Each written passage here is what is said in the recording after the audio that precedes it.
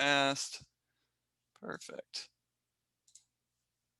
So give it a couple more minutes here, let everyone join in, and that right at 10 o'clock Eastern on the dot, we will get started and Chris will lead us off here.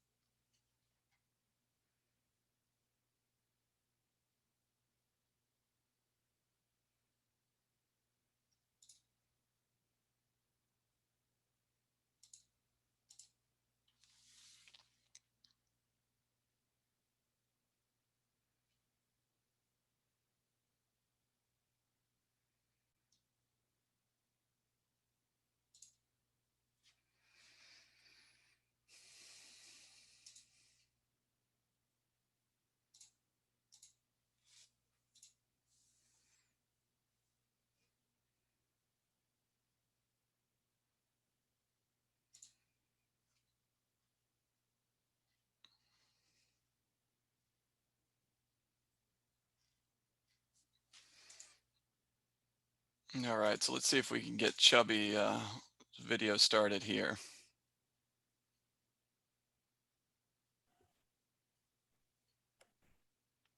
All right, there we go. Awesome. Yeah, so Chubby, I just wanted to thank you again for joining us here. Excited to hear what you had to say. Little intro for people that don't know who you are. I don't think that you really need much introduction, but I'm going to do a little bit of one for you anyways here. So Chris Chubby Frederick started ATI. I think that, as far as my eyes, he was one of the forefathers of this, if not the original coaching company for the automotive world. How long ago did you start ATI? Okay, it depends who you ask, but for 50 years, I've been in the automotive industry helping shop owners, but probably, 25, 30 in the coaching side. Yeah, and so 25, 30 years of out there helping shops, helping this industry. I think that, if a lot of people here have been a member of ATI, still member of ATI, I've seen firsthand what their program can do and really the massive changes that they're able to do. Doing incredible things for people, not only changing people's lives, but also as this industry as a whole, really bringing it up. Yeah, and I just want to thank you again for joining us, and I will open the floor to you and you can share your presentation and get rolling on it.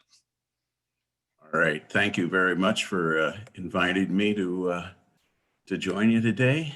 And congratulations on surviving the pandemic thus far. So I've never seen a more challenging time than the one that we've been through. And I thought I'd seen it all, actually. And I was hoping I'd retire before I seen this one. But the pandemic was definitely a new one for me. I think we've seen 5 recessions in my career since I started in '71, and most of them have been good for us. So it's really a shame to watch some of them that haven't been so good for us, but like this one.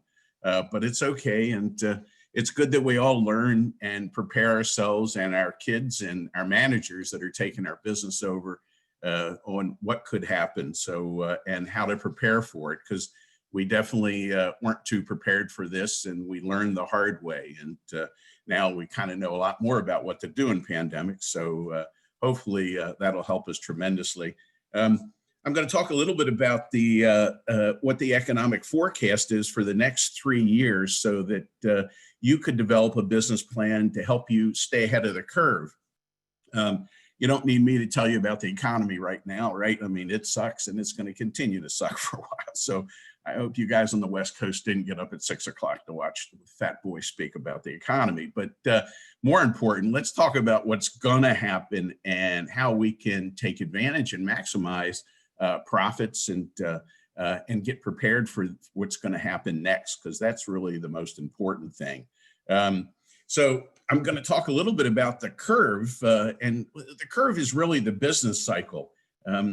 if you look at business in general, it goes through four phases. It always has. There's a recessionary phase like we're in now, and it goes into recovery, then it goes into accelerating growth, and then it goes into slowing growth and back into a recession once in a while.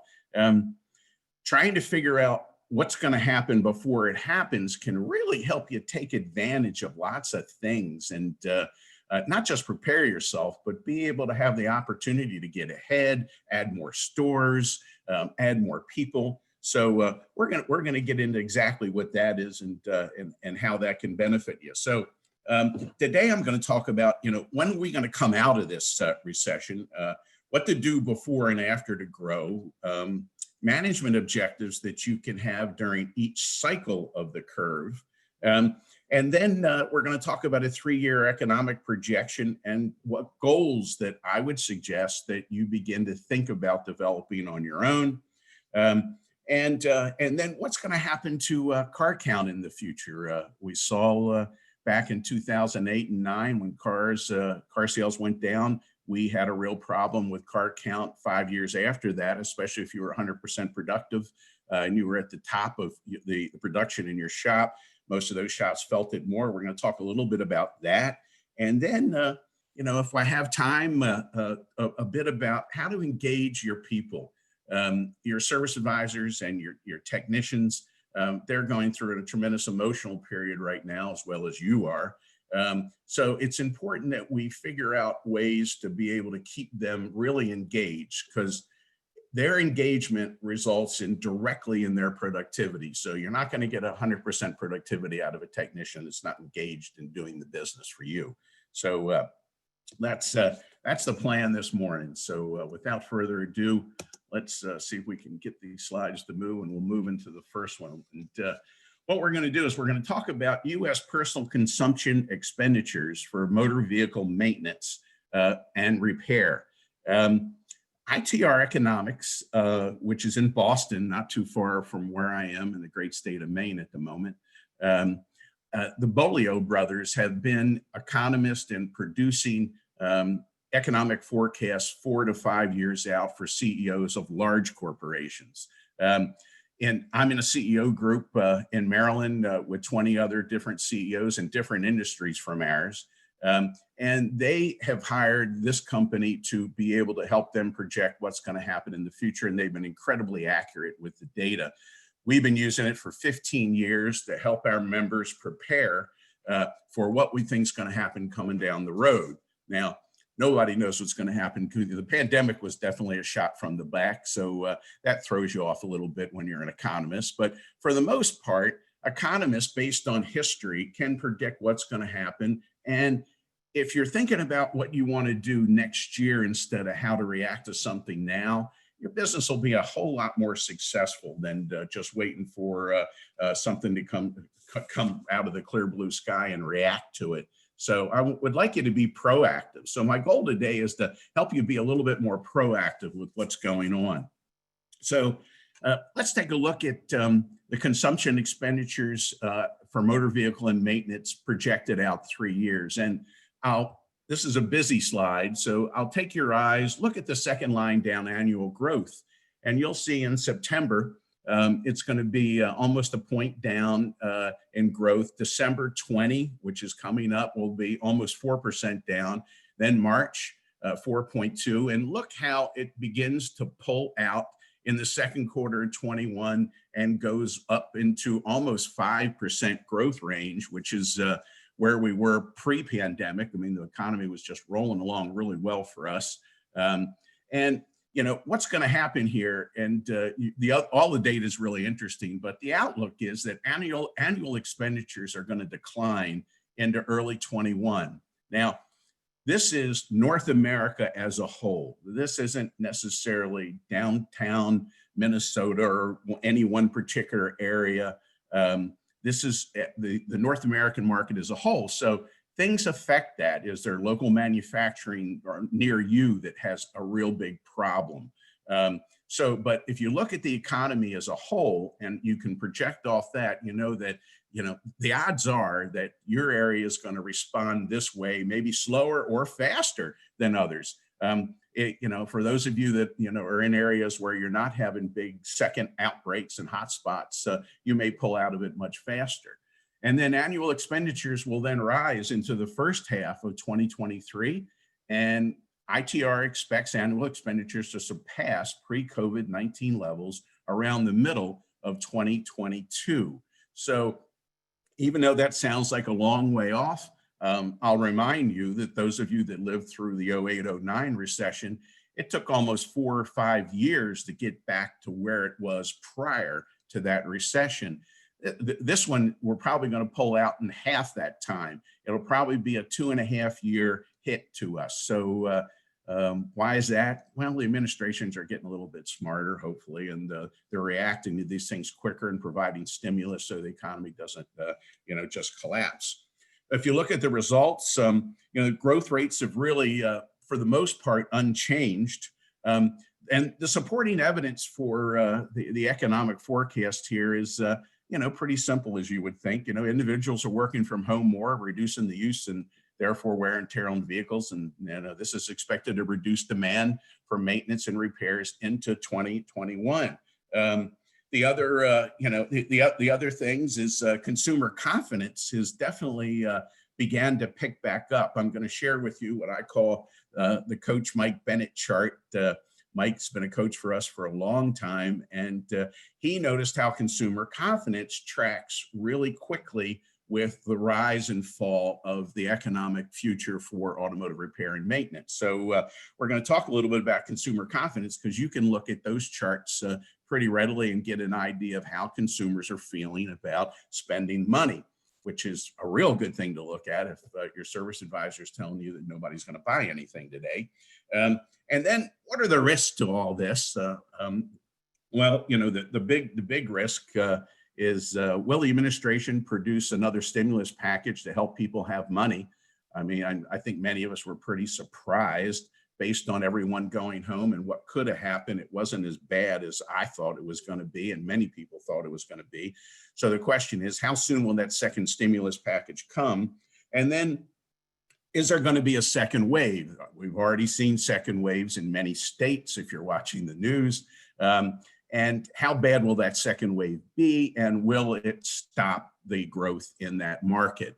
We already see governors pulling back on restaurant participation and how many percent of people can be in there. And then, then the big risk is what will happen from the administration that just got elected, or should have been elected, or who knows? What do you want to say to that one? But the good news is it really doesn't matter much, believe it or not.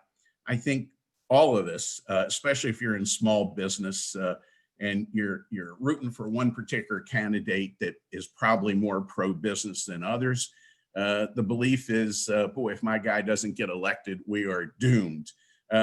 But over 100 years, and I just listened to a webinar created by these folks and one other people, they've studied over 100 years the different administrations that have been elected, and they've looked at elections all through that time period. And the bottom line is that it really didn't matter who got elected as far as the general economy and the growth of the general economy and consumers. So, the one thing that we have going for us in America, it doesn't matter whether, you're a conservative or you're a liberal. The majority of us want to have a safe, happy family. We want to be successful.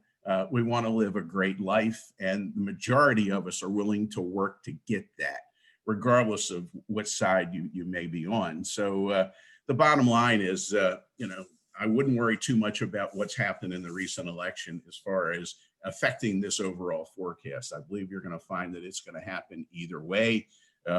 Will we have to pay more taxes, and all the different things? Well, a lot of things will change, but it's not like as shop owners, we haven't been there before. This is not an easy business. As a matter of fact, on the grand scheme of things, this is probably one of the tougher small businesses in America to have. Especially when you look at staffing issues and capital requirements and everything else. today versus, geez, 50 years ago, it was pretty easy to start an automotive repair shop. All you had to do was be able to fix cars, have some integrity, get a set of tools, and people came and the cars broke violently. Wasn't that a wonderful business? I remember those days. I'm sure some of you guys have been doing it as long as me remember it too. If you look at the consumption in dollars, in this industry, annual expenditures, 188 billion. This is a big industry. And some of us wonder how in the heck we got into it.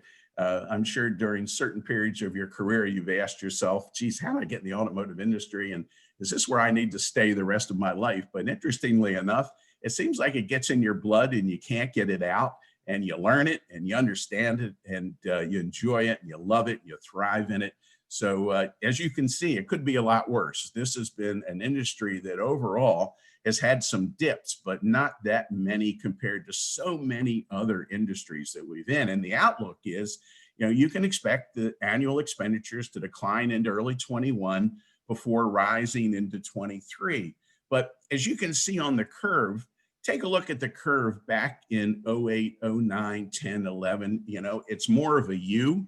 And what we're hoping for here is that we're going to have more of a V recovery here in our industry, that it's going to snap back a bit quicker. And they're predicting, ITR, that 2.5 years, we're going to be back up to where we were pre-pandemic. Versus if you look at the 08 and 09 recession, it took us, almost 5 years to 2012 to get back to where we were. And hopefully the administrations in Congress has learned a lot from that, and they're not going to let that happen to us again. So let's look at, the forecast of what's going to happen in the future and when the dip and how we've been rolling here. We are currently what's in phase C, which is called slowing growth. Well, we've been in that for quite a while. We're actually in a recessionary phase right now, but by the end of September 20, when they snapped this picture, it was slowing down. We're about 5% slow. Many shops that we've talked to are running anywhere from 5% off to 15% off, but a lot of them are about 5% off, which is the growth level of the decline of the automotive repair and maintenance industry.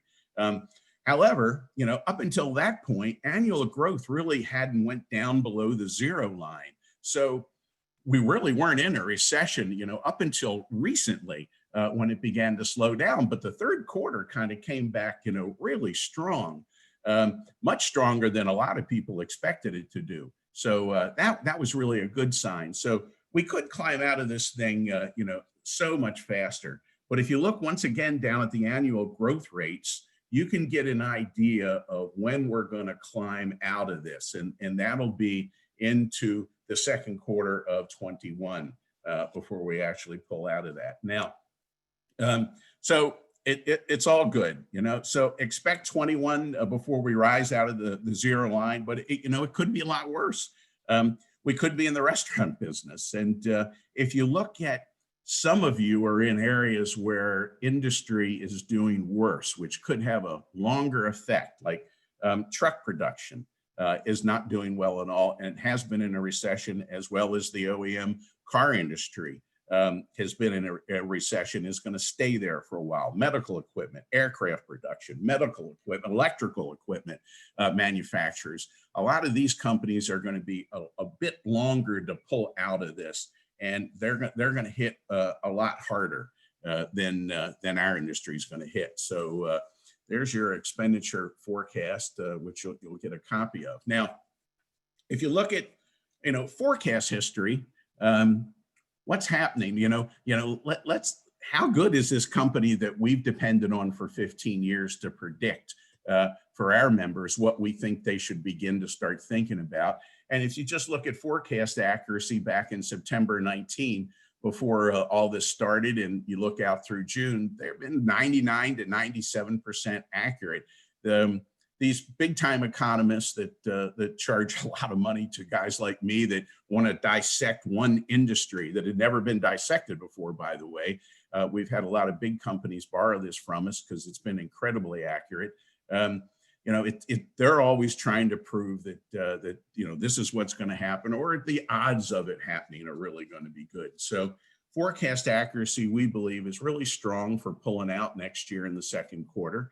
And for those of you that are really interested in data, I'm not that detail oriented. I'm a big picture guy. So looking at complex subject matter makes me crazy. But if you like that kind of thing, if you look at this page, we're looking at data trends and rates of change. So one of the things that we're looking at here is monthly moving total versus monthly moving average.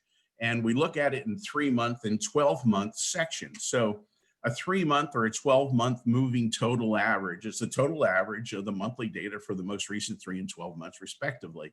And then, so we look back 12 months or look back 3 months a year ago from where it was, so we can get a picture of what's happening. So then there's a business cycle, which surprises some business owners, but the reality is this business cycle takes place. And for those of you who've been doing this as long as I have, you've seen this business cycle go on for years. Like I said, I think I've seen 5 recessions now. And once you're in a recession, which they call phase D, then you move over to recovery. And during the recovery period, your management objectives need to change. And when we move into phase B, accelerating growth, your management objectives need to change. So it's not just about business models and am I going to run a relationship or transactional based shop. It's more, not just that, it's what business cycle are we in and how should I be behaving with what's going to happen in the future? Because I think those of you that are on this call pretty much drink the Kool-Aid. You realize that a business is supposed to give you life, not take your life away. So your goal has been, and many of our 1,700 members has been, to be able to work on it, not in it. Well, when you're working on it, you got time to look at things like this. You got time to plan out what's going to happen. You have time to change your strategy. You don't have to react day to day. And that helps you grow, that helps you survive, and that makes your family a whole lot happier with you as well. So the business cycle is something we just need to grasp and understand that it is here. There's nothing we can do about it. And sometimes we skip the phase D recession part and move right into recovery. So let's talk a little bit about objectives. And I'm going to concentrate on phase C and D, slowing growth and recession, since we've been in a slowing growth period. And we're definitely, we're definitely in a recessional period. And pretty soon we're going to move over to phase A, recovery. So this will give you a list of things that CEOs of all different kinds of companies pay attention to. Some pertain directly to automotive repair shops and will fit you. Some are a little bit lofty and you don't have to worry about. So let's just go down the list of phase C and discuss that. Know if your markets are headed for a soft or hard landing. In other words, is your business going to get dramatically hurt? And is business going to fall off 50%? And the answer to that is no. The automotive repair and maintenance business is going to have a nice soft landing, which is really good.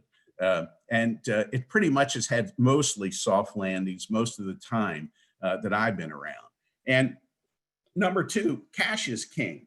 Buying power is really important right now. If you're sitting on a lot of dry powder, you have the ability to do things that other shop owners don't have, which, as an example, people that aren't doing well during this period and want to sell their business or have been doing it a long time and want to give up. This is the straw that broke the camel's back. If you got a lot of cash right now, you're going to be able to find a lot of great deals out there to add more stores if that's what in effect you want to do, or get more people, or just grow the business, or make a change in your building if you don't own it. So cash is really critical, and it's going to be critical until you come out the other end, because we don't exactly know how bad it could get depending upon the second wave. So I don't think it's going to be worse than the first wave, but you're better off with a lot of dry powder behind you. And it's always important to have a safety net and a couple months of payroll. So it's really critical, when you're running your business, not to get too tight, grow too much, without having a lot of powder dry or the ability to go to the bank and you have great credit and the interest rates are really low right now. So great time to borrow money if you can. So stay on top of aging receivables. You wouldn't want to have a lot of receivables going into a worsening. And you want to revisit capital expenditure plans depending upon what you intended to buy. Could be a good time to buy equipment and lose the losers. If you're in a business that you shouldn't be in, or everybody's been telling you you need to get out of that side of the business, you don't make any money, you've been losing, and it could be a good time to jump out of that. And most of you have already reacted to some of these things. So the 6 and the 7 don't really fit as well. But if you look at 9, evaluate your vendors for financial strength. Some of them, especially the little vendors, may not make it through this to the other side. So have a backup plan and look at additional vendors. And if your vendors are strong, take advantage of all the free training and the things they're trying to do to help you stay in business, because many of the parts manufacturers are really going out of their way to make sure you succeed and get through this period. And then cross-train people to prepare for a workforce reduction if you got to slow down even more. I know that's hard to do. Some of you have already done that. But it really comes down to employee engagement. That's really the key. So I would suggest that you focus on getting your people trained, getting them working, and pull yourself out of a negative mode. But let's jump into recession. Implement cost-cutting measures. Offer alternative products with a lower cost basis. That can be a great thing to do. Perform due diligence on acquisitions while valuations are falling. One of the things I am still involved in, we have 3220 groups operating, and I am involved with the Mastermind group, which was the very first group. And these guys have been buying things and adding stores and growing, buying property, and being very, very aggressive during this period. And this is really a great time to do that. When everybody else is hiding and worried about things, you can really get some great deals. And I would reduce advertising as consumers become more price conscious. If you can't get more people in, you may want to spend some money in different areas. If it's not working for you, every one of you will be a little bit different in that area. Enter or renegotiate long-term leases. Those of you that are still leasing your business, your commercial warehouse guys and building owners and landlords, they're pretty nervous right now. Maybe a great time to renegotiate the lease and get a better rate, and do that by offering to go out longer if that's what you want to do. Or it's certainly a wonderful time to turn around and get some help and buy the real estate that you're in. This is a good time to do that. People are more hungry to get out of things. The banks are very hungry to loan money if your credit's good. And I don't think you need to worry about negotiating labor contracts. So that's, thank God, most of you don't have to deal with that. And consider capital equipment needs for the next cycle. In 2 quarters, we're going to be in a recovery mode. Is there capital equipment that you're going to need in that period of time? Because interest rates are low right now. A lot of the equipment companies are very hungry to help sell the equipment, so you can get a lot better deals. So this could be a great time for you to focus on doing that now. You may want to tighten credit policies because you certainly don't want your receivables to grow, because cash could be a real killer. The bottom line is when shops go out of business, they run out of cash. There's maybe a few other scenarios, but the majority of it, there's just no cash. And develop programs for advertising, training, and marketing to help implement you into phase A. So that's really critical right now. And lead with optimism, remembering that phase D is temporary. This recession is temporary, and you being the shop owner, it's really critical that you're very optimistic about what's going to happen here in the future. So one of the things, and as a takeaway for you, one of my favorite books this past year was written by an author named Don Ream. It's called Thrive by Design. And the book is about employee engagement. And, E3 Solutions is his name of his company. You can find the book on Amazon. We hired him to develop employee engagement surveys. And employee engagement is not, surveys aren't employee satisfaction surveys. People can be satisfied with working for you, but not engaged. They're quite happy with turning 25 hours, or they're quite happy with turning 30 hours. I mean, you can come up with a million ways to measure it, but unless you can motivate them to do more, it's not going to do you any good. So one of the things that we've done in the last year is we began testing our members and trying to determine how engaged were those people. And it was interesting. The most successful shops that had been in this business the longest would get blindsided every time that they had a couple techs and service advisors that just weren't engaged. And when they learned what was wrong with them and got management to dig in, it was incredible how they could increase productivity. So, it would take me hours to teach you the whole thing, but buy the book, Thrive by Design, Don Ream. I think you'll really enjoy it, because the biggest long-term threat is really staffing. Let's face it, this is going to be over. It's just another thing that we've all dealt with, probably the worst of all thing, but we're 76,000 tech short right now. So, and remember that service advisors and technicians, they join companies, but they quit managers. So you got to make sure that your managers know how to keep your people engaged, because it's not they are or they aren't. They can be engaged 1 month and not engaged the other. So it's critical that we teach our managers to do it. We've been teaching courses on engagement recently, and we've had tremendous success with trying to increase productivity by doing that. And 10,000 baby boomers are retiring every day. So by 2030, 75% of the workforce is going to be millennials. And let me take it from a guy that's got 18 grandkids. God save us. I'm sure every generation said that of the generation after them. But to engage millennials is much different than engaging baby boomers. So, and Gen X's and Gen Y's. So here's some stats that we've learned, which are actually pretty shocking. From the engagement survey results that we've done, we found that 5 to 15% of your employees are actively disengaged. They don't tell you this. It's even hard to see. 35 to 50% are somewhat disengaged. They're the ones in the sweet spot that are fixable. 20 to 25% are engaged, and 5 to 15% are actively engaged. And actively engaged service advisors and actively engaged technicians are 3 times more productive than the others. And if you're trying to figure out why can't I get all these guys to drink the Kool-Aid? What's the problem here? Because obviously it's not all about money anymore. We've all learned the hard way. In the old days, you could throw money in front of people and that seemed to work. But, millennials, boomers, we responded to money, but a lot of these different generations, they don't. They don't go to work to make money necessarily.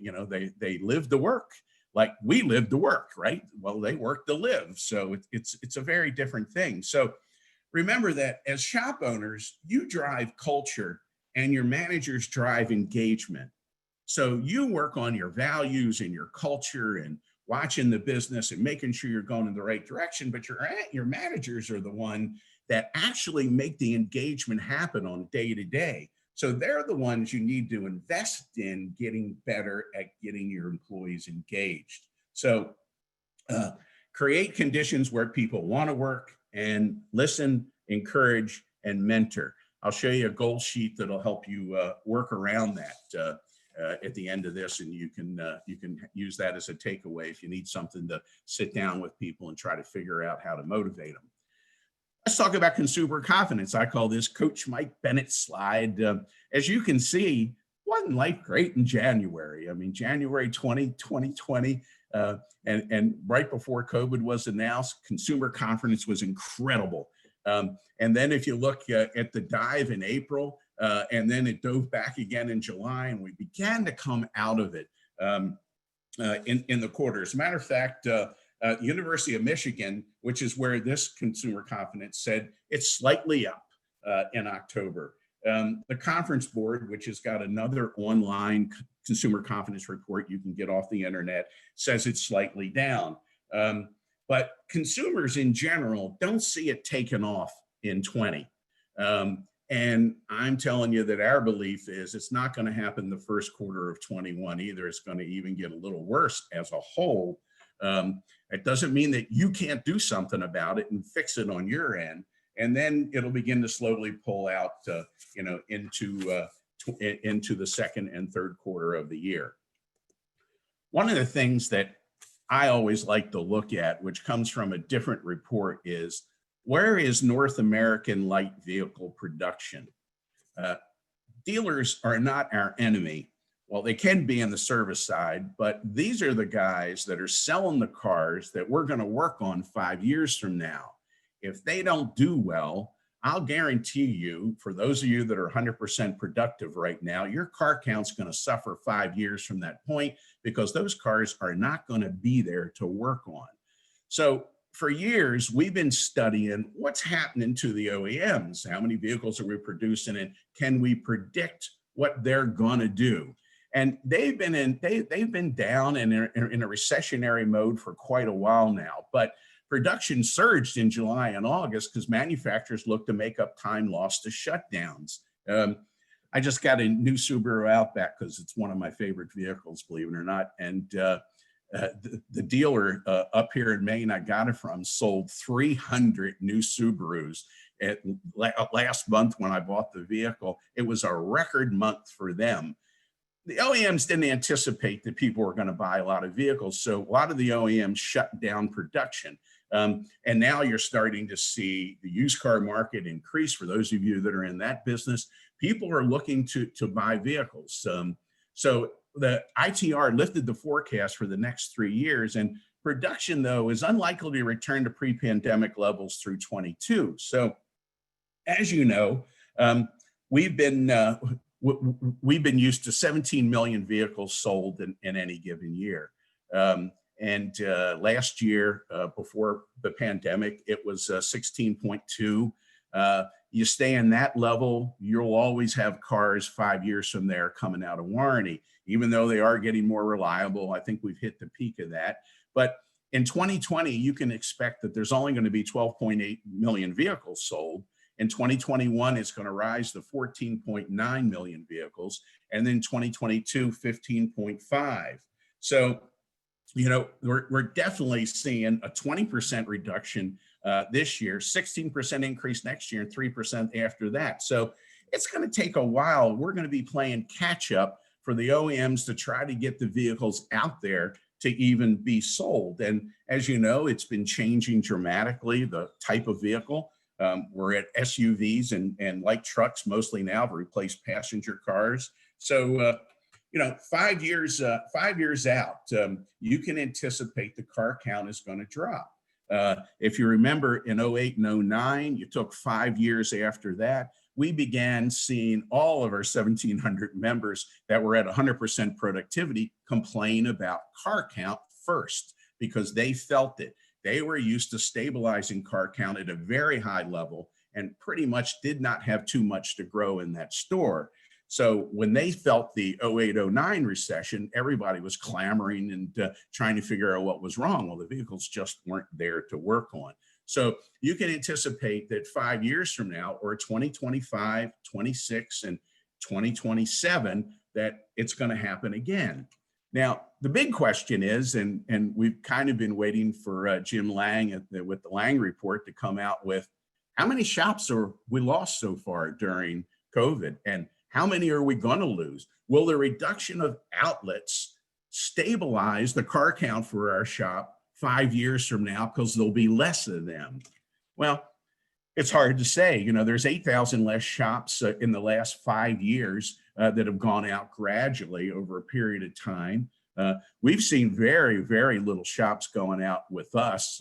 Our member count is exactly where it was pre-COVID, and our members are doing okay. Some are doing really well, but we don't see a tremendous amount of shops going out in North America. That'll change, and we'll have to see how this plays out, because people that aren't prepared with cash and don't have dry powder, if it slows down even further and they can't react fast enough, there could be more shops going out. So if the outlet count goes down and the number of bays goes down in North America, then it may not dramatically hurt us as bad as I'm predicting that it could. But you need to take it in consideration, so you're way ahead of the game and you're prepared for what could actually happen. And if you look at vehicle production in a graph, you can see, it made quite a dip and went down into a recession, which is anytime they go below the rate of change of zero. They began going into a recession in 2019. So long before COVID, the industry began to slow down. So that's exactly what could affect us, and you'll see the dips and the trends as well with North American light vehicle production. Last but not least, this is something that when I first went into business and was trying to figure out how to motivate service advisors and techs, we wanted to help them set up goals, right? Well, you can use this for employee engagement as well. You get Don Ream's book, and you want to figure out how to sit down with people and help them become more engaged. You have to really listen and understand how they tick. And if you ask somebody what their goals are 5 years from now, or most people are incapable of doing it. But if you gave them this form and said, hey, listen, go home with your wife and just score physically, mentally, emotionally, relationship, yada, yada, yada, financially, where were you 5 years ago? Where are you today? And where do you want to be 5 years from now? It's remarkable when you do this little drill, how you'll come up with a lot of things that you really want to do that you hadn't thought about. And you can't motivate people if you don't know where they want to go. And as business owners, our job is to help our people get where they want to go in life. That's it. If you want to increase productivity, just figure out how to help people get where they want to go in life, and use your vehicle or your business to help them do that. So it's critical that you stay in with them and really figure out what it takes to help them get where they want to go. So my suggestion overall on how to play this economic curve is get back to basics. Our shops that did the very best during COVID, they went back to sales management 101. They were looking at estimates. They were looking at courtesy checks. They were looking at conversion rates at the front counter. They were looking at all the metrics that sometimes when business goes great, we forget to look at. So go back to basics and start managing average repair order. And luckily you got information today from some of the other coaches that are online that can share with you, exactly how to do that. And then now that you have a pretty good idea, assuming you trust me, what's going to happen 3 years from now, start to develop a 3-year plan so that you can get where you want to go quicker, and you'll be ahead. You may not be able to implement everything in the plan, but you'll have a really good idea. And then above all, learn how to engage your people. Remember, your biggest problem long-term is staffing, not pandemics. There will be more pandemics, unfortunately. I hope I'm not around, but learn how to get your people engaged. And above all, what I tell all our members at times like this, or at least when it was in the beginning of COVID, don't forget to breathe, because that's really critical. Everybody tells you all these things to do. Sometimes it's overwhelming, but just don't forget to breathe. We're going to come out on the other side of this, and everything's going to be wonderful, and we're going to get back to growing just like this industry has grown since we began. So thank you very much. And Hunt, I'm going to turn it back over to you. Awesome. Appreciate it, Chubby. So we got a couple questions here we want to go through, and I want to get your kind of thoughts on a couple things. So first question is, what was the name of that book again? The book was called Thrive by Design. Thrive by Design. And the author is Don Ream. of E3 Solutions. Perfect. Awesome. We had 2 people ask about that. So that's Thrive by Design. One other question here that we had is, we were talking about a lot of different sectors in this industry, right? It's not just, hey, what are our consumers doing, but a lot of this stuff is coming from the top. Do you think that there's going to be an issue with parts shortages? I know when, the pandemic started, there were some issues just because production overseas was slowed down. Do you think that, we've seen the same kind of impact from the parts supplier level, that you might see less inventory and stocking issues going forward? It's going to, if it is, it'll be real momentarily. China has cranked back up. Imports from Europe and China and Asia have really cranked up in the last 2 quarters. So no, I don't see a lot. I don't see a lot of long-term issues. You may see a quick burp on some products, but I think for the most part, imports are really, really coming back strong. Regardless of what the administrations say when they're trying to get you to vote for them, it's going to be, we're all doomed, Yeah, and I think that's one of the biggest things that you talked about too, because I have a lot of people, kind of reading a little bit too far into the president's changing. Is it could drastically change our life? I mean, sure, there's tax policy that, directly affects my life and most of my clients' life, but overall, are we going to really be in a different place? And, I think that one of your points that really hit home, and I think one of the big strong points that we've seen with a lot of shops through this is you got to look at yourself in the mirror, right? You as a business owner, as a shop owner, are the biggest driving factor, whether it's going to be a positive or negative, format or outcome out of this stuff. What do you say? Because I know you said that, some shops have been down, but I know personally a lot of shops that, we've seen have turned this, made lemon into lemonade and have actually had a really good year this year. What do you think that has been the biggest driving factor for the shops that have succeeded through this? Well, I think a lot of them have coaches, by the way, not just ours, but it really helps having somebody keep your head straight, because it's easy with all the negative press and things and people coming at you to get pulled down. So, and I just think I think that helps tremendous. Our 1,700 members have been doing really well. Their return on investment is about the same this year as it was in 2019. Now, they had to change a lot of things to do that. Some had to reduce people. Some had to go back to basics harder than they did, but the overall coming out the other end of this, and I can't speak for everybody, but I can speak for our members, is the majority of them are doing exceptionally well. So I think we're going to come out of this just fine. And I think it's pretty much optimism. I think if you believe it's going to be okay and you don't stick your head in the sand and you fight and do something about it, and you don't sit back and accept what you're hearing on the news. Sometimes I think we need to turn the television off. I was so glad the election's over. It's making me wild. And I think many of the viewers out there felt the same way. Their anxiety level, and geez, it's just incredible. But all that can pull you back down. I still have the same coach I've had for 16 years. And I got him today, this afternoon after this. He talks me off the ledge once in a while and gets me to focus back on what I need to do. And I think that just helps, whether it's a business coach or a nutritionist or, a trainer that helps you physically. I think we all need that. And I think that is a difference between, really successful shop owners and those that can stay at it. Some don't need that, but the majority of us do. I know I do. Yeah, just that accountability. I know that I talked to a couple of shops early on in this, and I had some people saying, well, it's just slow, the phone's not ringing. I'm like, well, what are we doing? Are we, staying out there? Are we on Facebook? Are we picking up the phone? Are we checking on our clients? No, it's just not ringing. I'm like, all right, well, if your phone's not ringing, theirs should be ringing. Like you said, go back to the basics, old school 101. Hey, follow up on declined service. Pick up the phone, just check on your customers and say, hey, can we bring you anything?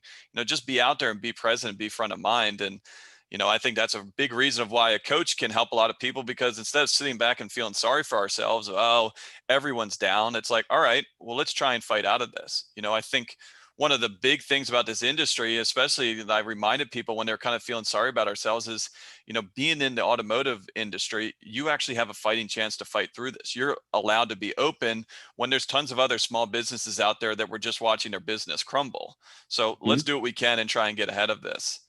Couple other questions here. So let's see. We got a question. Does it matter who the president is? Does the data change? No, I think that this data is, kind of forecasting what they think is going to happen, irregardless of, what the president is going on. You can kind of chime in, but I think really the biggest thing on, a president is a lot of this is the changeover, right? Consumer confidence is directly related to change. People do not like change, and you can see it in the numbers. Anytime that we have an election year, even if the incumbent wins, we're going to see a pullback in the fall because people just don't know what's going to happen, and people don't like that. But I think, long-term outlook, short of some major plans coming out, I don't think that there will be a monstrous change in this industry either way. But we do have a good question here related to that. I want to hear your thoughts on this, Chubby. So do you see a time in the near future where we have a cash for gas program where the government pays consumers for crushing gas-powered vehicles and start giving incentives for electric vehicles? Kind of a new 2020 spin on cash for clunkers, but yeah. I have no idea. How's that? I mean, I don't know everything. I hope not. Yeah. But you never know, with the administration back in office, anything's possible. We saw that one come out of years ago, but I don't see electric vehicles, even though I happen to own one because I wanted to go 0 to 60 in 2.6. It's exciting for me. It hasn't been a great vehicle. I can tell you whole stories, but I think it's going to be 2035 before you see autonomous vehicles and a lot of electric vehicles. We have range anxiety. We haven't got the batteries right. I've owned one for 5 years now, and I don't know. I don't think electric vehicles are going to be the problem in our industry. And I think that certainly, Tesla's not capable of working on them all. So I know we're going to be able to work on them all, but I'm unsure about what could happen, but to get rid of clunkers. But it won't be to get rid of clunkers to get electric cars. I can tell you that. It will be to get more gas for a while. I don't see fossil fuel going anywhere, regardless of what they say. The Republicans held the Senate, and the donkeys and the elephants can't agree on anything, which could be good in this case. We don't have to worry about windmills on our property everywhere, but not that that's not a good thing. But so I think it's going to take time. But the direct answer is I don't know what the administration's capable of doing now. Yeah, I mean, I'd be really kind of shocked if they brought back that program because, a lot of this, is all related to climate change and pollution and stuff like that. And so if the whole idea here is that we're trying to reduce our impact on this planet, then the idea of paying people money to condemn something to a landfill seems to be counterproductive. But hey, you know what? If I try to put too much reasoning in politics, I'm always going to get that wrong. So awesome. I got another question here. So Sharon's asking, hang on one second. Let's see here. So Sharon's asking, she missed the first part of the presentation, but perked up when I heard that Chris is in Maine. So are we. Is he affiliated with a shop up here? So no, he is actually in a vacation home, second home up there, right? Yeah, well, I'm building the Frederick compound to retire into. It'll be our second home. It's in Cape Porpoise. So if she's anywhere near me, no, I have not. The only thing I've done is go out and buy a new Subaru, and I'm getting snow tires soon. So I'm available for that if you sell snow tires. But nope, that's the plan. And there's certainly a lot less COVID up here, even though it's on the increase right now. But it's certainly less than in Washington, D.C. and Maryland, where I'm from. So cool. But yeah, I guess Sharon, if you're looking for any help in a shop and you want to shoot me over, I can get you Chubby's resume, and you guys can see if you can come up with a deal here and get them in there. They're in Bangor, Maine, she says. So I don't. Oh, that's really north. Yeah, they're way up there. My wife's trying to encourage me to retire, and I don't do this for money anymore. I do it because I love it, right? So she's trying to drag me, like many spouses, trying to get their husbands and their wives to stop working. So I get it, but it's fun. you've been doing this a long time, right? You said you've been through 5 recessions like this. And, I think one of the biggest things that, jumped out at me, because a lot of people are comparing this to 2008. And really, 2008 is the only real comparison, is that's our most recent recession that we've had.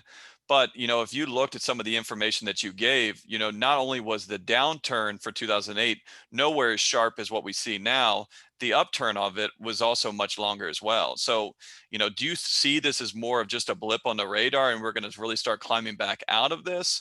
Or do you see kind of that dragged out process like what we saw back then? No, I think we're going to come out of it in half the time. That was kind of a 4 or 5 year drag back in '09. And I think it's going to be more of a V curve than a U curve.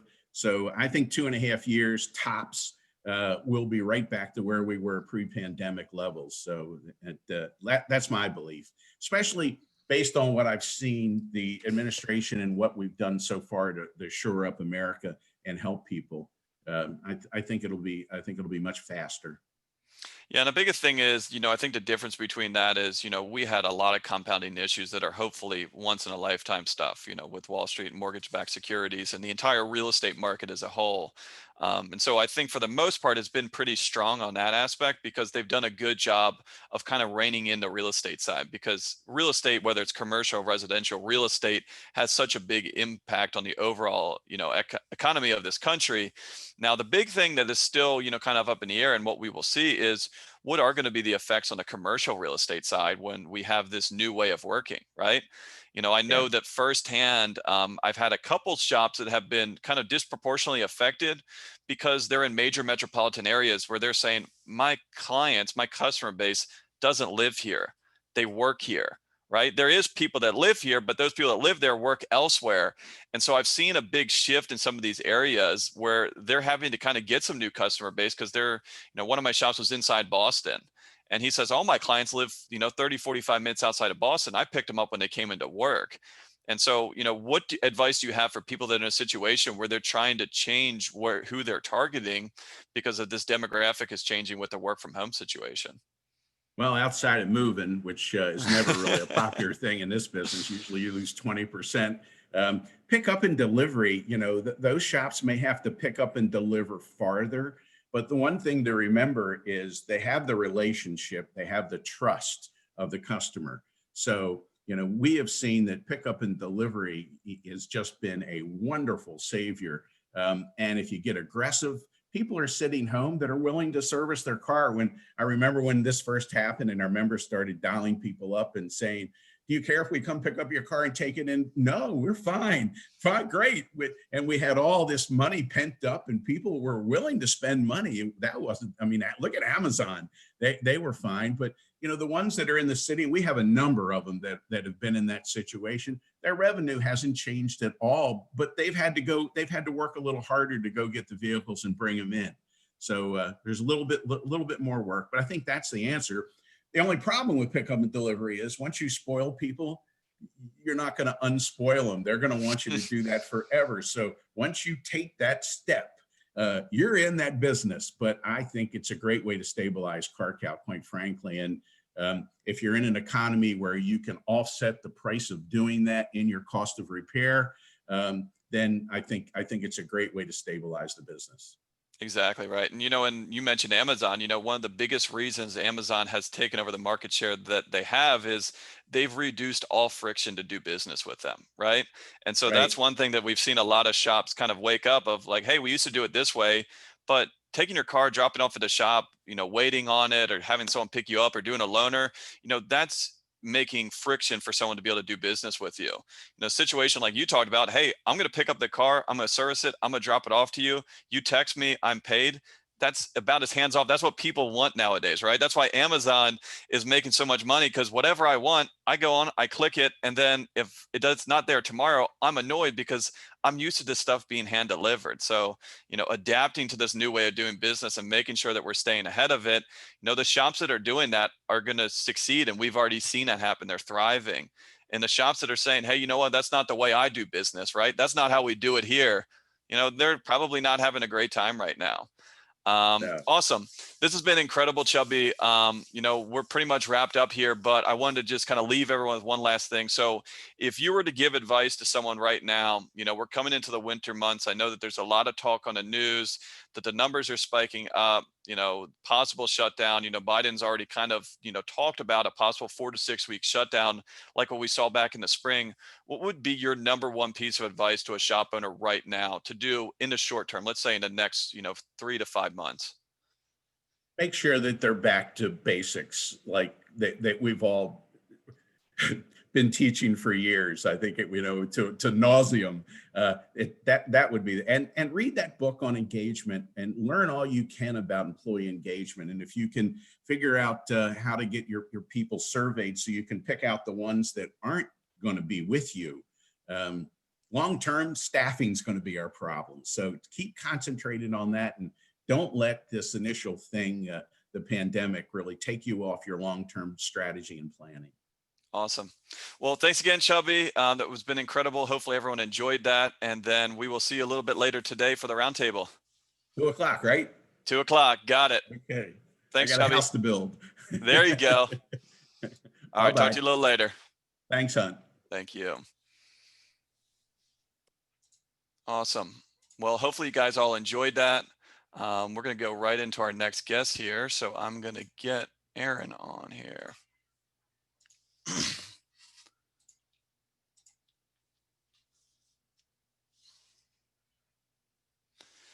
Aaron, we got you live here. There we go. The man himself. Awesome. Yeah.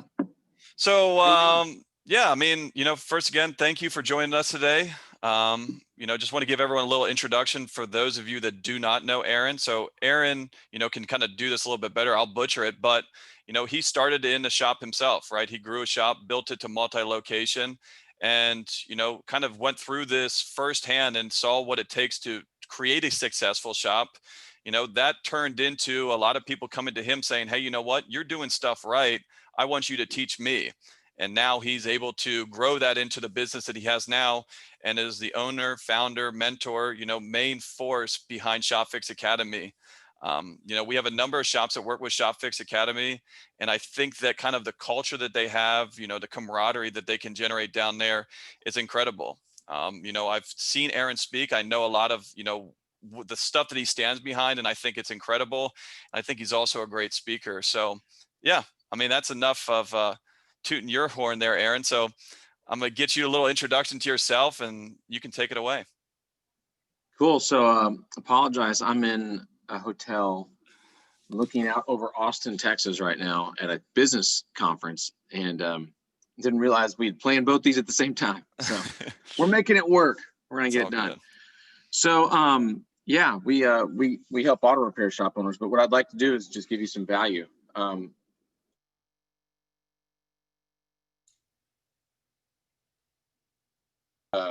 Probably seen I have a standing article in the back of Ratchet Wrench magazine every month, and they've probably heard of ShopFix by now, so they can track that down. But what I'd like to do is talk to everybody about average repair order, and it's something that's pretty simple, and it's something that a lot of people just don't put a lot of weight on. So what I'd like to do, and I'm going to use a notepad as kind of my slides, if you will, and a Sharpie marker. But everybody out there has a repair shop that, and hold on real quick. Hunt, you want me to go for 30 minutes, correct?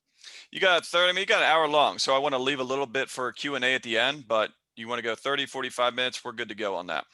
Okay. All right. So, the average repair shop will have a car come into their shop. They'll fix it, it'll leave, and they won't know what caused, at the end of the day, the customer decide to drop the car off, what really caused the customer to decide to spend as much as they spent, and why their shop made as much as they made on that car. And it's for several reasons. We assume that the car is there because of what they said. We assume that they told us the truth when they dropped the car off. We assume that they had all that they could afford when they approved the ticket. We assumed that the entire job, we hit every boundary, did everything we possibly could. At the end of the day, though, none of those things are true. At the end of the day, what actually happened was the customer came in, like you guys were discussing before, there was some friction. We got them to do as much as they would be willing to do, based on the friction we put in front of them, based on the issues that we caused ourselves. Meaning, the customer shows up, and let me write this down real quick. So the customer shows up at your shop, and I would say that probably 50%, no, let's go with, yeah, we'll go with 50% of the ARO. And we're going to do writer. So what I'm going to do, let me use a bigger marker here. If we take that and put it here like this, if we were to have this be the ARO and this be a smaller ARO, this is a shop that's very thorough. This is a shop that's not so thorough. And if we were to say that the advisor was responsible for a portion of this average ticket, but not all of it, because the customer pulled up to the shop and the shop maybe had paint peeling on the outside, the black top is faded, maybe the inside's looking kind of rough and dingy. Maybe you've got a Big Al smoking a cigarette on the front counter, whatever it might be. If you stop and think about it, if we were to just come from here down, half of the ARO, if this was a $700 ARO, half of that is just because of the shop and how it looks. Well, Aaron, my shop's kind of ugly, but we make up for it in personality. We're real funny. We're real sharp in the front counter. That might work for you to a degree, but it doesn't work all the way. I got in an Uber last night. The guy picks me up. Guy's got a big beard, wearing shorts and a t-shirt. I opened up the back door. It was a Tahoe. Opened up the back door of the Tahoe, and I saw mud on the floorboard. But it had, the rest of the car was clean. So obviously one of his previous rides, the guy had mud on his feet and he got in the car. It was the first thing I noticed was mud. It was like, ugh, a little bit of a detractor.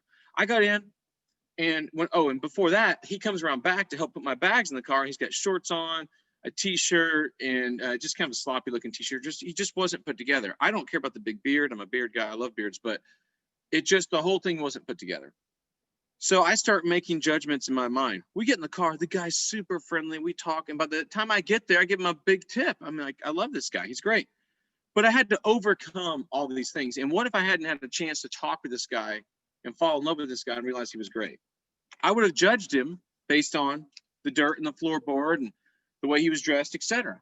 People are doing this with your shop. They come in and your shop can deliver 50% of the ARO. It might be able to deliver 75% of the ARO, right? But what I want you to see is about 75% is the most the shop's going to put forth. This last 25%, that's going to be the team. That's the team. Now, you're a small shop. This shop here, $200 ARO, or let's say 250. We'll be generous. 250.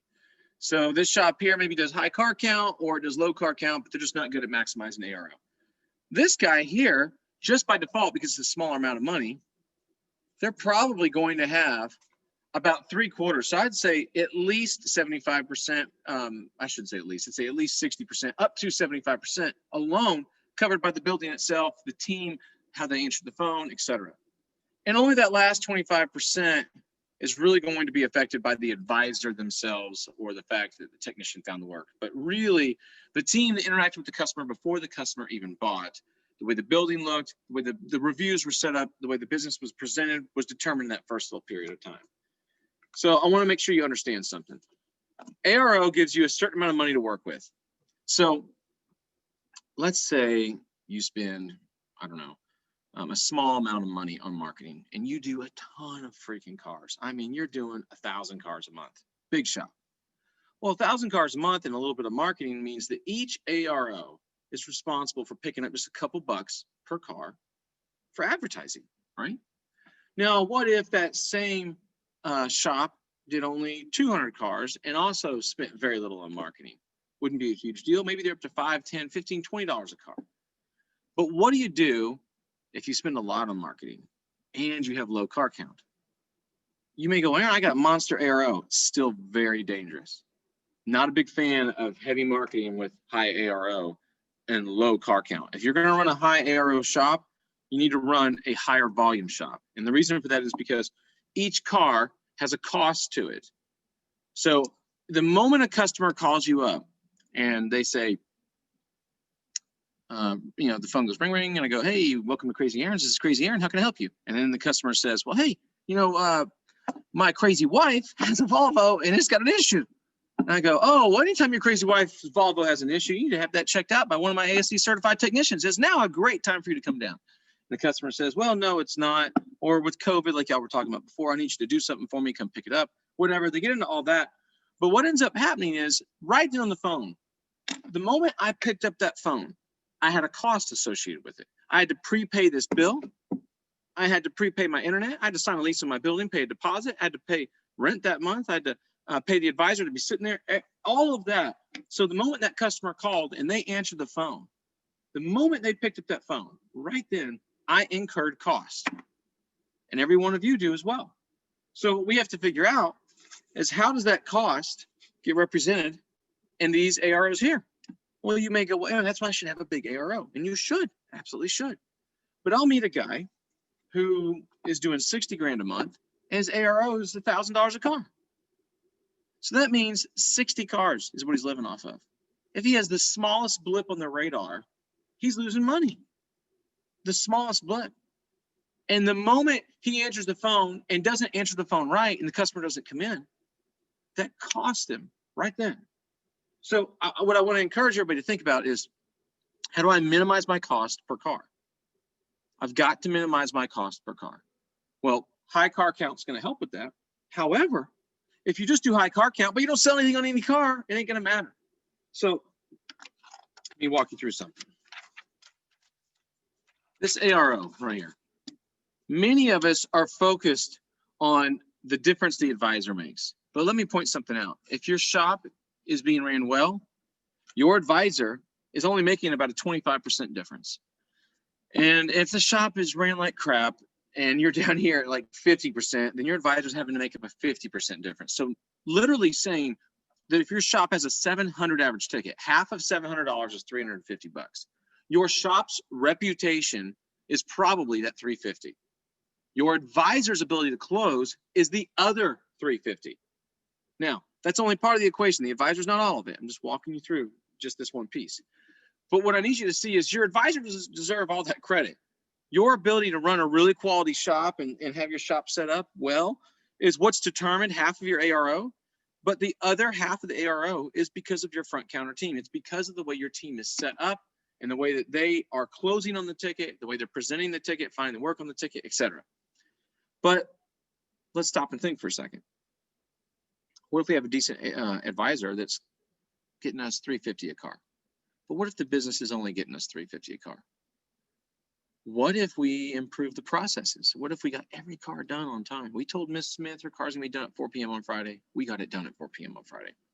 We told John that if his car was gonna be done on Thursday at 3 p.m., we got it done at Thursday at 3 p.m. We told so-and-so we were going to call them back. We called them back. I mean, everything we do, no comebacks. The work's done with quality. We don't even have any warranty claims. I mean, we just kill it. If you just focus on that piece and get the business to execute, you might get the business to produce a 400 ARO, maybe a 450, maybe a 5. And then the advisor is still closing above and beyond that. So I want to walk you through how the advisor, the technician, and everyone, they build this ARO up. The ARO that you have in your shop's not an accident.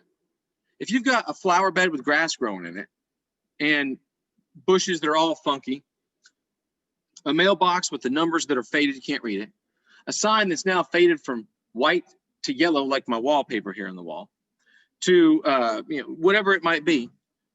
And the outside's a metal building, the paint's all chalky. You walk inside, you got the old tile floor, you got dust all over the floor, you got paneling on the walls. All those things lower your shop's value. And if they lower your shop's value enough, you hurt the ARO. So let's back up a second. If you were to stop and think about it, when you have a low ARO, a lot of owners would go to the back of the room and they'd say, or go to the back of the office, and they'd grab the advisor and go, "What's going on?" They'd pound their fist on the desk. Maybe you wouldn't do that. Maybe you point your finger, whatever it is you do. "Mr. Advisor, I need you to close better. This is the issue. We don't have enough on each car, et cetera, et cetera." But they've not really stopped and just thought about what presents a great ARO to the customer. And if you stop and you think about it, we have a technician and we have an advisor. And that advisor is going to get on the phone, right? And they're going to call that customer. And when they call that customer, they're going to tell that customer something, and that customer's either going to agree to it or disagree to it. What you have to see is the technician finds the work and gives it to the advisor. But then the advisor takes it and gives it to the customer, right? So when you stop and you think about it, we got our customer here, they're on the phone as well. I've got the little phone cord. We don't have phone cords anymore, but that's the only way everybody knows what I'm talking about. So the technician finds the work. We come over here to the advisor. The advisor then, once he finds the work, says, you know what? I'm going to close on that. I'm going to present that to the customer. And the customer then decides they're going to buy it. You have 1, 2, 3 filters. You control 2 of them, this one and this one. Think about it. Your job, all you got to do is you have to find the work, you have to sell the work, and the customer has to pay for it. So as long as you got the ability to find it and sell it, you get 2 out of the 3. All they got to do is have the ability to buy it. So you can't complain and say, oh, the customers aren't buying. You know, business is rough right now. Oh, COVID this, COVID that. Bull butter. You got to stop and think about this and figure out how in the world you're going to make your business profitable. You still control 2 out of 3.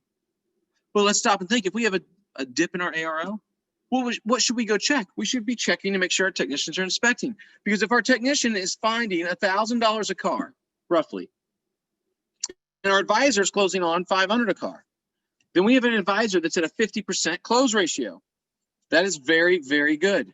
That's probably the best. Anybody that tells you, and let me just walk you through some things. Anybody that tells you that their advisor is closing 90%, that's an absolute lie. It's not possible. I've got hundreds and hundreds of shops across the country that I review this with. I've got my own 5 locations that I own. It's not possible. You count every single engine job and every single expensive catalytic converter and everything you tell your customers about, and you quote them everything. There is no way an advisor can hit 90%. It's not possible. And the way you track proper close ratio is not there's 9 sub jobs or 10 sub jobs and I closed half those sub jobs. So, you know, a flush, a tire repair, a set of brakes, an axle, a rear main seal, a head gasket, blah, blah, blah. And I closed 5 of them. So I got a 50% close ratio. No. It's dollar for dollar. It's proper close ratio. We don't pay our bills with sub jobs. We pay our bills. We go to Kroger, we go to the grocery store and Safeway with dollars. So if we're going to pay our bills with dollars, we got to get as close to this 50% as possible. Now, you may have a decent advisor that's in the 40% range. You may have an advisor that's only in the 30% range. That's replacement territory. Now, let me walk you through something though here. A lot of advisors, gotta make sure I don't get this on the table at the hotel or I will get in trouble with the Sharpie. A lot of advisors, they walk into a situation and they say something like, you know, I'm going to try to close this customer on this $1,000 ticket. I'm going to get this done. I'm going to present it in a certain way, but I just don't believe Johnny. I mean, Johnny came in here and told me this car needs X, Y, and Z. They told me I need this. I got to get this engine computer. I got to get it reprogrammed. I got to do all this stuff. And every time I listen to Johnny, this guy screws up. I mean, the last time I did it, I got yelled at by the customer as a comeback. Like, I know he's not right. And that's the problem, guys. If you have a tech that your advisors aren't 100% behind, that is the #1 issue for a poor closing advisor. That's the #1 issue for why your ARO is small. If Johnny's backed and you've been putting up with him because he's got a pulse, but nobody believes in this guy. I mean, guys, you're setting yourself up. You have to pause and go, all right, my advisors have been complaining. They've been saying they don't trust Johnny. They've only been kind of hinting at it because they're polite. They don't want to get you mad. You're the owner. You got to do something about this. You have to understand that this is a big freaking deal. You have to have quality inspections. Like when I say quality, I don't mean a big thorough inspection. I mean a big thorough correct inspection. Because if he tells you the wrong thing, it doesn't matter how thorough it is. It's got to be freaking correct. Well, Aaron, there's no ATECs out there. Oh, they're out there. They're out there. You just got to look for them. People tell me all the time, I can't find any good technicians. I ain't looking at it, blah, blah, blah, blah, blah. Okay, where's your ad at? Let me look it up on Craigslist. Oh, well, it expired last month. Okay, where's your ad on Indeed? Oh, it expired. Where's your ad on Monster? Oh, it expired. Huh. Okay. You're not looking? Looking means I'm actually under every nook and cranny looking. You don't just put the word out, you're looking for somebody. Sorry, rabbit trail, but I just had to say that. So when it comes back to our technician and our advisor, we have to pause and we have to think about this. This is a mathematical equation. If I have a decent advisor, let's just say he's running the mill pretty good, he's 40%. If I find $1,000 on a car, he's going to sell me on average $400 a car. All right, so how do I find that? How do I make sure that my technicians find $1,000 a car, every single car? Every single car. How do I find that? Now, a lot of you have your own system and you track it yourself. Okay, great. A lot of you might lean on digital inspections, and that's because you just don't have enough structure in your shop. You need that structure, and that helps you get there. Okay, great. Whatever. The point is, you have to find whatever it is. Now, for those of you that are wondering how much is it for different styles of cars, what I recommend, hope this is valuable if y'all want to hear this, is about $800 to $1,000 on general repair. I'm going to shoot for about 1,400 on Euro, and then I'm going to shoot for about 1,800 on diesel. So right here you go. That's the numbers I want to look for average quote. Right there. You can track this real simple in a spreadsheet. Real simple in a spreadsheet. And if you've got questions about that at the end, I can walk you through it. Are there ways that you can go above and beyond? Sure, but let me point something out. You can skin the sheep once, you can shear the sheep over and over. And a lot of guys that have really, really high AROs also tend to have a ridiculous amount of need for marketing because their customers have to be replaced because they keep scaring them off and they have to trade their cars in. I don't know about y'all, I cannot drink out of these cartons. They suck. And it just tastes strange drinking from cardboard. So when you stop and you think about this right here, how can I find a way to maximize this mathematical equation? Well, one way is to recognize when I have a problem with ARO, I need to go to the source first. Who's the source? The technician. That's the first thing I check.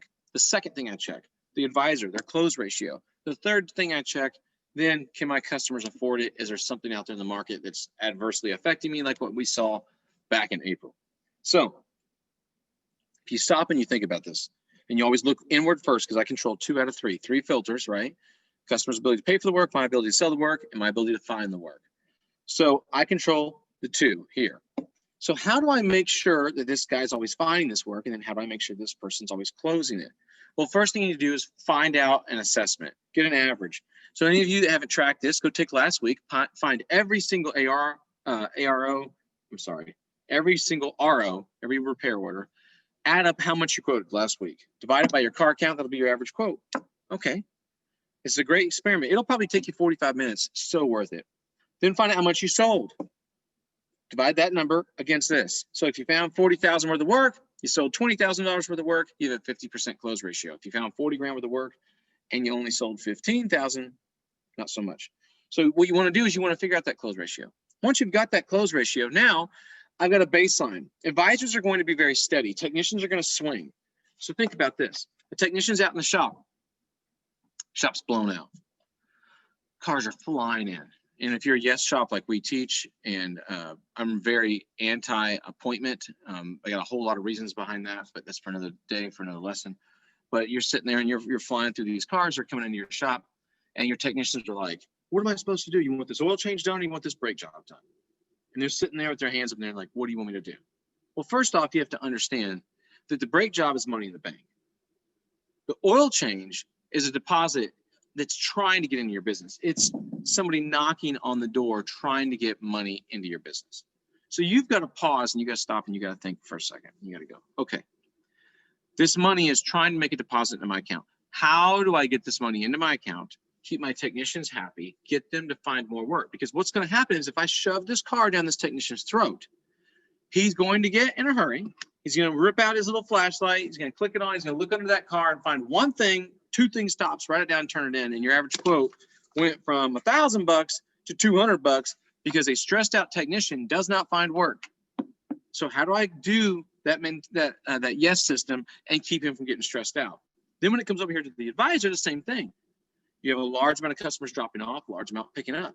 Let's say your advisors aren't real good at answering the phones and being organized in the office. And you may go, well, we're good at answering the phones, but our phones ring off the hook. You might blame it on telemarketers. Telemarketers aren't even the reason for all of it. A lot of guys like to use that. But if you're running a shop doing 200 grand a month, you should have about 3,000 phone calls a month. If you start checking in your phone bill and you start looking, you go, holy crap, I'm running 4,000 to 5,000 calls a month and I'm doing 150, there's a problem.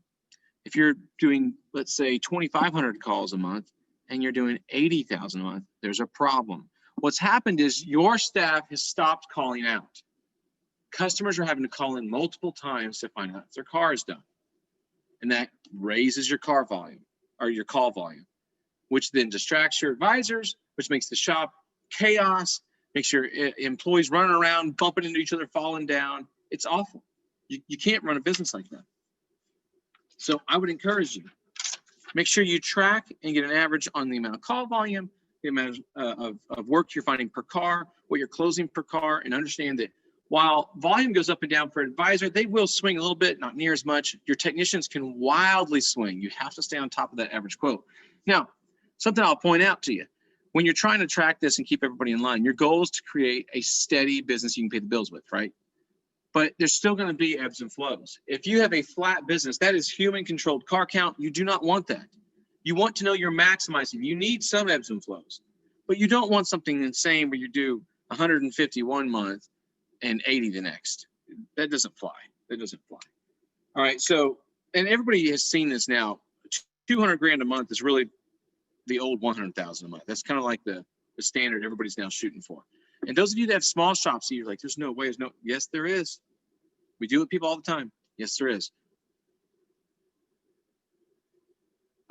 And that owner works less than you do. Let me walk you through marketing. If you stop and you think about it, your marketing is going to drive you a different type of ARO. You might do a radio where someone hears your voice.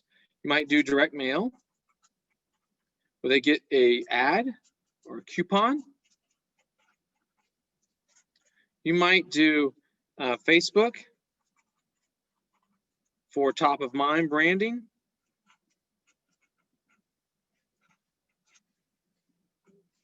And then, you might do some TV. There's a million other options out there. You might do AdWords. AdWords are huge. And on TV, you can also do an ad and or of your voice.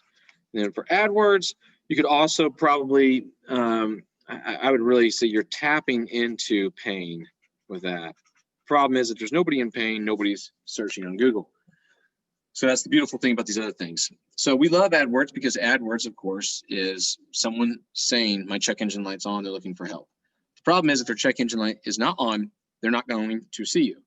Direct mail, it's great because you're hitting their mailbox, you're waking them up. Radio might be hitting them only when they're in their car, but it's in their car. And if it's a commercial that's about their car, the two connect and socially, it kind of does something in their brain, really is effective. Top of mind is great. It's more of a branding message on Facebook. The problem is, well, the good part is it's cheap. The problem is it really doesn't deliver consistent car count all the time. It really just helps them. It helps you maintain retention. TV, you've got to be a monster business to afford it. And I would say TV and radio, when you get north, radio, if you get north of 2 million in your metro area, you can't afford radio unless you have a chain. On TV, really, when it comes to running ads and trying to make it work, you can get on cable networks and get into small towns or communities in just a certain area, and it can work, especially all the news channels right now. I mean, the ratings are through the roof with the election and everything hanging in the air. So I would tell you to really wrap your head around this. All of this gives you a different size ARO. So this is what I've seen. My experience so far is the radio is number one as far as the highest ARO. There's something about the voice and you being able to tell your story. People kind of lose that with TV. On TV, they end up getting into a lot more detail about the shop and they lose the story about the business sometimes. But I would say TV is strong. It's going to be around number two, probably also the most expensive. We'll put $3 signs next to that. AdWords can be one of the cheapest. I would say that direct mail also, but I would tell you as far as just ARO, probably AdWords is next. We're going to give it just $1 sign. Facebook, I would say is probably going to be less. So what we're going to do is hit 4 right here with direct mail. And we're on direct mail, we're probably going to do $2 signs. I need to give you for radio also $2 signs. And top of mind, we'll just do 1 and put that number 5. So you might have to have a mix of all of these. If you're a small shop just getting started, AdWords is one of the cheapest things you can do. If you are in a small town or out in the country, AdWords will not work for you. It'd be better just to do a small direct mail campaign getting going. Then whenever it comes to TV ads and getting into small markets, I'm going to tell you that, it's the same thing with that. You've got to decide if you have that availability in your area. And if you do, you need to get somebody to help you write that copy. Make sure you do visually stimulating ads that are going to create a reason for them to come in. It's got to be an offer attached to it. Radio, it is insane what radio can do for ARO. However, radio can be extremely expensive, much like TV.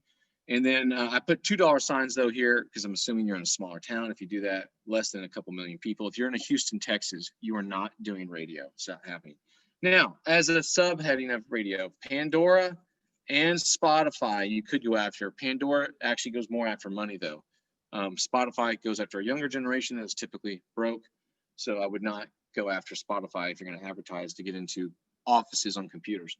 All these things though deliver different levels of ARO. So just like earlier, when we talk about the shop being set up and it presenting 75% of this right here, radio does the same thing. The highest of all, the highest ARO of all is referral. That's the number one, because my cousin Vinny told me to go. I heard you're the best. I'm coming to your business. That's the number one. But now I need you to understand something. What if we spent $10,000 a month on just anything, right?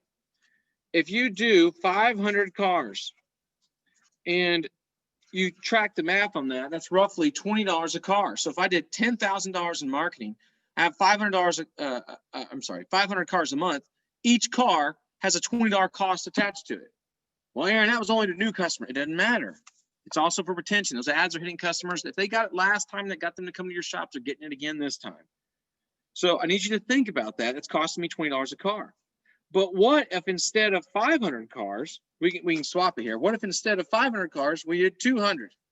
What would this be here? Now this is 50 a car. So now if I'm at 200 and now $50 is going to every single car, I really got to pay attention to my ARO. Average repair order is everything when it comes to this. Now, people will tell me all the time, Aaron, what's most important? Is it car count or is it average RO? It is always car count, because without car count, there is no average RO. So car count is number one. But it's like 51% this, and right behind that, 49%, if I can get this to draw, would be average repair order. It's that important. You should understand percentages really well after the election just recently. So if you can wrap your head around this and you can see what's going on, you can start to go, okay, how do I maximize this? How do I get the marketing? How do I get the marketing to deliver the highest average RO, then get my building to bring that to the next level, my team, which would mean how they answered the phone, how they were dressed, were they in a nice collared shirt, buttoned with a tie, right? And tie is what we do. You may not want to do that. Now, my ladies don't do that. They wear business casual, but all my guys are in a shirt and tie, except for Fridays. We do jeans and we do a button-down shirt just tucked in. But how do I get my marketing to deliver to me the highest ARO, then my building, and then my team to deliver the highest ARO, and then my technician to then find the right amount of work, and it be quality work, not just find a ton, but quality work. And then how do I get my advisor to then close on that work? If I can get all of that to be done correctly, the only thing left is my customer to pay for it. I need that. I need those greenbacks, right? I can't draw George Washington, but I've got a bunch of money.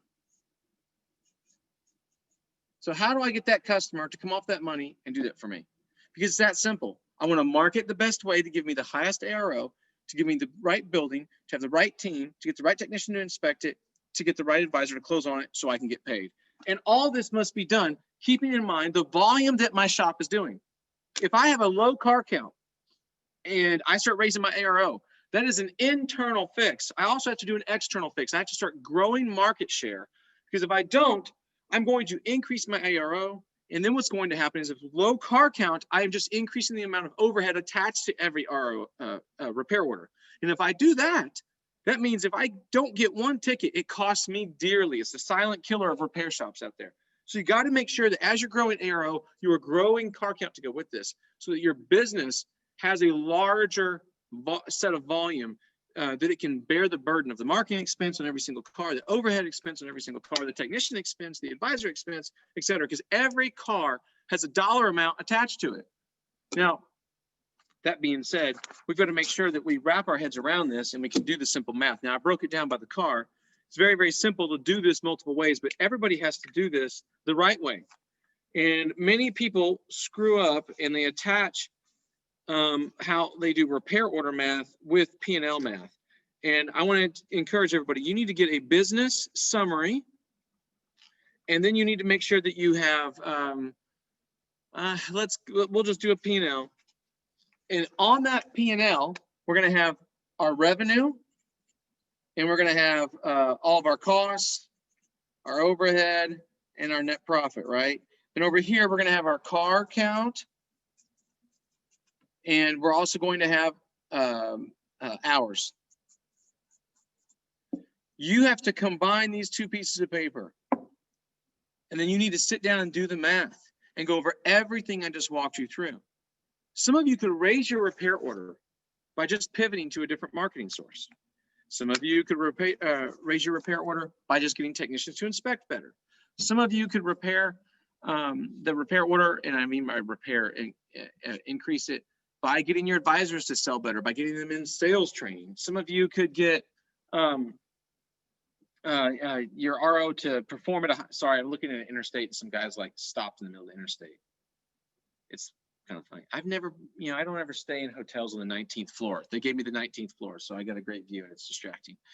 But what ends up happening is your business has multiple places it can break. It's your job to diagnose where the break is.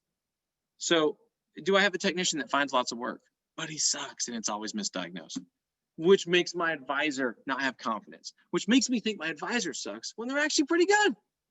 So you've got to be able to know the source of the issue. If you don't know the source of the issue, you're not going to get anywhere.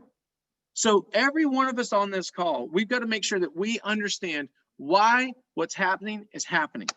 If you can understand that, you can connect the dots. The reason I became so successful in the coaching business was I was able to come in and go, no, you think that's the problem. This over here is actually the problem. And I just walked you through a bunch of it. You could have an owner that has technicians that are finding all the work, but if they have a customer predisposed to not spend money because they got that customer from Facebook, then they're going to have a low average RO. If you have a guy who thinks he's the bee's knees, is the best advisor in the world, but they have some small AM station they're advertising on and it's bringing in customers that are spending tons of money, but it's only bringing in a few and exaggerates the ARO, they think they're the best salesman on the planet. No, you've got to understand all of this is a work mix, and it all causes the entire shop to go in a certain direction. But when a shop tells me, I've got a great salesman, we do 60 cars a month, $1,000 a car, 60 grand a month. No, you don't. You think you do. What you're not paying attention to is the shop is so small that you have everybody overseeing how technicians inspecting a car. Because, I mean, you can't ask any guy doing 200, 250 a month. They can't go and get into the nitty gritty like the guy doing 60. See, you're disqualifying all the little things your business is doing as far as systems when you're doing 60 grand a month that are actually increasing the ARO. You're disqualifying the fact that you're relying on a source that gives you a great setting for a high ARO because your shop is advertising on a certain radio station. It allows you to tell your story. Maybe you got a referral program and that's all you do. Well, it's 60 grand a month. You can live off of referrals. Let me tell you, at 200 grand a month, you can't. The shop's got too much going on. It's too busy. You can't always ask for referrals. Now, you can ask for them, but no one's going to do it all the time. I'm not going to get up there and tell you I'm going to do it all the time. I own shops. I'm going to tell you the truth. We do it when we think to do it, and we try to always do it, just like we try to always ask for reviews. But everyone on there, you can tell I own a shop by the way I'm talking. You get out there and all of a sudden the crap hits the fan and everybody's on the front counter, and you could have a day that you get blown out. You're exhausted. You sit back, you're like, whew. You go and you pull up the computer, you punch it all in, you go, $1,000? All we did was $1,000 today, and you ran 24 cars to the shop. We couldn't inspect anything. We got our butt handed to us. That happens because a shop does not understand the dials that actually turn and affect results. If you understand what affects results, you can wrap your head around this and you can actually make the shop grow. But if you don't understand what affects the results, your shop ends up being hindered. It stays small. You can't just say, oh, I have a low average RO, my salesman sucks. No. What if your technician is awful and the advisor has no confidence in him? What if the technician is finding the work, but the advisor is not even presenting it? Do you have any accountability for that? What if the advisor is presenting it and the shop is just awful looking? What if you have a front counter person, a CSR, something answering the phone, and they're awful and they're getting the customer in a bad mood before they ever even arrive? All these things that set up the advisor to fail. If you can wrap your head around this and you can pay attention to all those little details, you'll start to go, oh, that's where my shop is strong. And so I would encourage everyone out there, list it all out. That I know just threw a lot at you quick, but list it out and decide, what are we good at? What are the items that I know we're good at? So I'll give you a few. Are we good at inspecting? Are we good at inspecting? Do we have good diagnosticians? Two separate things here, like I just laid out. Are we truly good at selling and closing on the work? Is my building up to snuff? Meaning everything the customer sees, the parking lot and the lobby, waiting room, bathroom. Do we answer the phone well? Think about it. Is our marketing source a source that's going to deliver us a quality client that has money to spend? I just told you, I'll give you an example. Spotify is going to go after a younger generation. Spotify actually is not making as much money, I think, last time I checked, as Pandora. Pandora, you may not think it's the bee's knees, but an older crowd listens to Pandora when it comes to listening on the radio in their office. So, I mean, you stop and you think about this stuff, and it is absolutely insane. Direct mail. Are you mailing to a quality home? And the distance trumps dollars every time. You have to think about this. Don't be mailing to the wrong address because they've got tons of money, but they're 8 miles away. They're not going to come to your shop. You'll get 2 of them too, but that's not going to work. So you have to look at all of these different things and go, how am I delivering on my business to get the ARO where it needs to be? So I hope that helped everybody. Hunt, I don't know if I should go longer, if I should go shorter. I think I just went through 9 pieces of paper. I think that people are just sitting back here reeling right now, being like, hey, I thought I have this figured out, but I don't think I have anything figured out. But no, it's been incredible. I mean, I think that a lot of times, people think that once they start looking at this stuff on the surface, that's it, right? Hey, I need to make my ARO better. But just like, this is all a numbers game, right? So whether you're looking at your profit, you're looking at your sales, you need to dive into a little bit more and say, well, why are our numbers not as good as what they should be? And, just like you said, a lot of people don't look in the mirror. I mean, it's kind of cool because I don't see a lot of shops do this, but I was talking to a shop the other day and he's trying to grow his business. He's trying to take it to the next level. And he was smart enough to say, you know what, before I do that, and before I try to drive all this work to my shop, I want him to get the good first impression. So he redid his entire parking lot, repainted his entire building, because he says, hey, if I'm trying to drive this and I'm trying to sell a premium product here, I got to at least look like I'm selling a premium product. And that's something I think so many people just kind of miss. Absolutely is true. And I would tell anyone out there that doesn't have the funds to start improving all these areas, you always want to start with the outside of the business first, because we can make our business with $50 in paint look a lot sharper. Go get the tar at Home Depot, spread it yourself, paint the stripes yourself if you got to, go buy the mulch, trim the flower bushes, whatever it is. Say you're in an industrial park, you don't have a flower bed. Go buy the fake evergreens from Amazon, put them in a pot, stick them outside, just dress your spot up, dress it up, make it look sharp. And then after that, you do the office. And then after that, you do the bathroom. And after that, you do the shop. because you want a customer to pull in and go, oh, this looks nice. This matches the advertising. Oh, this is gonna be a great experience. They walk in and they go, holy crap, this is a dump. But I'm here, I'll spend the money. So you want customers to, if you're trying to make money with this and you're trying to grow your shop, especially if you're in a financial bind and things are tight, always start with the outside first and then work your way in. Yes, you're kind of tricking the customer. They're pulling up to what they think is going to be a beautiful experience, and it's not so beautiful on the inside, but that will allow you to make more money, get the funds necessary, spend it on the interior, put down some cheap but nice looking flooring, dress up the front counter, and do the things that matter. So just make sure you do them in that order: outside, working to inside. Love it. All right, so we got a couple questions here. So first one, what is AdWords? AdWords is Google AdWords. So when you go and you Google something online and you see all the different things that pop up, there'll be a top section there that's highlighted, and that top section that's highlighted are ads that people paid for. Google ads are second position auctions, meaning if I wanted to buy the phrase check engine light, that phrase, I could just be, if it was like a traditional auction, I could just be willing to pay more than anyone. I'll pay $100 in, a spot for that and get them to click on that and call my website.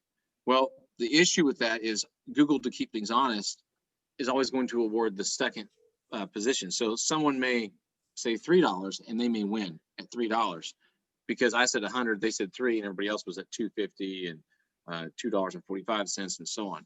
So you want to win. And if you're in a spot where you have tried Google AdWords and your AdWords guy is telling you, hey, I can't get it to go over $1,000 or $500, that means there's only so many people Googling the word or the phrase check engine light, and only so many times can you win.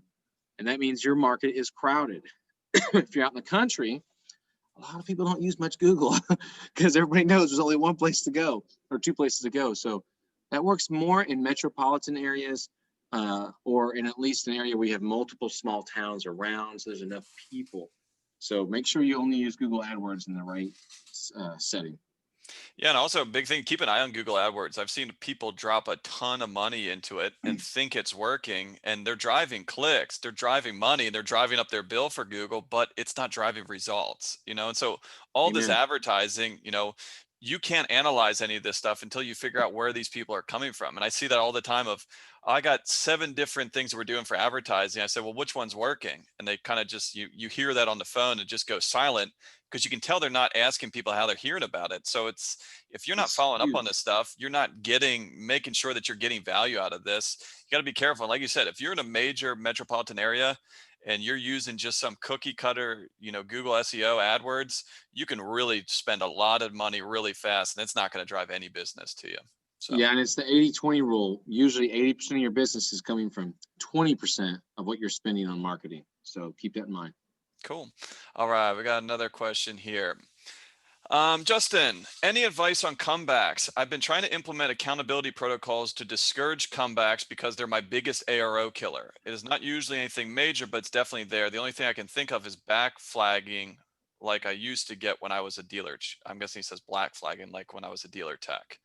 So how do we stop comebacks? How do we analyze that? I know I've heard of shops that actually have a shop foreman or like a quality control person that are looking at that stuff, but how do you address that on an individual level or shop level? Yeah, so I teach a QC program. So I have a guy, like you just said, who checks every car, but we also record who has screw ups. Like the same guy will always leave a radiator cap off. It's hilarious. The same guy has a stack of belly pans that go on cars under his toolbox.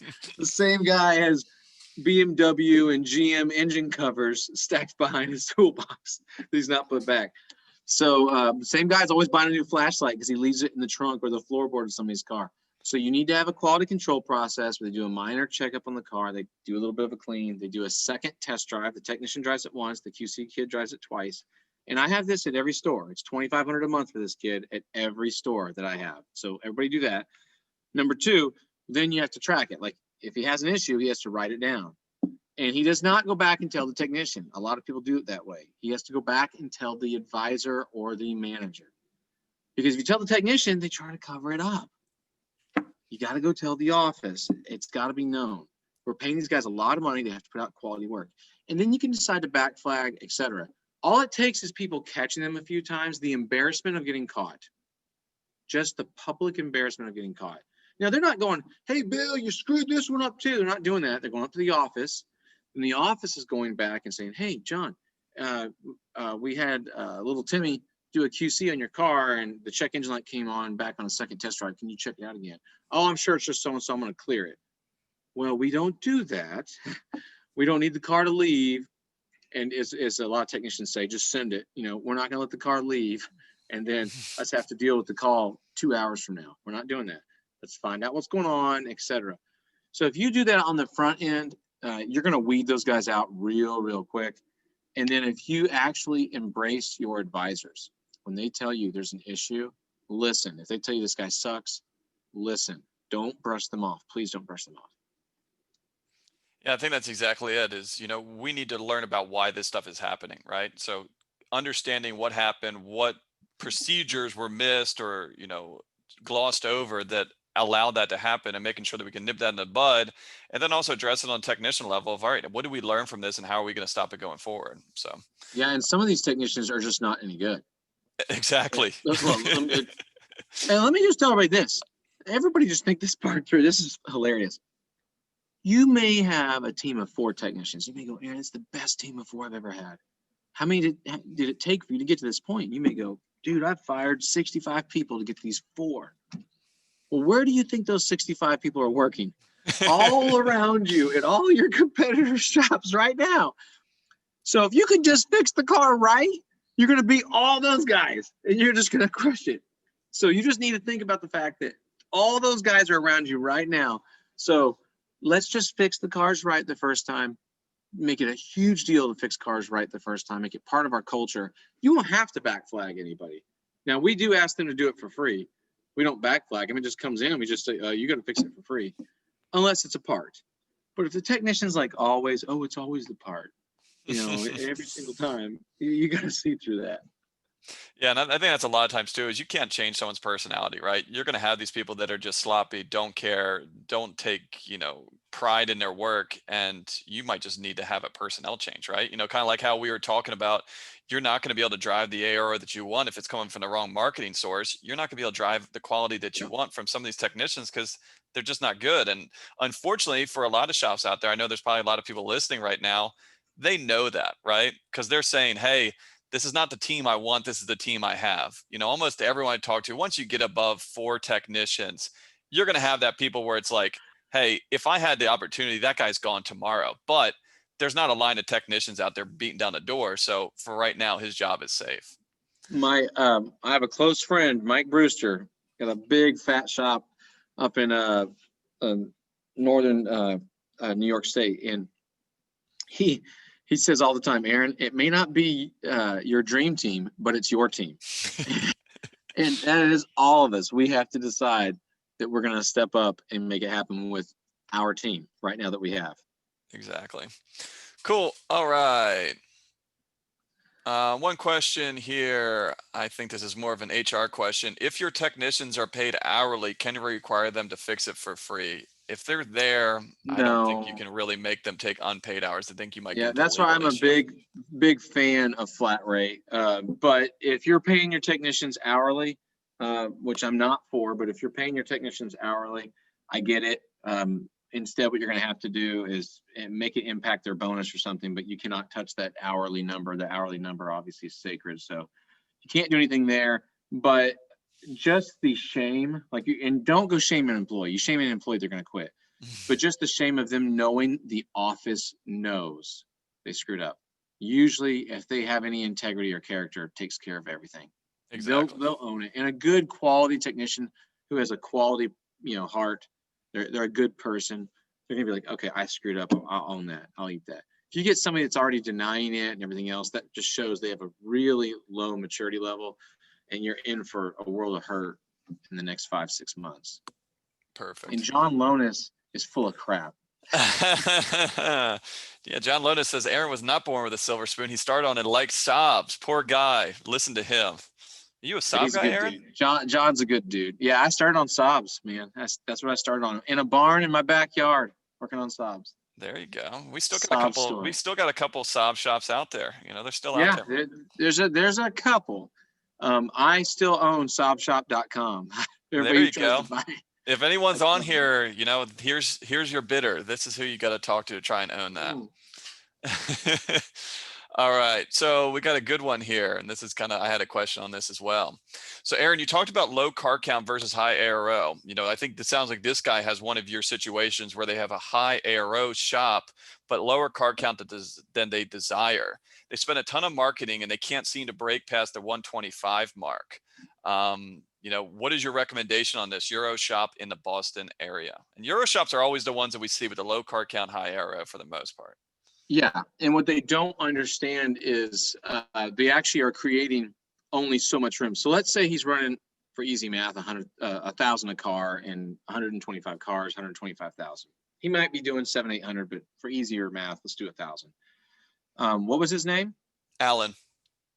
All right, so Alan, with that particular shop, when you go to spend some money on marketing and they deliver you a certain type of customer, and then you hit that customer over the head and you go, you need, let's say 2,000 a car. And that customer goes, dang, every time we go to that shop, honey, it's $2,000. And then they agree to 1,000. They're going to either leave you or they're going to say, you guys are great, but my car's crap. It always breaks. And they're going to trade their car in. So what you need to study is your return versus new customer count. You really want about a 70-30 of new 30%. Let's say you're doing 100 cars a month, 30 new customers a month, and you want about 70 return customers a month. If you look and you're running about 40% new customers every single month, then what's actually happened now is your shop, and this is what's crazy, is running people off and they're not coming back. Not because you're not quality, not because you don't have a good sales team, but because you're finding so much, you're scaring the bejesus out of your customers. Like they are freaking out. So I'm not saying that's what you're doing, but I'll give you two or three other options as well. But on that, I would stick to a $1,400 average quote and trying to, you know, and then even if you got a $1,000 ARO, but you're only telling them about 1,400, you're not overwhelming them. Also, I would tell you to consider how you're answering the phone. You might be doing a great job advertising, but you may have someone answering the phone telling people no. You also might be doing appointments and scheduling people out. If anyone on this call is scheduling people out more than 48 hours, you can hire another technician. And you go, that's not possible, Aaron. It is possible. You're literally, I gotta just explain it. You're literally, how much time do I got? I got 7 minutes. All right, I can do this in 2. Yeah, Monday, Tuesday, Wednesday, Thursday, Friday. Customer calls on Monday. Can I come in? You're booked all the way through Wednesday. You start scheduling them on Thursday. You get to where you have 10 cars scheduled on Thursday, 8 cars scheduled on Friday. Remember, you're booked through here. You've told everyone no. They say, okay, great, that's awesome. You end up with 12 cars this day and 9 cars that day. And you say, dude, it was a success. We crushed it. You're bragging, high-fiving your team. No one pays attention to where the cars came from. In actuality, our appointments were not 10. Our appointments maybe were only 6. And then we had 6 walk-ins, which gave us 12. That shows us 2 things. Holy crap, 6 walk-ins in a day. Imagine if you just kept saying yes to everyone and struck while the iron was hot. And then also, you dropped 4 of your customers. 4 of your customers freaking lied to your face. Let me just point something out. My wife's water heater goes out. You think I'm waiting 4 days to get it fixed? If this hotel room, this is an expensive hotel room. If my water stops getting hot tonight, you think I'm waiting? I'm down there pounding on the front desk to get a new room. In auto repair, for some reason, we think, I don't know why people think we were like a dentist office. Who the hell came up with that stupid idea? We are not a dentist office. We are a greasy, dirty, nasty business that works in the gutters, and you just need to freaking own it and spit shine that turd and make that thing a yes business and get your customers in the door. Because if you don't service them, one of my clients is just down the street and we will eat your lunch. So be pro-growth, staff where you want to be, and say freaking yes. Because if you don't say yes, the silent erosion every month, it just keeps happening. And the more days out you are, the more customers don't show. Oh, Aaron, they always show. Boom. There's no way. There's no way. Use common sense.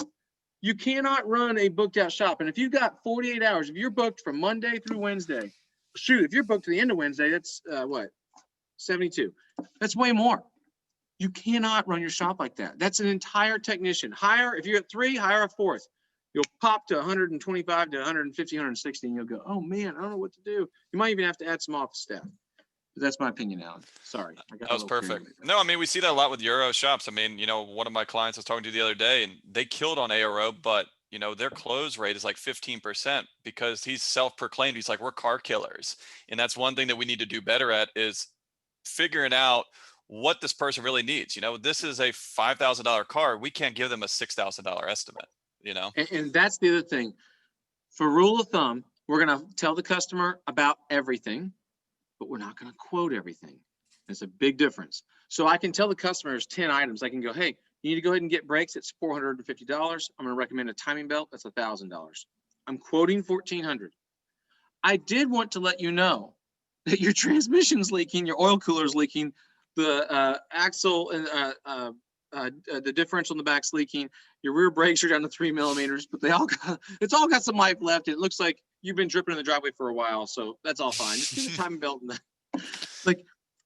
and so you're not going to put a price next to those items. And then in the recommendations, you just write those headlines, but we're not going to do the work of estimating it and quoting it. So when it's a POS, put yourself in these people's shoes, right? Yeah, if you quote car, safety. I can't with a straight face tell you, Aaron, to do all this to this car. If you want to do all of it, then I'm really going to say, Aaron, I got to advise against that. It's not worth it. If you're really sentimental or whatever, hey, you want to get it all done, fine, I'll do it. But you got to put yourselves in these people's shoes. And well, say, and you got to be careful there. We've had a lot of customers get offended if we don't set it up correctly. So I would tell you to quote safety first. I was joking when I said it. I threw out the rear brakes like they weren't a big deal. I would actually make the rear brakes a bigger deal. But 2 out of 4 is fine. This is story time right now. Don't let the details get in the way of a good story. But if you're trying to sell the customer on safety and the safety is enough to total out the car, then I think I would go what you just said. But if there's just a lot of leaks and other things, I'd still just sell it because people are buying miles. Many people don't have $6,000 to go buy another car, let alone fix this one. So one presentation line you could just say to the customers, you can go, hey, Mr. Customer, I can tell looking at this situation that your vehicle is a special car to you and you've taken great care of it. But obviously this transmission is out. You've got a radiator that's leaking. You also have a water pump that's leaking and also the AC doesn't work. But if you walked up and found this exact car at a used car lot for sale for $5,500 and it had all of those items already fixed with a 3-year, 36,000-mile warranty, would you buy them? Well, Aaron, I do like the car and I got all this history on it. I know it. Yeah, I'd probably do it. Okay, well then I'm going to recommend that you go ahead and fix it. Or if they say no, I wouldn't buy it. I'd move on and say, okay, I'd recommend you go ahead and move on because you have to pretend like this car's totaled out. Like you hit a tree, it's totaled, it's gone. And we're rebuying this car and buying these miles. So even in the smallest repair, it may not financially look like it's worth it to put it into that car, but you're buying miles, and that's what we have to pay attention to. Love it. We got a couple more real quick. We're going to get through here. So Betsy says her shop is doing 430 cars a month at 500 ARO. Is that good? What is the goal ratio? I don't know what type of shop you are. If you're an American Asian shop with just a tiny bit of diesel and a tiny bit of Euro, yeah, you're good. I think that's great. Just grow car count. Leave it right where it's at. All cars, tiny diesel. So I would say, Betsy, you're doing pretty darn well right there. If she's got a ton of a Euro, not so much because now the Euro is really propping it up. Maybe the American Asian is like at 250 and the Euro is like 7. So cool. We got 2 more questions here. So Mike is asking us, what is the return rate for new clients? So new customer comes in, what are you expecting to see? So if you got 10 customers today, we want to see in the future 7 of them. Cool. So now let me point something out. If your market, I teach an entire thing when they were my client, like an entire multiple hours course on that. How do I succinct this? If you are a mature shop, you're an 80-20. If you are a fast growing shop, you're going to be in that 60-40 range. If you're a poor ran shop, like you're just running customers off, you're also 60-40. If you have maxed out your marketing, you're going to be around 80-20. But if you were to go and let's say do direct mail from a limit of 2 miles out to 4 miles, Well, then that might drive us back down to a 70-30 and cause the shop to start growing again in customer rate. But we all have to pay attention to how many customers we're currently servicing, how many times a year they're coming in, et cetera. No one teaches this, no one pursues this. How many phone calls we're getting a month, hits on our website, everything. This tells you so much about your business, and it helps you run it well. And believe me, anybody out there who thinks they need a CSI, you're crazy. Just look at that. Your return versus new. You don't need a CSI score. That tells you everything. They're voting with their feet. Cool. All right, last question for you, Aaron. We'll let you go here. What is a decent comeback ratio? Obviously, 0 is pretty hard. 0. Yeah, I mean, I Is strive. 0 the goal? I mean, it's truly. Yeah, I mean, I strive for none. We have to get it to break while it's still at the shop. That's why I have a QC guy who I pay 30 grand a year, and all he does is get in every car, do a second test drive. He sprays degreaser on the tires. He cleans them all off. He puts tire shine on the tires. After he gets the wheels clean, he vacuums up the 2 front floorboards, gets any obvious trash out of there. Customer walks up and says, "Wow, they washed my car." And they get closer and they go, "Well, that's a crappy car. Wash, there's no bird poop on the hood." But from 50 feet away, it looks great. But we focused on him holding that clipboard. He goes through every item and checks it off. If we did taillights, or if we were in the trunk, he pops the trunk, makes sure the carpet's put back. If we did a cabin filter, he makes sure that the glove box is tight and everything works. Everything from brakes, he's looking to make sure he sees a brand new rotor in there and a brand new set of pads. It doesn't matter. Anything and everything that can happen. When you're a high volume shop, you can miss stuff. You could literally not even do the brake job and not mean to. Like, the shop's just so busy. And so you want to make sure you have that quality control happening. You know, the Japanese were looking, when they were trying to outrun America for quality, they took a different approach. America was trying to lower their comeback rate, like you just said. Japanese tried to eliminate it. 2 different mindsets. Just strive to eliminate it at all costs. That way, maybe you hit 0.5%. Try to eliminate it. Don't try to lower it. build it out of your repertoire, right? Build it out of your processes. We're expecting 0. Hey, stuff is going to happen, but we're expecting absolutely nothing. Just spend the money on it. A lot of guys are like, that's $2,500 a month, even $3 grand a month. How much does a comeback cost you, right? You get 1 or 2 a month. And not even just a comeback. The they go tell all their friends. Yeah. Fix it right. Fix it the first time and fix it on time. And if you just did that and did nothing else, you'd grow your shop. Exactly. Nobody does. Yeah. Nobody does. Cool. All right, Aaron, I appreciate it. We'll see you back a little later today. Enjoy your view. And what time is that at? Because I'm actually at a conference. I got to go back down. 2:00 Eastern. And what do I got to do when I come back? Just come on, just a round table, everyone discuss and get into a couple topics. And yep. All right. If I'm busy, I may have to do that part on my phone and just go out in the lobby. That'll work. I'll be there. Cool. All right. Thanks, 2 Aaron. o'clock Eastern. Yes, sir. 1 p.m. my time. Cool. Got it. All right. Thanks, Aaron. Thanks, guys. Appreciate it. Y'all have fun.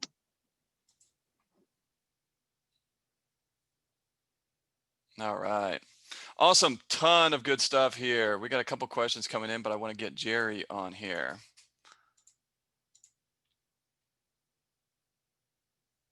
Jerry, you with us? I'm here. Awesome. I got my video going here. Cool. So 2 questions that I wanted to put out to the audience, and you guys can kind of, put this in the chat, and Jerry, you can answer this as well. One of the ones coming from before here was someone was saying that their insurance company does not allow them to do pickup and deliveries or won't cover it.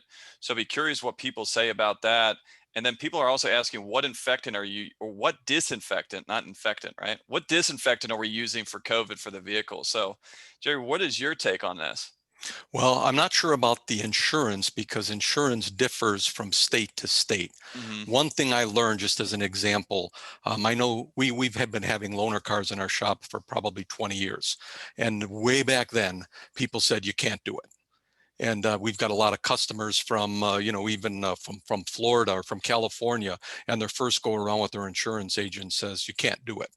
And what I say is call another insurance agent. That's just what someone else said here. I would say get a new insurance. That's crazy. Yeah.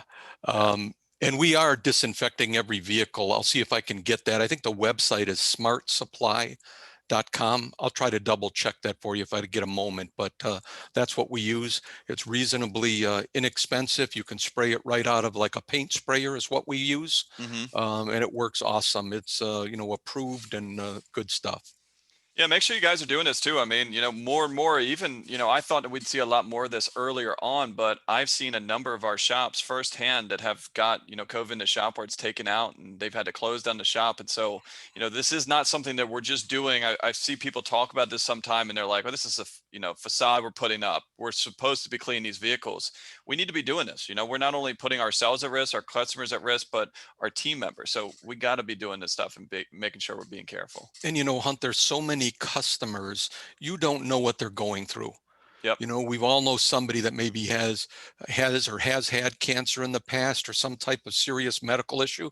They don't come in and talk about it. Yeah. They see, are you wearing a mask? Is my car disinfected? We even wrap the car when we're done. So the customer sees that the steering wheel's wrapped, it's got a sanitized sticker on it, so they know we did what we can. We got to do our best to try to keep our employees safe and our customers as well. Yeah, I mean, that's a big thing they see is, a lot of employees. If I got a younger technician out there, I'm 22, I'm not scared of this. We're not doing this because of ourselves. I mean, how many vehicles have we touched today? How many vendors have we interacted with, other coworkers? Do you want to be that person that sends a car back with all these germs in it and you get someone that's sick? You just don't want to be that person. It doesn't take much time. Just do it. And that's what we need to do. So cool. I won't bite into any more of your time here, Jerry, but I want to give you a quick intro, right? So Jerry Frank is joining us. Jerry Frank is not only an owner of a shop, but also owns Repair Shop Coach. Jerry is one of the first coaches I really ever met that not only talked about this stuff, he's doing it, right? And so I think that the authenticity that Jerry brings is unparalleled, because if he's talking about it, it's because he's tried other alternatives, and this is what works and what works in his shop. He's also one of the best coaches out there as far as it goes on numbers. I'm a numbers guy myself, right? That's nature of the beast. And Jerry knows these numbers. He understands it. And that's what he's going to get into today. So Jerry, thanks again for joining us, and the floor is yours. All right, great. I'm going to share my screen with you, and thank you for that incredible introduction. Give me just a second here, and all right, tell me that you can see it. We're ready to rock. All right, so as you can tell, that's a perfect caricature of me. But as you see, and Hunt mentioned, I really gravitate towards the number side, because the number side can make or break a business. First of all, I wanted to say too, a real debt of gratitude for Paar, Melis, and Hunt and Reed and the whole gang over there for putting this together. I'm honored to be a part of this great event. And I've also been a client, the truth be told, of Paar, Melis for a number of years. So I'm really honored to be here. Like many of you, I started off as a technician in this business. I didn't, I wasn't a college guy. I don't have a business degree. I learned everything I have from the school of hard knocks, and I made a lot of mistakes along the way.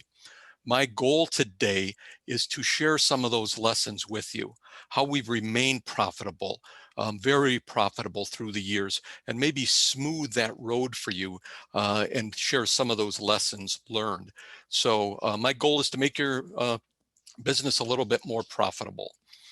I got a quick story for you. I'm going to talk to you today about the 3 profit levers. But right outside my office here in Cleveland, Ohio, they're redoing the road. And there's this massive, I don't know what you want to call it. I'm going to call it an earth mover, this huge machine. And it's grinding the pavement. And it's been going on, as you know, construction most of the summer. I get a chance often to be parked next to this thing, or when I'm going home, and I look into it and I can see that this huge machine is only controlled by just a couple of levers.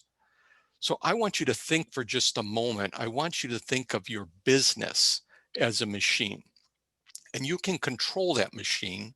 Your business is really a cash machine, but you can control that machine by optimizing really just 3 levers. And I want to talk about those levers. And those levers are sales and income, revenue, right? Cost and margins. And the other lever, the last lever there, is in expenses. And we're going to talk about them in that order. Why are there 3 levers? I'm going to say levels all day, levers. Because the levers are set out the same as your profit and loss statement. So, your P&L, your income statement, PRL, the way Paar Melis calls it, really has three categories in it. It's got the revenue or the income, it's got your cost of goods in it, and it has your expenses. And those are the three levers we're going to talk about in today's presentation. So the first lever is sales. And if you think about it, when you start off in business, most business owners are going to grab this lever first. If I want to increase my revenue, I'm going to try to increase my sales. So they grab for that very first lever. So we'll talk a little bit about sales. So there's three ways to increase your sales. There's three ways to pull that sales lever. And those ways are acquire more customers, which better said, get more customers, increase the transaction frequency, meaning get your customers to come back more often, or increase the transaction size. And in our business, that's increasing the average repair order. I want you to maybe write that down, because if you're trying to grow your sales, these are the only three ways, in my opinion, to do it. Get more customers, get them to come back more often, or get them to buy more stuff. So let's talk about the very first one, acquire more customers. Again, most new businesses, this is where they focus their time. Now, every business, whether you're a brand new business or you've been in business for 30 plus years like me, every business needs to attract new customers. People pass on, they may buy a new vehicle, they may move, or maybe they're just not satisfied with your level of service and they move on and choose another supplier. Sometimes it's a business customer mismatch, but we're always replacing customers. Think of that customer pool as almost like a bucket. We always have to be pouring water in it, and always some is going to leak out. We're always going to lose some customers. Again, that goal is to never lose a customer, but let's face it, we do. And really, one of the things I often think about, I don't think people are as loyal anymore either. It just seems like that to me. Could saying yes be killing your business? So what I mean by that is, if you're looking for new customers and you just invite them all in and you say yes to anybody with a pulse and a set of car keys, typically I'm going to say you're going to go home broke and tired. Trust me, I've done it. It's a really tough way to run a business.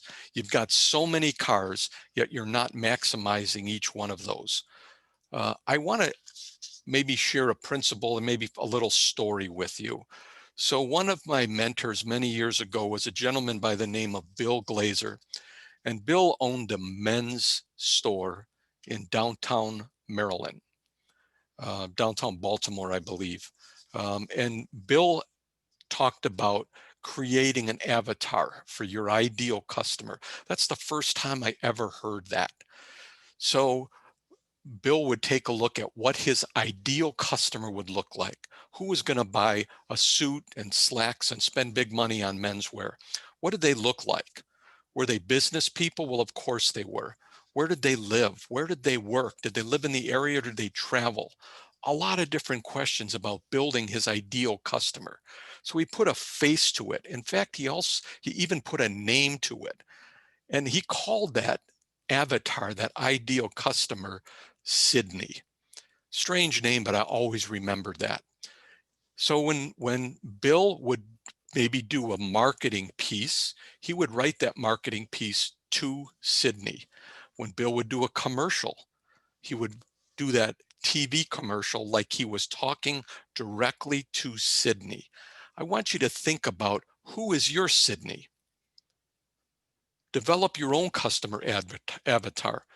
Where does that customer live? Are there specific neighborhoods they live in? What kind of income level do they have? Do they own their home or do they rent? Do they live in an apartment? What kind of car do they drive? Do they have children? See, instead of marketing to anybody with just a pulse and a set of car keys, a lot of technology today allows us to really drill down and decide who you want to attract in your business. So when you think about acquiring new customers, I want you to think about who is your ideal customer. And I love what Bill did. He put a name to it. I can tell you acquiring new customers can really be expensive. So the average return on a new marketing piece is very low. It's about 0.5% is what I see in the industry today. So think about that. If you did a marketing piece, maybe you're doing a direct mail piece to attract brand new customers, you could spend maybe as much as, maybe you're going to spend 10,000 pieces out at maybe 50 cents a piece. So you're going to spend $5,000 on this marketing piece. And again, I said your expected return rate is about 0.5%. So what does that mean? 0.5% means you're going to get about 50 responses. That's $100 a call. So you can see how expensive that could be. If you're going to spend that kind of money, you better master the phone. This is something that everybody says, I got, know that that's not a problem in my shop, but phone conversions can make or break a marketing piece. So pay attention. We listen to a lot of inbound and outbound calls to make sure we use scripts to make sure that they're answered correctly. So this is one of those big levers, I think, when I'm trying to acquire more customers. Let's talk about the second leg of that. Increasing transaction frequency, get your customers to come back more often. I don't know about you, but when a customer hands us their car keys, there is typically more than one key on that key ring. Are we servicing all of those vehicles, or are we just serving the one?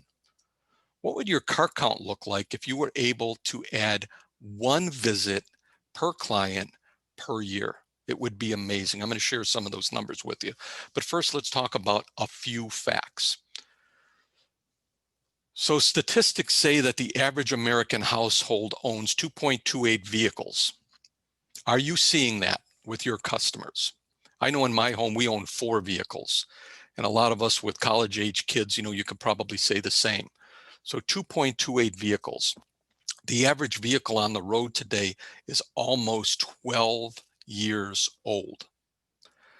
The other key, my point here is the other key on that key ring that maybe you are not seeing could be a rolling gold mine for your shop. How do I get to that second car? Now we can debate this. Cars are requiring less and less maintenance. You can buy into that or not. I know back in the day, you would say cars would come in 3 or 4 times a year. I'm going to say the average vehicle requires service about every 6 months. You can debate that, but just kind of go with me and buy into that for a moment. So let's do the math and see what your car count potential is. So if you would take your active clients, say you had 1,000 clients, multiply that times 2 vehicles. Again, 2.28 vehicles, but let's just say 2 vehicles. And if I could increase that visit from 2 to just 1 more, 3, that could give you your car count potential. So again, write that formula down and later just do the math. I'd love to hear what you got. You would probably have so many cars in your shop that you wouldn't be able to handle them. You'd have to build more bays, add more technicians, another service advisor. Wonderful problem to have. But we're not tapping our existing car count potential. In other words, we're not getting our existing clients to come back more often. So this is where the gold lies in marketing. Not always attracting new customers. Yes, you have to get new customers, but I want you to focus a bit about increasing that transaction frequency. How do I get to that second and third car, or how do I get that customer to come back just 1 more time a year? I can tell you, I would say become a marketing maniac to your existing clients. And I like that word, maniac. Today, back when I started in this business, and I don't want to make myself sound old, but you didn't have a lot of choices. You had direct mail and you maybe had the phone book. TV was way too expensive. Social media wasn't around. Maybe there was email. I can remember even using fax broadcasts, so you can start the laughs and the chuckles now. But today there's multiple medias available. So I want to be everywhere my customers turn. Direct mail, social media, email, and text messaging. You have to understand, for all of these to be effective, don't underestimate the relationship. I'll give you a quick example. I know email open rates are very low. You can say, I've tried email and it doesn't work.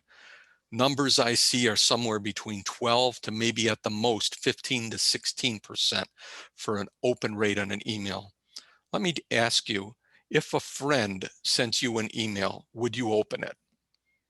Of course you would. I would say that open rate would probably be darn near 100%. So the relationship in your business with your customer is huge. I remember something a mentor of mine said, Dan Kennedy said, you need to be an invited guest, not an annoying pest. So when you're marketing to your customers, if you're sending them emails and text messages and you're viewed as an annoying pest, guess what? You're not going to get much of a return rate. So it's all about the relationships in this business. I want to share another strategy about getting to that second vehicle. Pre-book your next service. Now, right away, I know half of you on the that are joining us today are saying, Jerry, I've tried that and it doesn't work. A book that I read once, it was called Influence. Robert Cialdini is the author. It was called Influence. I would suggest you read that book. He cited a simple change in the way a dental practice booked their next appointment. Now, if you went to the dentist or you went to the doctor, most of them hand you a card and say, here's your next appointment, right? They write it down. Just that simple change of handing the customer the appointment card and having the customer fill it out increase that dental office show-up rate by 30%. What do we have today that could really knock that out of the park? We've got cell phones. What if you asked your customer to grab their cell phone and grab their calendar? I'd like to book your next service for you. Do you think they would show up if they actually put it on their calendar? You bet they would. So some of this takes a little bit of extra work, but again, we're just trying to get one more visit per year. Another thing we use is bounce back offers. There's a whole bunch on the screen there, but I often think about the department store Kohl's. If you've got a Kohl's in your area, what typically happens when you go to Kohl's? After you make your purchase, they always, on the receipt, they always have an offer for you to come back. I think they call it Kohl's Cash. There's a very short time window in that offer. They've got to bring it back within the next 10 days or something like that. But there's usually a chunk of change attached to it. There's some significant savings. So there's a lot of things here we use, and it's not just a coupon. Some of the things in the example, you can see a wooden nickel. You know, maybe some of your better customers, you give them a wooden nickel to invite them back. That little red monkey is a mirror hanger we use. We put a coupon on it as a little car care gift. A lot of different ways to try to invite your existing customers to come back and try to get to that second car. Let's move on to that next leg of trying to get more sales, and that's increasing the transaction size, better known as increasing your average ticket. Ask for add-on sales during the check-in process. And I always think, when I hear that, I always think about McDonald's. Would you like fries with that? In a little research that says McDonald's sells 9 million pounds of fries a day. That little phrase added trillions of dollars to their revenue. Are you asking for fries every day? Would you like us to change the wiper blades? While your car's in here, would you like us to rotate the tires? All of those things add up to those French fries in your business. The other thing I would say, look for companion sales. So maybe you're taking those tires off, ask for the wheel balance. Sometimes we may be doing, I don't know, we're replacing hoses on the vehicle and we're just refilling the cooling system rather than flush it. Look for those companion sales. Great ways to increase your average ticket. Sell more maintenance. Gosh, I told you the average car on the road is 12 years old. If I asked you how many miles does the average car that rolls in your shop have? You can type it in the chat now if you want. I know in my shop it's well over 100,000 miles. When do these vehicles need maintenance? About 100,000 miles. So make sure that you approach the maintenance. I want to make sure that you tell the whole story when it comes to maintenance too. A story I heard the other day, which was awesome, and I share it with my service advisor last week. What if you were going to a doctor and say you were going to the doctor's office and you've been visiting that same doctor for a number of years, and he only told you part of the story. He only told you maybe about, your arthritis or, your migraine headaches or whatever, what might be ailing you. But he never checked your blood pressure. He didn't maybe check to give you a blood test. He didn't do the things that can really make you live longer. And now you've maybe got some health problems. What would you be saying to that doctor? You mean I could have lived to be 90 years old and you didn't tell me? I know the average customer in my shop wants to keep their vehicle for over 200,000 miles. Why not help them do that? Sell more maintenance. And I know you do inspections, but I just wanted to say, but. So we all do digital vehicle inspections. And I would like to say, are you knocking it out of the park? Are you able to master them? A couple things I would like to say. When a customer brings in a vehicle for an inspection in your shop, why do they believe you're doing an inspection? Is it for your benefit or is it for their benefit? So informing the customer, and I'll give you a little script here in just a moment, why you're doing an inspection could be a huge difference maker in your average ticket when it comes to inspections. You may have heard this before, but we live it, the 300% rule. What's the 300% rule when it comes to digital inspections? 100% of the cars get inspected. So virtually every vehicle that comes in our shop, unless it was just in for service and they're bringing it back for the repairs, we do our best to inspect every vehicle. 100% of what we find gets estimated. So yes, it takes some time, but I want to estimate that. And I want to present 100% of that to the customer. I heard Aaron before talking about maybe not what I would say is I soft sell the maintenance. The customer brought the car in for brakes. I'm not going to overwhelm them with everything. But again, think of that doctor story. I do want to tell the whole story. So I want to present the whole thing.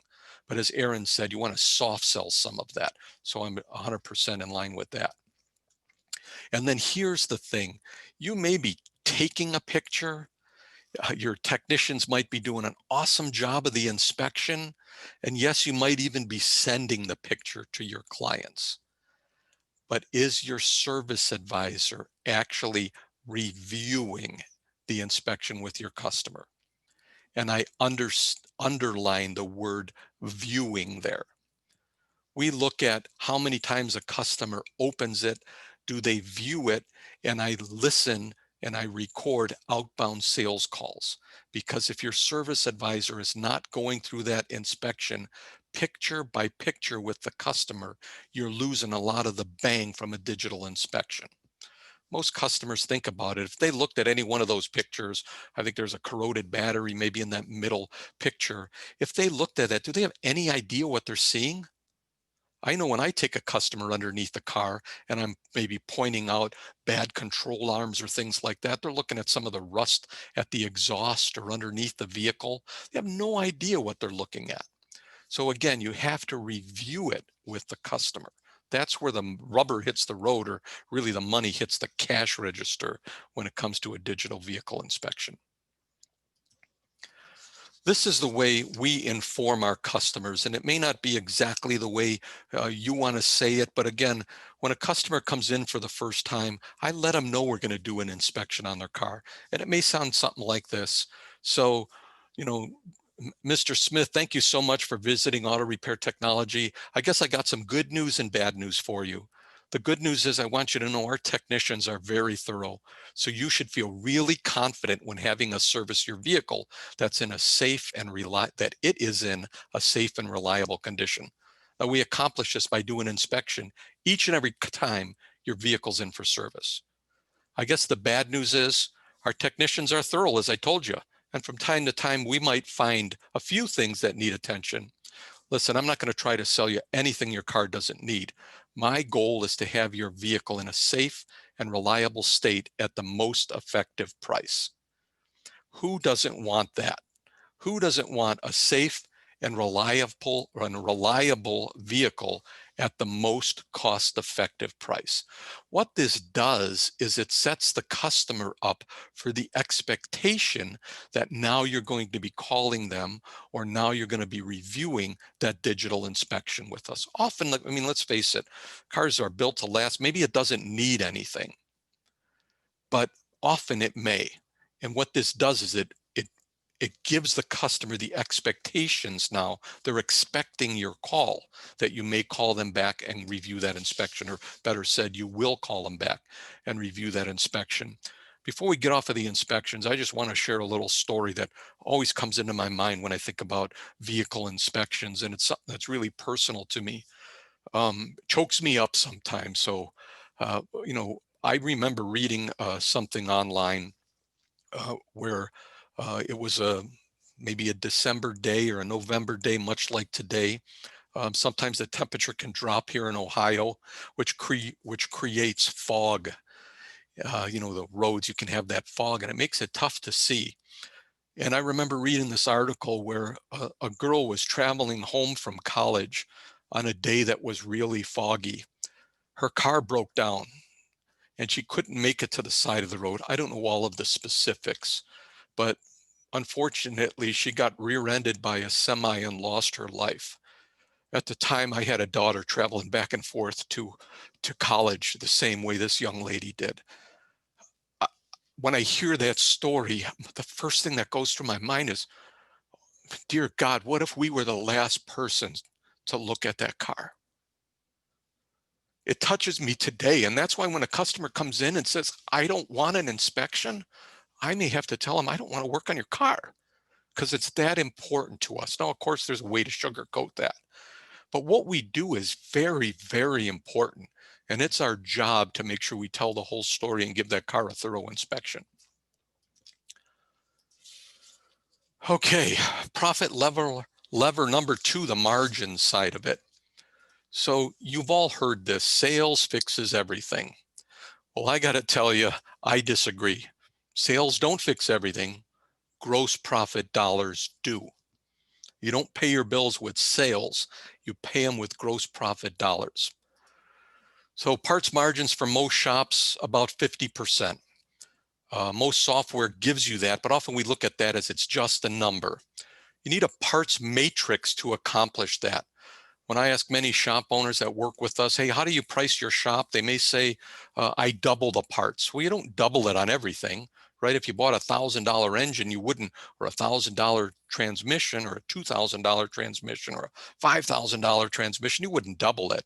So you need a parts matrix. This is just an example matrix, but obviously you can see the lower the part, the higher the multiplier. So I can buy that $2 bolt and sell it for $6. And then when I get up to that 500 and above, I may be only using a 35% multiplier.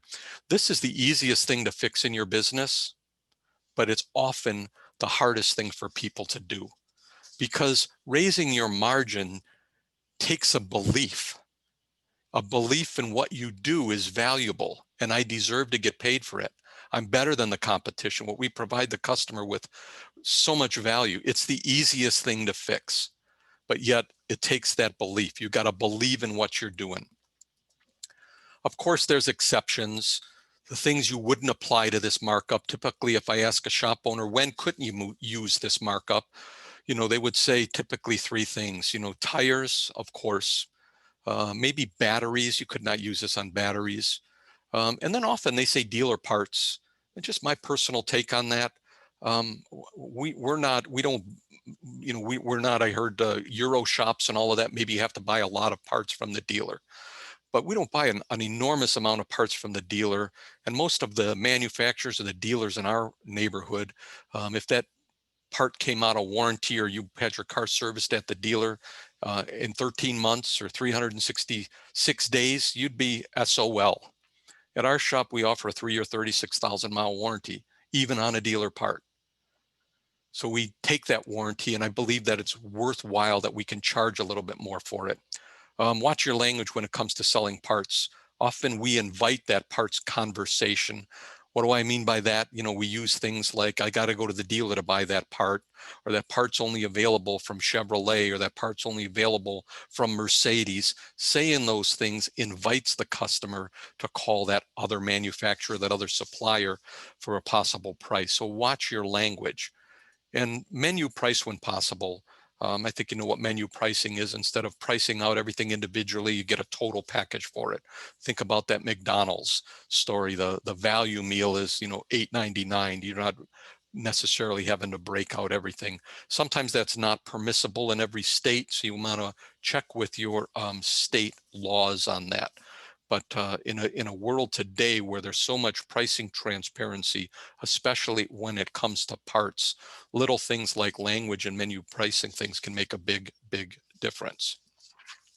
So let's move on to the second leg of that, margins. We really only sell two things in this business if you think about it. We sell parts and we sell labor. We talked about the parts side of it. Let's talk about the labor side of it for a moment. Labor costs are typically your largest direct cost. Labor margins, typically 65% for most shops, I think would be a great goal. One of the things I always look at when I pull my business summary or your management software report, or maybe you're looking at on your income statement at the end of the month provided by your accountant, I always look to try to make sure we're selling more labor than parts. Don't sell yourself short on that. Now, that's not, again, we're talking about most shops here, so that may not be right for everybody, but I like to look at selling more labor than parts. I think it's very important. And optimize your technician's productivity. Set a goal. You can't manage what you don't measure. So if your technician is available for work 40 hours a week, what is he actually billing? Often the time isn't the billable hours. It may be that he's not working on a car the majority of those times. In a word, the only way to fix this is actually you have to have a time clock sheet or have them punch in and punch out. And I know that's a pain in the butt, but you can't manage what you don't measure. A quick story about labor, and I know I'm running short on time here, so I'll try to move through a little quickly here, but a quick story about maybe labor and parts and all of that. So let me ask you a question. If you had $100 core or a part that was supposed to go back, maybe it was a defective part worth $100 and it was on your parts shelf and you wanted to make sure that the technician didn't throw that in the trash, and that parts came up missing. Somehow it ended up in the garbage. I bet you would be dumpster diving, or somebody in your business would be. You'd be looking through that garbage, digging for that part. Yet the same thing happens every day with labor. When we go in every day, assuming you're working an 8-hour day or a 10-hour day, each technician has 8 or 10 hours. Your service advisor has 8 or 10 hours to sell. That's what they produce. And if your labor rate's $100 for just even comparison, and your shop isn't productive, and you're losing that hour in a day, or worse yet, an hour every day, times every one of those technicians, you're losing a lot more than that $100 part. Yet often that goes unnoticed, that goes undetected. It's one of those quiet profit killers in a business.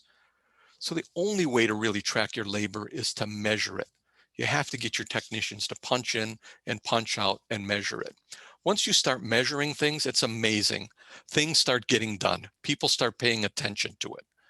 We can talk more about that later on the Q&A portion of the call if you'd like.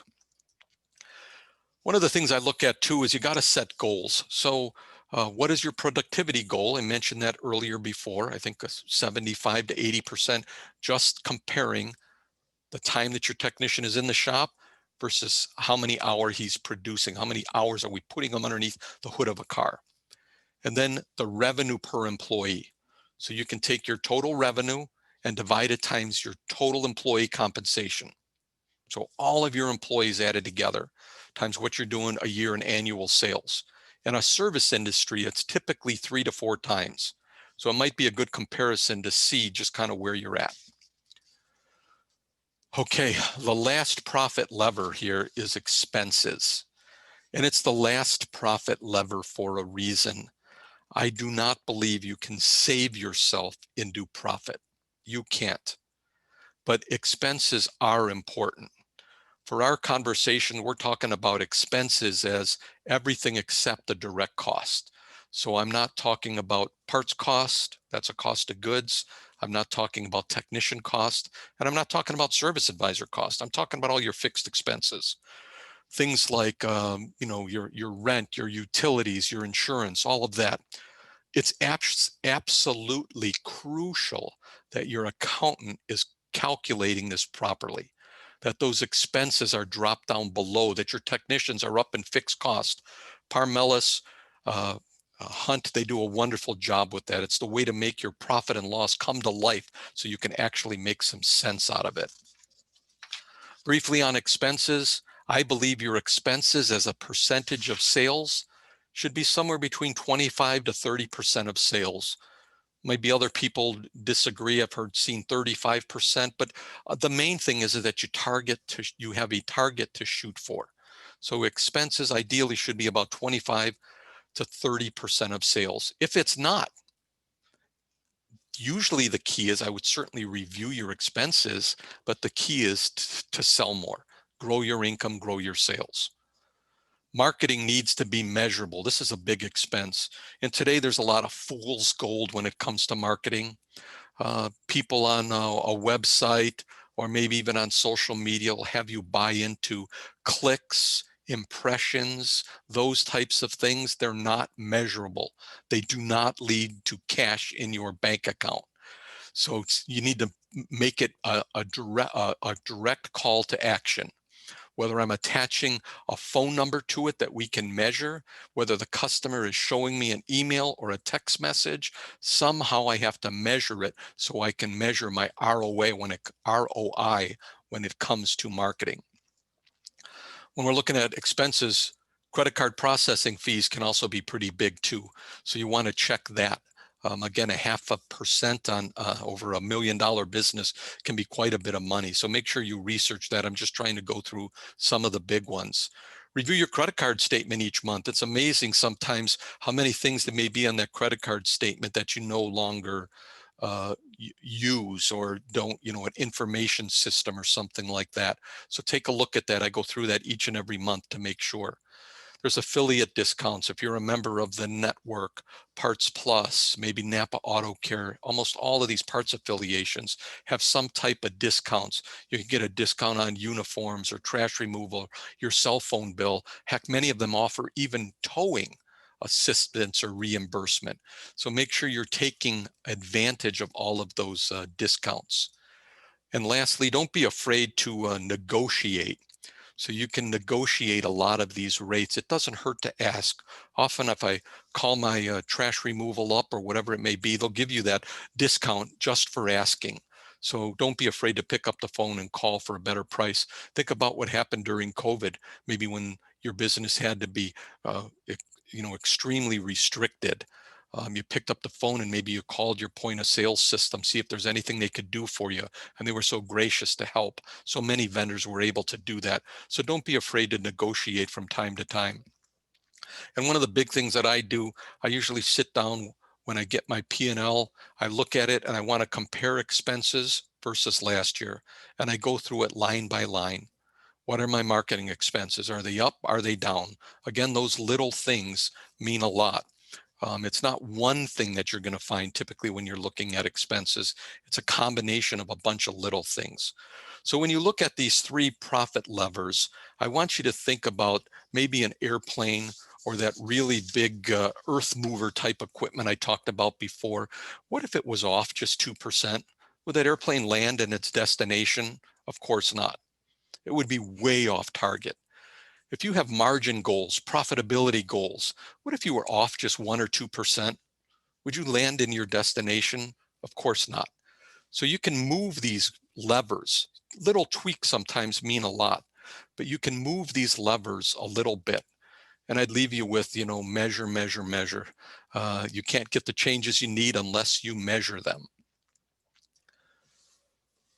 So Hunt, I don't know if you're on, but I'm ready. We can take any questions and answers. I'll go ahead and stop that share if I can. Leave that open real quick, Jerry, actually, All because we right. had one of the first things that we had a question about was the parts matrix. But yeah, I want to dive into one of the things that you said that, really hit home, that a lot of people don't get here is a lot of people take driving ARO and giving, a full digital vehicle inspection. A lot of people take offense to that because they're like, you know what, people are coming in here for oil change. I'm not going to throw this all in their face. They don't want to hear that. But this is not us selling anything. This is us communicating it, right? I love the examples of doctors and dentists' office, and I say this all the time, and I can't take credit for it. One of my clients actually told me this, Travis Troy, who does an incredible job on ARO. He says, if you go to a doctor and you've been smoking your entire life, is he going to say, hey, Jerry, you know what? I'm just not even going to bring it up. No, every single time you go to the doctor, he's going to say, Jerry, you need to stop smoking. You're going to kill yourself. Right. And so this is the same exact thing with a car. Hey, you know what? If you got stuff that's deferred maintenance, I'm not saying that we got to, chalk this up and say, hey, this is something that you need to do right now. We need to prioritize this stuff. But these are safety issues, right? These people are going to be out there with my family. These people are going to be out there with their own family in it. A lot of people are completely ignorant when it comes to their vehicle and maintenance and stuff like that. And so if it's not making a noise, if it's not rattling and shaking, most people in the world today are not going to know anything's wrong. And so that's where our job is, to be the eyes and ears, to give it a checkup. But let's see here. So Jerry's got two questions here. Now, Jerry, was that parts matrix slide that you have on there, is that pretty close to what you'd like to see? Because he was wondering if you could show that again. I didn't know if that was just It's I guess one of the questions I always think about when we're talking about pricing. I gotta have the cover your butt statement, right? As an independent business owner, you're free to price your business, your prices wherever you want. I know when I look, one of the benefits we offer a member when they first come in our fold is I look at their numbers. I review their financial statements, much like I'm sure you do, Hunt, and your team there. And I'm sure you would agree with me, the biggest problem sometimes is their margins are really bad, and they could make those tweaks really easy with how hard is it to put a parts matrix in your software? It's done like in 30 seconds. Getting more customers, it takes a long time. It takes a big investment. But that parts matrix is the hardest thing sometimes to do. People just don't believe in their prices. So that parts matrix, and let me see if I can get back to it real briefly. It's an example parts matrix. I think it's pretty good. Yeah, I looked at it, and it looks like to be pretty in line. Everyone's a little bit differently, and there's tweaks and stuff like that. But a lot of this too is just like everything in the world. It's not something that you need to take literal, like where, hey, you can only be at 3.35 at the high end. You've probably seen this too. I have some guys that get 5 times, right, for anything under $10. You can get pretty aggressive on this stuff down below, and you got to know your market. Once you start getting towards the bottom of this parts matrix, that's where you got to really be careful. A fine tweak in a percentage is going to be a monstrous tweaks in dollars and cents. So sometimes people get lost in this and they say, well, hey, I'm just going to increase all of these by 3%. That 3% change up top is going to be 15 cents. That 3% change at the bottom is going to be $35, $40. So be very careful with it, tweak it. Jerry, I think that probably answers your question. If you don't have a parts matrix out there, this is probably a good place to start, and also talk to other business owners. A lot of times I'll leverage people and say, hey, you know what? Jerry does great at his parts matrix. I have a client who stinks. Why don't we just use Jerry's, right? We don't need to reinvent the wheel. Yeah, absolutely. The beauty of the parts matrix is you set it and forget it, right? It's in there. It marks it up. And then the last thing on parts matrix is let the parts matrix do its job, right? I see so many people that override anything. Like, we have a parts matrix, but they only use it for 20% of the time because everything gets overridden, right? Yeah. Make it so the parts matrix works 95, 98% of the time. And there is little situations, but stick to it. That way we have repeatable processes and it works. When I went to school, I went to a Catholic school, and this was way back when, but one of the nuns had a ruler. Just like this one. And every time they did something wrong, or every time I did something wrong, and I did a lot of things wrong, she'd usually whack me over the head with this, or worse yet, she'd hit me right over the knuckles with it.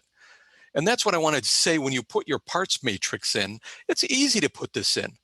but then I want to smack you right over the knuckles when you go ahead and you override it, just like you said, Hunt. It's crazy. Just let it do it. Just let it do it, and what about labor matrix? I know some management softwares out there don't do a labor matrix, right? Some of them can get pretty complicated. I mean, the general idea on a labor matrix, if that's what you're asking here, James, general idea on a labor matrix is just like this for the parts. We're going to make more money, when some of these hours are small, and then when the hours are big, we're not going to be able to mark it up as much.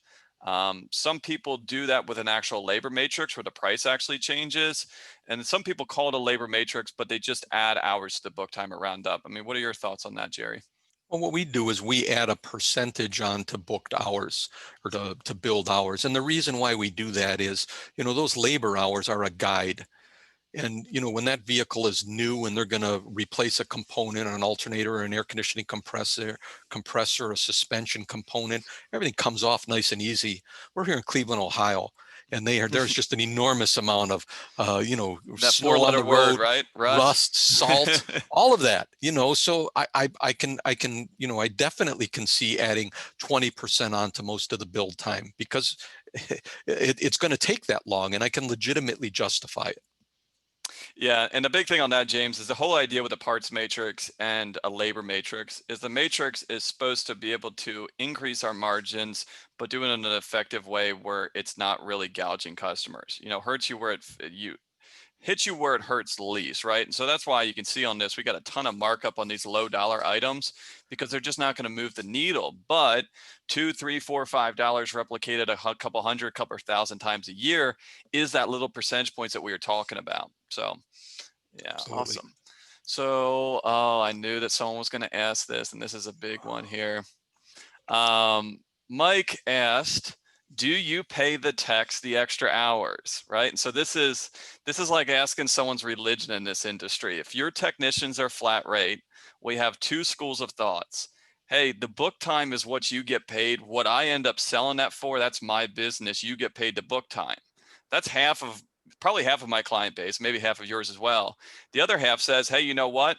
If the book calls for an hour, I sold it for an hour and 20 minutes, you get an hour and 20 minutes. What are your thoughts on that, Jerry? Well, I think like anything, the way you pay your employees, it's a personal choice, and a lot of it depends on your employees, a relationship with them, etc. But I can only speak for what we do and what I would recommend. So typically, my technicians are the ones that are at least looking up the initial book time.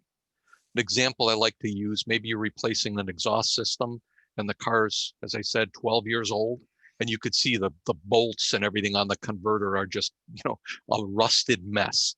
Well, the labor guide may show a half hour. He's going to say, I need an hour and a half to do that because it's going to take me a lot of extra work. I may have to weld in a pipe, etc.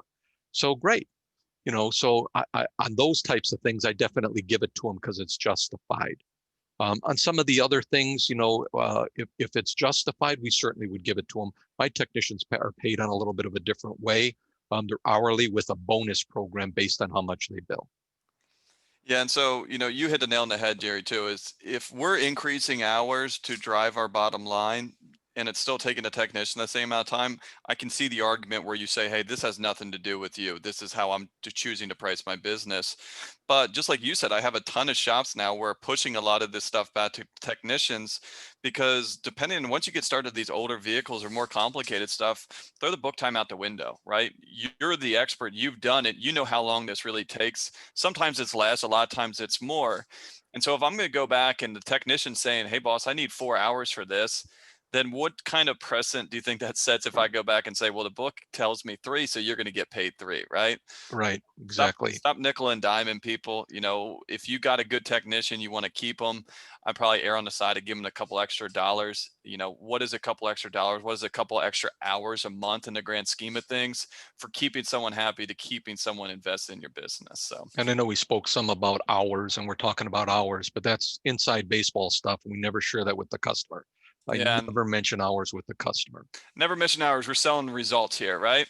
That's it. And that's what we going back to dentists. Dentists are very good at this. I mean, dentists do digital inspections, right? We go in every couple of years, they do an x-ray of you to make sure to see what they can do. They obviously care that we're going to keep our teeth, but they're looking for more work, right?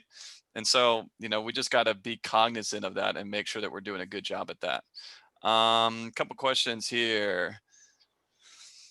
Chris, that is a good employee retention tool for Text Hunt as well as a recruiting tool. Let them have it. Yeah.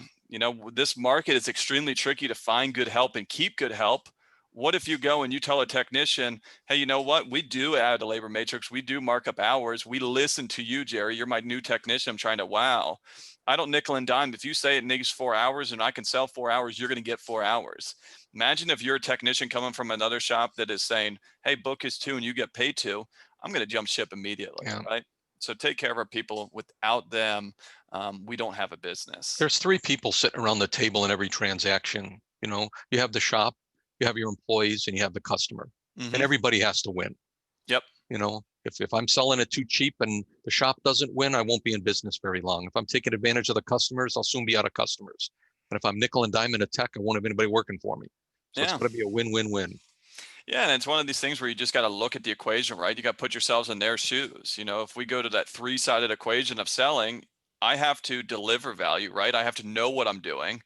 I have to believe that there's value behind what I'm selling. And then the third one is the customer has to see the value as well. And I know personally that triangle for most shop owners, the hardest part of that is the shop owner itself believing that they are worth that money. The customers are willing to pay this. You guys are delivering good work. Just stand behind and get paid what you deserve, right? This is a specialized industry. It's getting more complicated by the day.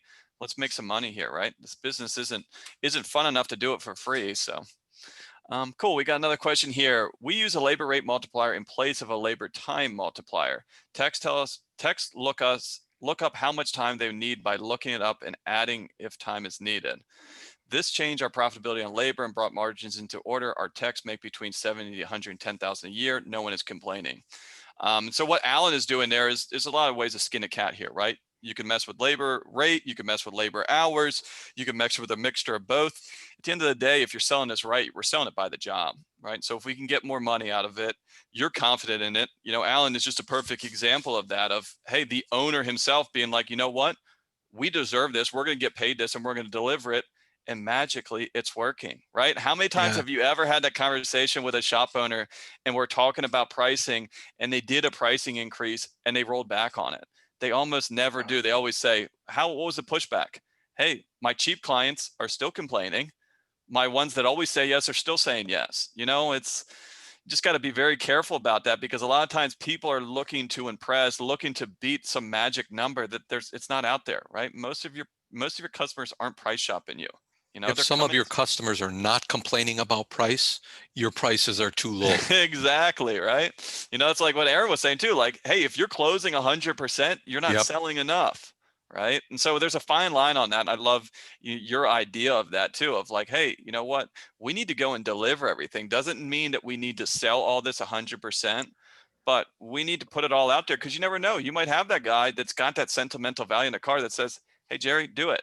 Here's I would like to say, tell the truth, right? That's what it is. And I want to tell the whole story. I think everybody could relate to this story. Often a customer may come in and every time they bring their car in, you tell them a little bit more of the story. Well, what are they saying? I'm going to quit going there. Every time I bring my car in, they're trying to sell me another $1,000. I'd better let them know right up front, the car needs $3,000. Now, it doesn't need it all right now, but this is what it looks like if you want to get that vehicle to 200,000 miles. And tell the whole story. Don't give them little bits of information. Yeah, there we go. Good question. Don't sell with your wallet. Exactly right. We're delivering the story here. And the idea behind it is, I didn't buy that car, I didn't drive that car, and I didn't break it. Right. So there's no guilt there. I didn't do any of this stuff, unless your technician really did break something. Then we might have a little guilt there. But the good news for the customers, we can fix that. Right. So what's done is done. Here's what it needs, and here's how we get there. And hey, if you are saying, you know what, I just need to get this on the road and I'm going to trade it in a month, then hey, you know what, that's a conversation I need to have, because it'll help me, give you a better result. So awesome. One other thing that I had on here, we got a little bit more time. This will probably be our last question, unless someone else. Let's say a question here from Rhonda, or a comment. To your earlier point, at the dentist, they call it work that needs to be done in phases. Exactly right, right? Dentists are very good at this. They're not going to say, hey, you know what, Jerry, you got 8 cavities. Come on in. We're going to make your face numb for a week and get rid of it. They're going to say, Jerry, this needs to be done now, because you're probably in a lot of pain. Yes, I am. I need to do that. But did you know you're about to be in pain with this molar and this incisor too? So we're going to fix that up. Great point there, Rhonda. My mouth hurts just thinking about it. I know, everyone, but it's similar. A lot of people don't like to go to a mechanic because they don't want to hear this stuff. People hate going to the dentist too. So one question that I hear a lot about doing good digital vehicle inspections, right? You touched on that, and I hear this all the time. Do not do digital vehicle inspections or vehicle inspections if you're going to do a poor job. You're wasting your time, right? If you're going to do these inspections, do a good job and you'll get the results. But two things on that, Jerry, and we'll leave everyone with this. How long should I be spending on a digital vehicle inspection or inspection in general if I'm doing it by hand? And are we paying our technicians for that? Well, I can just tell you my school of thought. And again, there's no one rule that applies to all. I track digital inspections very closely. And I can tell you that my technicians who do the best digital inspections make the most money. I can almost put a dollar amount to every picture. Sometimes when I'm doing a sales training class, I show a presentation where we actually did that. And the more pictures, like if you took two photos on a car, the average ticket was under $100. If you took 15 photos of a car, it was $1,200. And good pictures. And good pictures. So I don't pay my technicians. Again, they're basically paid hourly with a commission, but I don't pay my technicians really to do the inspections.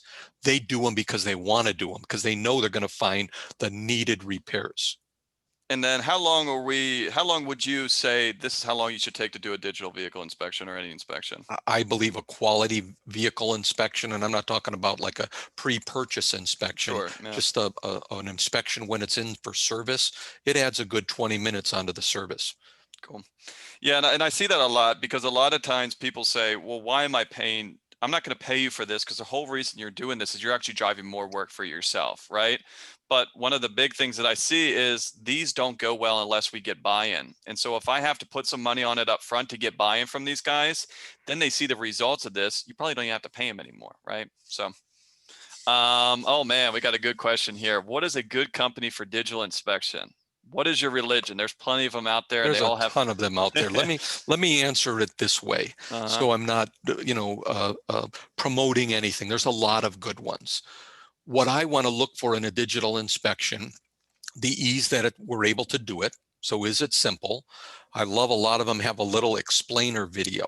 So if you're trying to sell a transmission flush, you can click on it, a little video plays for the customer and it tells them why it's so important.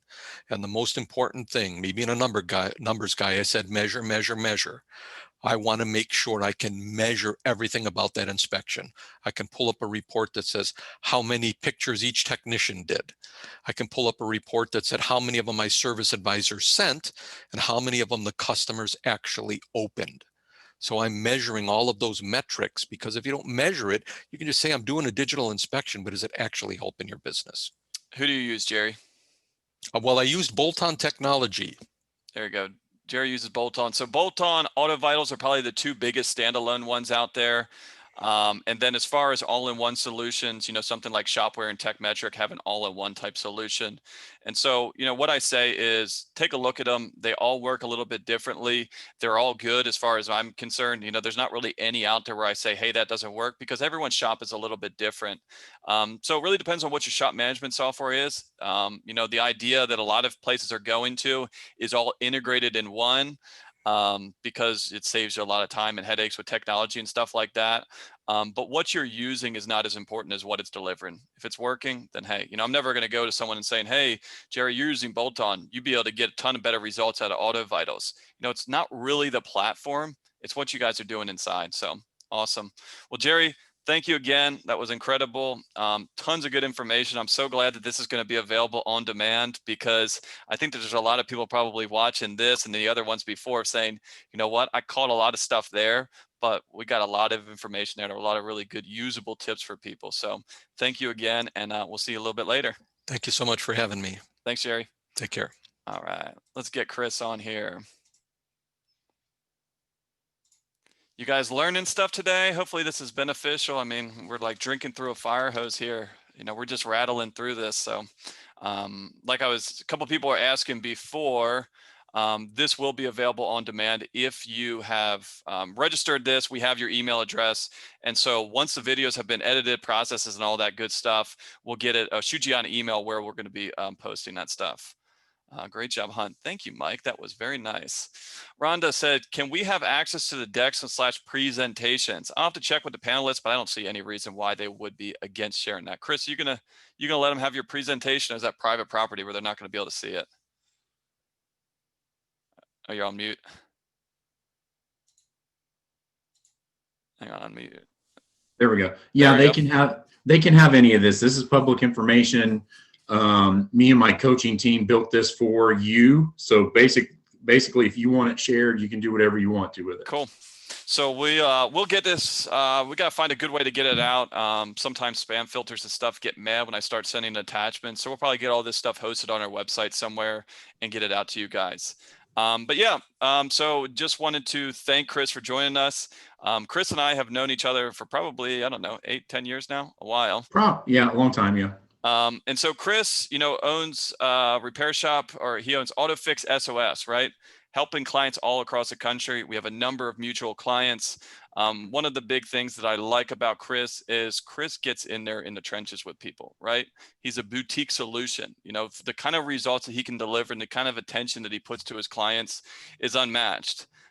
Chris is obviously from this world. He owned, several shops before this, so he knows this stuff. He's in this industry. He knows kind of pains that shops are going through and is actively out there trying to help people better themselves, better their business, and understand more about their business, so that they can drive this and have a successful business for them and their future. But that's enough about me. That's enough about you. Let's get into it, Chris. Awesome. Sounds good. Are you? Can you guys see my screen? You should be. Did you share it yet? I'm trying to here. Gotta love technology. It makes our life so much easier. Right, when it works, it works. Hang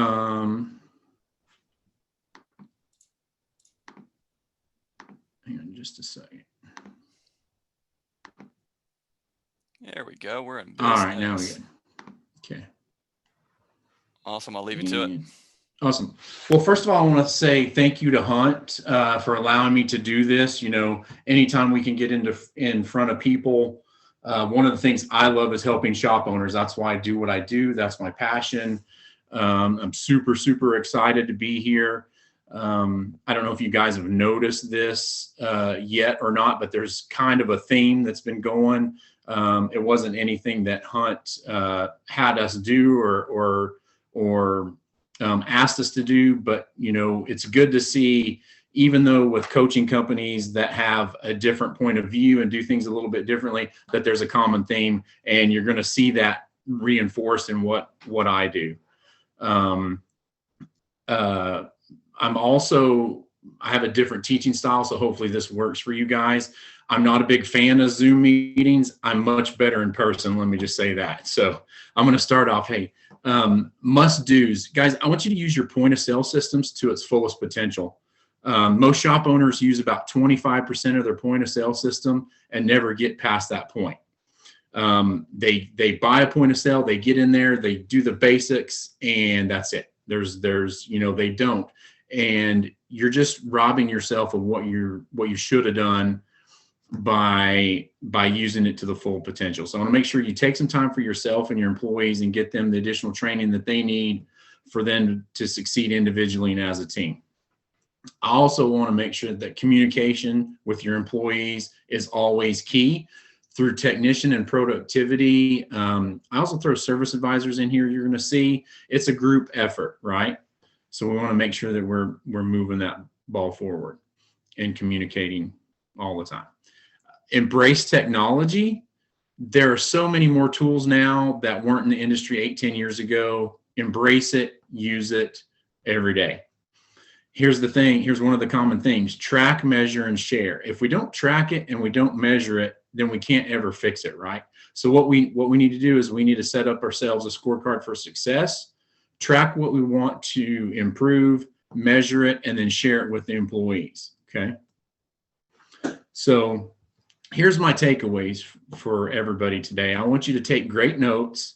One of the things that I do when somebody's doing a presentation, rather than taking notes, is I do screenshots. So if you're good at it, I'll try to stay on each slide long enough so you can take a screenshot. We're going to be talking about some formulas and some things in here. You can write it down if you want to, but take the screenshots. That way you've got it. And then, of course, if and when Hunt shares the presentations, you'll have it that way as well. So outside of the screenshots, I want you guys to implement 3 things that I'm going to talk about today.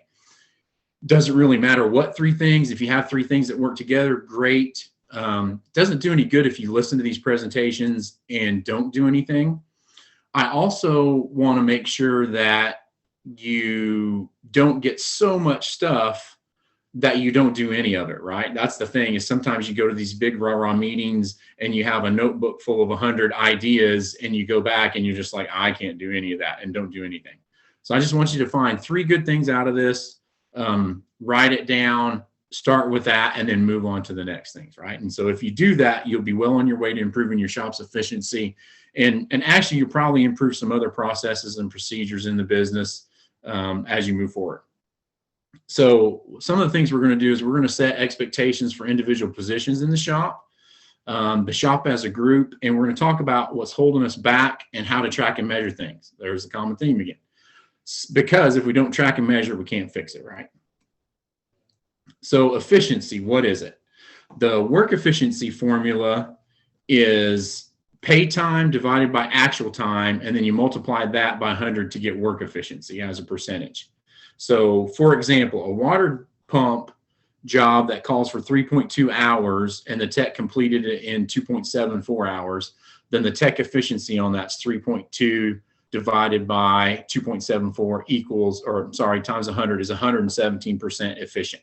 So I would say anytime you're over that 100% number, that's awesome. Keep it up. We want to encourage that. And so here's the other thing is, you know, especially with the world the way it is today, you got to be kind of a cheerleader for everybody as they move about their day. Because what we're seeing as a company right now is employees are having a lot of issues, and those issues get dumped on your employee, and your employee has no outlet for that. So sometimes you even have to be the outlet for that and take that burden off their shoulders. So what are the benchmarks for efficiency by position? So let's start with service advisors, right? Because they're part of the team. A lot of times we talk about technician productivity, efficiency, but if the service advisor isn't supporting them correctly, then it's probably not ever going to happen. So kind of what I like to see is a service advisor should be able to handle about 35 to 45 cars per week efficiently.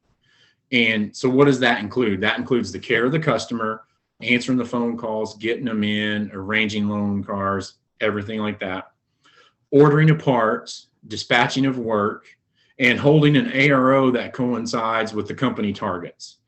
We have different formulas to figure out what your ARO should be, but we have to make sure that the service advisor can do all that and handle those things, right? If he can't handle his job, how is he going to be efficient and productive with everybody in the shop? I'm not a big fan of parts people specifically and shop foreman in the business. I want the service advisor dispatching all the work. They're the one that forward faces out to the customer. And I want to make sure that they're the ones that are driving our targets. They're the ones who promise the car to be done at a certain time, everything else. So once we get past the car count target for one service advisor, we needed to decide if we need an assistant or another service advisor. We could get somebody and grow them into a service advisor. If we just need somebody to start out answering the phone, doing appointments, scheduling loaner cars and things like that, then we can do that and then teach them the rest of our processes and procedures moving forward. So what are the benchmarks for efficiency by position? So for a tech, this is a guy or a person, shouldn't say guy, that does most, if not all of your drivability testing, advanced level scope, pressure transducer testing, intermittent failure testing, engine or drivetrain repair, electrical issues.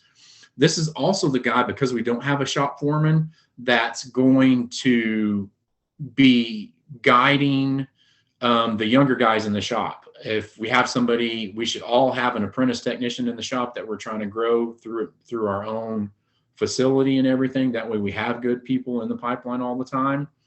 So one of the things as well is we have to make sure that we account for him helping other people out, and we have to account for that person time-wise through a pay plan that works for the team. Okay, so our goal for this person is for him to be 80 to 100% efficient. Obviously, more is always better if you can get it. I would say at a minimum 80. So the B technician is your line, guys, right? So, you know, this B technician should be goal oriented to 120 to 140% efficient. He's the guy that comes in, knocks it out all day, every day, asks for more. Most of these people are money oriented. So again, for the pay plan. So the B technician, what kind of work is he going to be doing? Obviously producing. So he's going to be doing light testing, because this is also a person that we would like to grow into our diagnostic tech at someday, if that person should retire, or if we grow our car count big enough to where we need another person, something like that. So light testing, evat, misfire, etc., maintenance services, steering suspension specialist, some lube oil services overflow from GS techs, but not too much, timing belts, water pumps, etc., those types of jobs, alternators, things that he can really knock out and keep moving. So then we've got the C tech or the GS tech. This person is oil changes, digital inspections. Actually, that should be on all categories. Everybody should be doing digital inspections, tires, fluid maintenance. Also assist the A and B tech as needed. And this is also the apprentice tech position. This is the future of your business. Look at your C tech and GS tech. If you can't see that person being a B technician and an A technician in your company, you need to fire them right now and hire somebody that you can put through the process and grow that person on forward, right? Goal for this person's 50 to 75% efficient. Again, more is always better. If you can get more, get it. One of the reasons why we lose people is because we hire people in at this position and there's no path forward for them, right? So 2 years later, they're still changing oil, they're still doing tires. You've never let them replace a battery or hang an alternator, or they've never helped with a water pump or anything like that.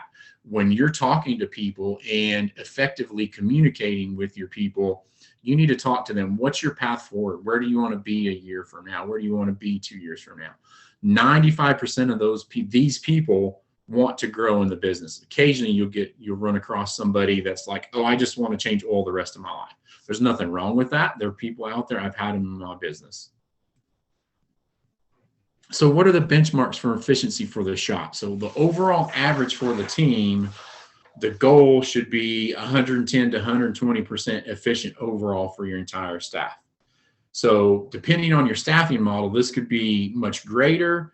You know, you have to look and see what works for your shop, right? So if you have one A tech, two B techs, one GS, you should be approaching 100 to 120%, even 140% efficiency. And we're going to talk about efficiency versus productivity here in a minute, but also we should be shooting for 100% productivity as well, right? And again, these are numbers that I'm putting out there. More is always better. So these are targets, these are goals. So how do we track efficiency? Okay, using our technology. So, you know, one of the first things I would tell you is using your tablets through your point of sale system is going to be your preferred method for tracking efficiency and productivity. So if at all possible, use your tablets. Again, we also have to train our people on the technology, make sure they're using it correctly. Have them clock into the job on the tablet when they start the job and clock out when they're finished, right? So you can clock into multiple jobs on the same vehicle if you're working on multiple items. The positive to that is it spreads your total time across all the labor lines, right? So if you can actively work on 4 or 5 different things, if you can do 2 fluid services at the same time and replace a water pump, whatever you can do, then obviously that's what we want to do that. And we want to make sure that our technicians are doing that as well. Sometimes they think they are, and they're really not, when you have to be, watching them and seeing where they're looked at. So what if book time on an intake gasket is 2.4 hours, but it consistently takes 3.1? So again, if we're tracking efficiency, and if we're talking and being efficient with our communication as well, we need to talk to the technicians and everybody else in the shop and have feedback from the technicians that says, hey, I'm pretty good, but I've done this job 8 times, and every 8 times, or every individual time I've done that, it's taken me 3.1 hours instead of 2.4. I need the 3.1 hours. Then we should be like, yes, sir, let's go get it, and then do it that way. Again,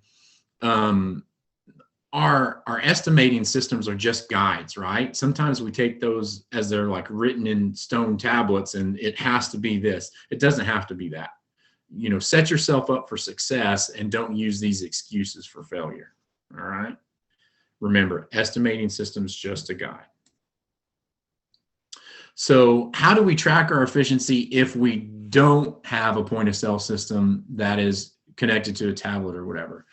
So, we had our shop before we had all these nice gadgets and gadgets with the tracking and tablets and everything else. So we used a stopwatch and or a time clock. So if you don't have a time clock and don't want to buy one, this is kind of like your last resort option, right? So either on your smartphone, if you got one, and everybody does now these days, just have them use their clock, and then the clock's a stopwatch.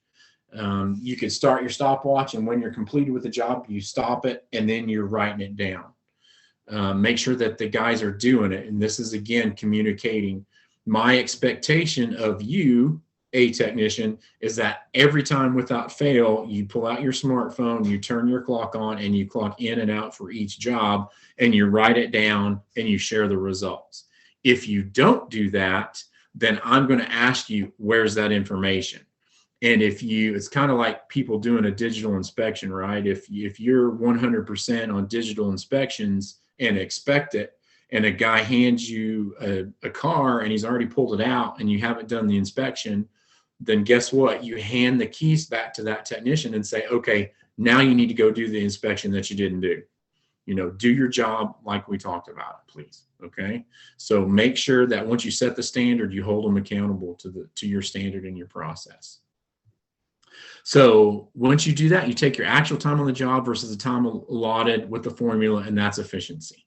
So again, here we go back to tracking. Make tracking a priority. Hold all parties accountable to the process that you agree to, and make everyone a part of the process, and in turn, make everyone a part of the team and the success, right? That's the end goal. So a lot of time when I'm coaching one-on-one, I've got almost 17,000 hours of individual coaching time with clients at this point. And sometimes we'll have a conversation. I think it's a great phone conversation.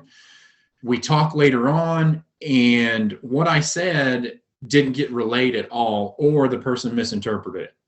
So you have to make sure that when you have verbal communication, follow it up with something that is written down, and try to limit verbal communication. I don't want everybody walking around like robots, but I want people communicating, but also communicating with the written word, typed onto the tablet, everything else. That's another thing. You have to make sure that when you hire technicians and hire service advisors, have to make sure that they can communicate effectively through the written word. I hired a technician one time. I didn't catch it. I don't know why, but he filled out an application, or he came, I remember it like it was yesterday. He came in, asked for application, went outside, came back in 30 minutes later, handed it in, had a resume, was a great interview. We hired him in. He couldn't read or write. He took it out to the car. His wife filled it out. And now I've got a guy that can't read or write. He was really, really good. But communication was terrible. And so at every step of the process, we want to eliminate misunderstanding, and we want to make sure that what is said is what is heard, or better yet, what is read is understood. right? So sometimes when I'm having a coaching call, I'll say to somebody, I'm like, okay, this is what you said, and this is what I heard. Is that really what you said? And feel free to correct me if I'm wrong. So have people, if you're going to rely on verbal communication, have them repeat things back to you. And then you do the same thing. A lot of times when we do recorded phone calls, we're listening to a phone call and the service advisor will answer that call, and the person's talking about body damage and everything like that. And then the service advisor is like, okay, I'll get you a quote for that, blah, blah, blah, blah, blah, blah, blah. 5 minutes into the 5 minutes into the conversation, the person says, okay, well, I want to go ahead and replace that fender. And then the service advisor is like, oh, we don't do body work. Got to make sure that you listen and understand. Slow down.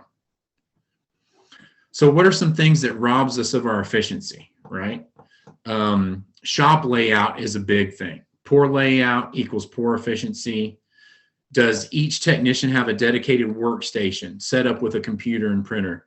Everybody in the shop, even the GS, should have their own workstation with either a tablet or a computer and a way to get what they need. The fewer steps they take and the more time they spend in their work area, the more productivity and efficiency will go up.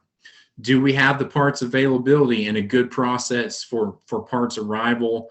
And do we have the in-stock items that we need to move things along? Does each technician have their own part shelf for receiving parts? So one of the things I mean by that is like every bay should be numbered and every technician should have a part shelf, in my mind, at that bay. So when you're ordering parts and you're on the PO line, you can go in there and put your PO number and go, please deliver to bay 5. That part gets delivered to bay 5. The technician stops, verifies, and makes sure that he has everything he needs, him or her needs, and it goes on the shelf and is ready for them when they need it. The other thing, and then so we also do that with returns. We'll have a section for returns with cores and parts and things like that at their station. That way they don't have to walk back and forth. If we can save those guys 2,000 steps a day, then let's save them 2,000 steps a day. The other thing is I want you to stand back and watch your technicians work. A lot of times as shop owners, we are in the weeds with them. We're in the thick of things. We're right there with them. And because you're in it with them, you don't see the big picture. So you have to pull yourself out to the 1,000, 5,000, 10,000 foot view and really observe and see what's going on. So you can observe and improve. You can do that either in person real time, or you can do it by your camera systems. And the last thing I want you guys to do is to sit in your office and watch your cameras all day, or go on a vacation to Hawaii and be on the phone all the time watching them. That's not what I'm talking about. I'm talking about if you have a technician that's having issues with productivity and efficiency, you either sit in the shop and watch, or you sit and watch them on camera. What is this guy really doing? It'll tune you into too much phone time, too many breaks. Some of the times these guys will be clocked in on jobs, but they're off talking to everybody else in the shop. I was talking with a client the other day, and he had kind of their maintenance guy that does cleanup and other stuff. He was working on a project and it was like a little bit mechanical. Next thing you know, 3 of the technicians are over there staring over his shoulder, telling him how to do it. Those are things that we need to look out for and kind of cut off at the knees. So one of the other things is a lack of policy and procedure. So you can have as many or as few policies and procedures that you want, but there probably is a minimum number of policies and procedures that you have. Each shop's differently. So before I talk about this just a little bit and show you an example, whenever you hire somebody in, that person should get an employee handbook that they read and they look at. They should also either get a separate training manual and or a separate policy and procedure manual, or if you want it, you can have both of them together. That way, if we're bringing in a GS tech or a C technician, they can look in there, they can see, okay, this is what I'm doing week 1, and then have their mentor, because yes, we need to assign a mentor to everybody in the shop when they come in new. We're going to check that training plan off, and we're going to have them look at the policies and procedures. That way there's no question in anybody's mind what they should have done in that circumstance, right? That's why we do that. We do it to create cohesiveness. We do it to create, in some circumstances, comradeship, in a sense, a team. So one of the ones I like, and that I like to share, because this is a good example, right? So lack of policy and procedure test drive route. So we need to have a short route, an intermediate route, and a long route. So each route's to be driven with all employees, and employees are to know and understand which route is used for what repair, et cetera. So we're going to have it written, we're going to talk about it, and the mentor's going to take this person on the route and say, hey, if you do this, you're going to do this route. If you do this, you're going to do this route. So the short is an initial test drive, intermediate would be a final test drive on most repairs, and the long one would be a final test drive or testing drive to get all the diagnostic monitors set, any computer systems, tire lights, anything else like that, right? Any major drivetrain component replacement. Not too long ago, I had a client that, if I get this correct, I think they did a repair and somehow got power steering fluid in the transmission. Customer picked it up, drove it, didn't make it 5 miles, and catastrophic, right? So had a bad experience. If we would have done that, we would have found that out and could have headed that off. It's a terrible situation all around, but if we would have followed our policies and procedures, then we should have been able to get that, to mitigate that issue, right?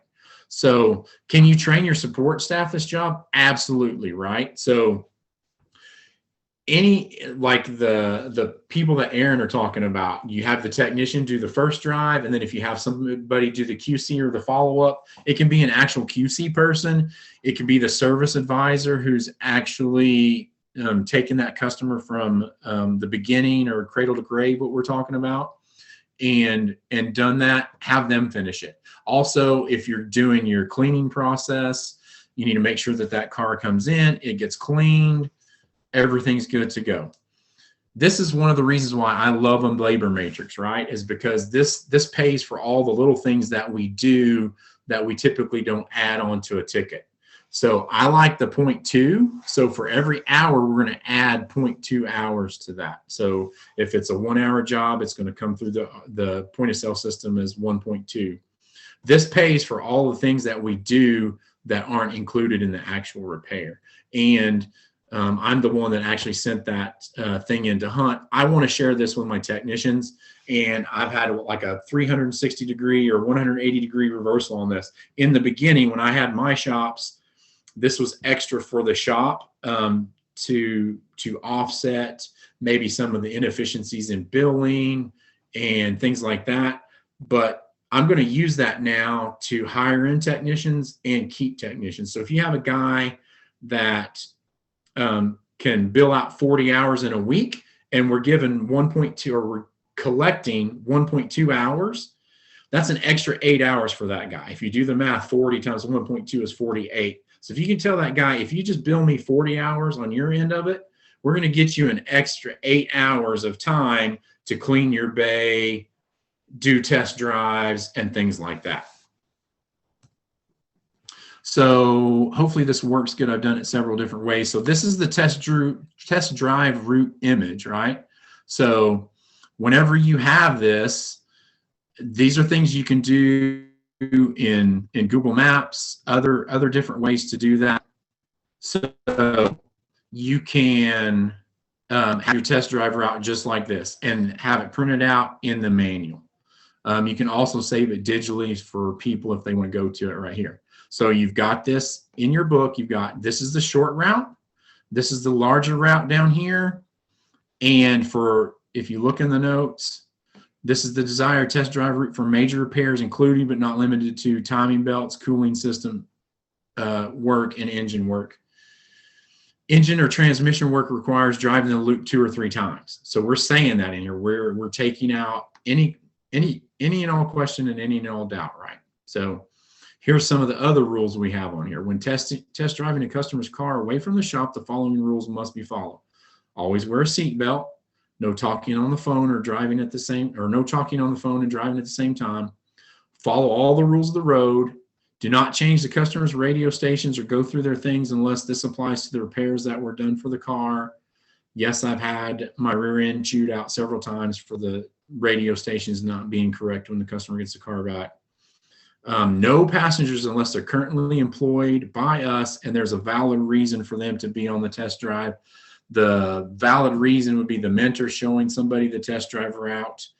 Had a couple of instances. I can think of one where a customer had a complaint of air conditioning noise, and one of my technicians drove around for 10 miles with me at the very, very back of the van listening for this noise that turned out to be on a TSB. But anyway, no going to run personal errands. I've got that phone call too. From a lady, why am I sitting next to my car at Sonic with one of your technicians in there? That's not a phone call you want to get. And of course, no eating or drinking in the customer's car. So continuing on this, what robs us of our efficiency, the work environment. Is your shop dirty? And this goes to kind of what Aaron was talking about earlier. A dirty shop equals poor efficiency and increases probability of an accident. So that's one of the other things we don't want to do, is we don't want to have a slip and fall, something like that, have to go through workers' comp, have an issue or an injury. Make sure you clean your work area after every job, and at the end of every day, that's where that extra 0.2 comes in, guys. That way we don't have to fight people over getting things clean. They should have plenty of time built into there. Deep clean the entire shop every month or every 6 months. I love it when the shop's busy, but if you're riding that thing hard for a long time, and at some point it's either good to come in on a weekend and just do a deep clean, or pay somebody else to do it, or just kind of stop and do it. Take a look around, look at your cameras. This is one of the things that you can do by looking at your cameras. Watch how people walk around your shop. What areas need to be clear? Do we need to come up with a completely different path? Do we need to move a toolbox or a bench somewhere so that somebody can save themselves their steps? Pressure wash walls, jacks, lifts, machines, everything like that. So culture, you know, a lot of times we have these issues where we have internal strife and people are just mad at each other and can't get along. We have to be asking our employees at least weekly, hey, and this is not out in front of everybody else. You got to pull them aside and be like, hey, how are things at home? What's going on? What can I do to make your life better at this point? How can I have a positive impact on your life? I was on the phone call with a client yesterday, and the owner had a blow up with the shop foreman, and they were like at each other. Cups were thrown, which had never happened before, but it happened now. And the more the owner talked to the employee and asked about what's wrong with your, you have this attitude, what's going on? What, tell me. And he had to ask this person like 12 times, what's going on? And finally the person just kind of broke down a little bit and cried and was like, hey, I'm on a medication for back pain. They keep messing up my medication and I'm just out of my mind. These are things that we need to know about employees, right, guys? Okay. Is your culture broken? No motivation, walking on eggshells, cancerous employee. I had a technician one day, came up to me, was the best technician, hands down, I ever had. He's like, I'm quitting. And I'm like, hang on, come here, let's go talk about it. I go, what's going on? And he's like, I go, are you leaving? You going to another job? He's like, no. He goes, I hate Mike. I can't take Mike anymore. And if I stay, we're going to get in a fight. And so I asked him, I go, what's going on with Mike? And he goes, every time he cleans his bay, he takes his trash and sweeps it into mine and just leaves it there. And apparently had been doing it for months and months and months. I never caught it, never noticed it. Nobody ever said anything about it. But I almost lost the best technician I ever had because of another employee's bad attitude and looking down on other people. And feeding into culture, bad pay plan that doesn't set the team up for success, right?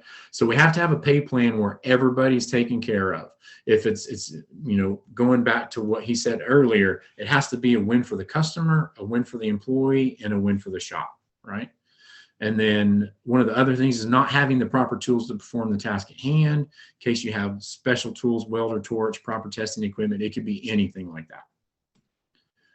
So productivity, what is it and how is it different from efficiency? So productivity is measured by how many hours you produced versus how many hours you were actually present, okay? So if you worked 40 hours and were able to bill 60 hours, how productive were you? You were 150% productive. And I think that's awesome. So the math on that is 60 divided by 40 times 100 is 150%. So can you be 150% efficient, but only 75% productive? The answer is actually yes. And so how does that happen? So it can be lag time between jobs, waiting on tickets, waiting for parts, cleaning up their bays, et cetera, et cetera. So if a technician performs 30 hours worth of work in only 20 hours, he's 150% efficient. But if that technician's always waiting for tickets to get delivered, parts, the tech has a ton of time in between, so he or she could only be able to achieve 75% productivity. So let's do a little bit of math on that. So if you have a tech that's at work for 40 hours and he's actually there for 40 and he has 30 pay hours, then the 30 pay hours divided by 30 actual hours is 100% efficient. But if he has 30 pay hours and he worked 40 hours, then he's only 75% productive. So if you're sitting out there and can take a screenshot of that, boom, hammer that out real quick. So does your current pay plan reward the tech for being efficient, or does it penalize you for their inability to be productive?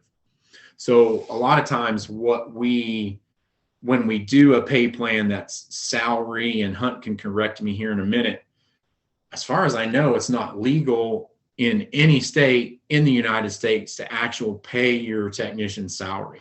Those people have to be clocked in, and you have to be accounting for their time in one way or another. Also to protect yourself. Now you can do flat rate and other stuff. You can pay them hourly, but you can't pay them a salary. Okay.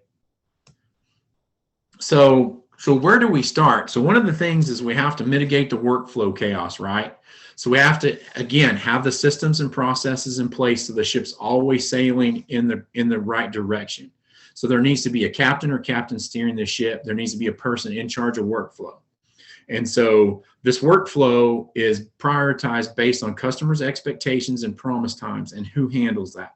That's the person who checked them in, arranged their needs, pick up, drop off, everything else. So if the person in charge of the workflow doesn't have a part in setting the customer's expectations, this can lead to chaos and indifference. The service advisor owns the relationship with the customer and has the most to lose, because guess what? He's the one who gets yelled at if for some reason we don't get things done on time and deliver when we're supposed to. One of the things that I did, I had a bad couple of weeks at the counter when I first bought my shop, and I was getting ripped every day by a customer for this, for that, for the other. And I started pulling in the technicians. I went out and I was like, hey, I want you to come up here. I want you to stand right next to me.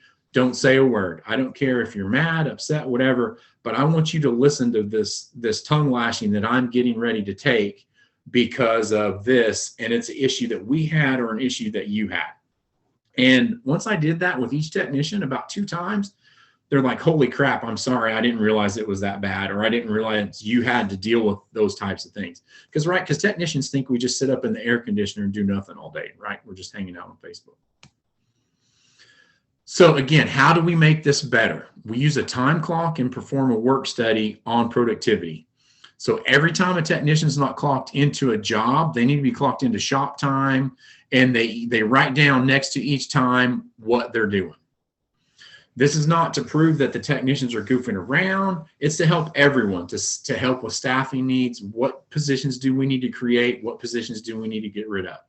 So if you have 3 techs that are spending 20 hours a week total cleaning their bays, and we're still not able to be productive and efficient, couldn't we hire a cleanup person to assist in that job?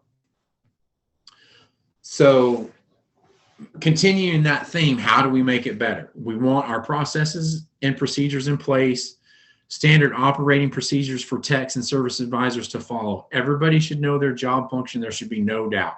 If somebody asks you a question, well, I thought it was done this way, and that's not the way I did it, then the first thing you'd be like, first thing you do is say, hey, thank you for taking care of that. I'm really glad you did. But what I want you to do is let's write a procedure for that now so that everybody in the shop knows how that should have been handled. Okay. Is your inspection efficient? Don't check the transmission fluid, then the brake lights, and then back under the hood. Dispatching. Do the technicians know what's next? They should never have to wait on someone to tell them what to do when they're finished. They should have 3 vehicles in their queue at all times, move from one job to the next quickly. Inspecting the inspector exercise. So this is where we get into a way that we're talking about for our technicians to make sure they do the same thing every time. You may have one technician that does a bang up job. He gets you 15 pictures. He does it in 10 minutes and has the best averages. And you may have another guy that is just at the complete opposite end, right? So what we want to do at that complete opposite end is we want to get those guys together. We want to pull that car into the shop, have everybody do an inspection on the same vehicle and say, hey, what did you find? What pictures did you take? How did you do that? And have that meeting and carry it forward. One of the other things is we want to have a live daily schedule and have it in the shop for all the technicians to see. We don't want to allow technicians to go over on their allotted time. If they're not going to finish something in time, we need to know about it. Hopefully we're proactive with the service advisors and everything, and we're out there living it, breathing it. If you don't have a live daily schedule, if you don't have a live daily schedule, then in the morning meeting, it's amazing to me how a technician, if he has a car and he doesn't have another car in the queue, he'll take 8 hours to do a 3-hour job. But if he knows he has another job in the queue and another one and another one, then he'll pop that thing out, because technicians don't want to be sweeping or doing anything else. If they can hide underneath the hood of a car, they will. Okay. So let's take that out of there. Let's let them know where they're going, where we're headed. So plan days in advance. If customers don't show for their appointment within 30 minutes, call them.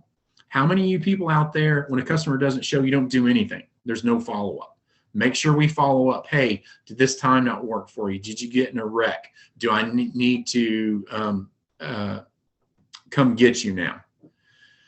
So, I already talked about it. If you can't have a live schedule and have a technician meeting any morning, talk about it.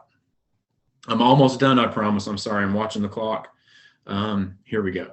Improve workflow, improve time management. That's both service advisors and technicians. Again, step back, observe what they're doing, give them information to help them improve that.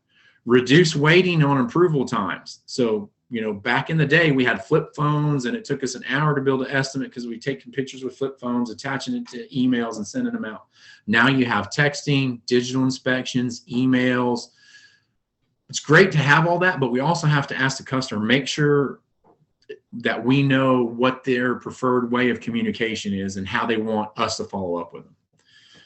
Almost done, guys. Communicate, communicate, communicate. If you're not communicating, you're dead in the water, right? We'll also have to find out what motivates our people. Do you have a tiered pay plan based on production? Do you have a time off pay plan? 4-day work weeks for your technicians? Find out what motivates them, what makes them more productive and more efficient, and then off we go. So stop killing your momentum. Oftentimes we have clients that are multitasking. As coaches, we have clients that are multitasking to save money, or they're trying to grow and they don't want to pay that extra employee. The owner may think they can't afford to pay that extra person in the shop or in the office, but this creates bottlenecks in the workflow process. While that shop owner is multitasking, working in the front and the back, building estimates, doing brake jobs, The other technicians are waiting for work orders because they don't know what's next. The reception is standing idle because she doesn't know how, or they don't know how to build an estimate. Other times in a larger shop, the shop foreman may dispatch work without knowledge of promise times, and this all can create customer frustration as a result. Again, one of the most important things I picked up today was actually said by Hunt: reduce friction with the customer all the time. So here's a quick story, and normally I would tell a story without notes, but I read this earlier this week when I was working on the presentation, and I thought, oh man, I have to share that. So here it is. A small brewery launched a fancy microbrew, and it proved to be very popular. So popular, in fact, that they were having trouble getting it distributed to all the stores and bars in the area. The management team met to discuss the problem. Here's the schedule, said the manager in charge of distribution. You can see what we have. See that we have our biggest shipments on Monday and Tuesday, and then smaller ones Wednesday and Thursday, and all the local deliveries on Friday. So the CEO says, hey, we'll have to change that. What's a better way to schedule it? And so the team couldn't find any logical explanation for that schedule, which had been around for a long time. So finally, they reached out to a former distribution manager whose grandfather had founded the company. And he thought about it and he said, yeah, I remember that. When we first started out, all our deliveries were made by horse-drawn wagons. On Mondays and Tuesdays, when the teams were rested, they could pull a big load. But on Wednesdays, they started to get tired. And by Friday, they could only make it a few blocks. So that's the way we set the schedule. So this is it, guys. Don't get bogged down in the past. Look to the future. I want to challenge all of you to commit to remembering why you do what you do, and don't let your methods or your previous methods get in the way of your mission. So especially here at the end of 2020, as we complete this crazy year, don't be afraid to keep changing where necessary, and don't let what you've done in the past limit your future. I know nobody wants to go back 30 years and see my high school yearbook, but if you did, what my words of wisdom were then is exact same as now. If you always do what you've always done, you'll always get what you always got. Questions? Here's my contact information.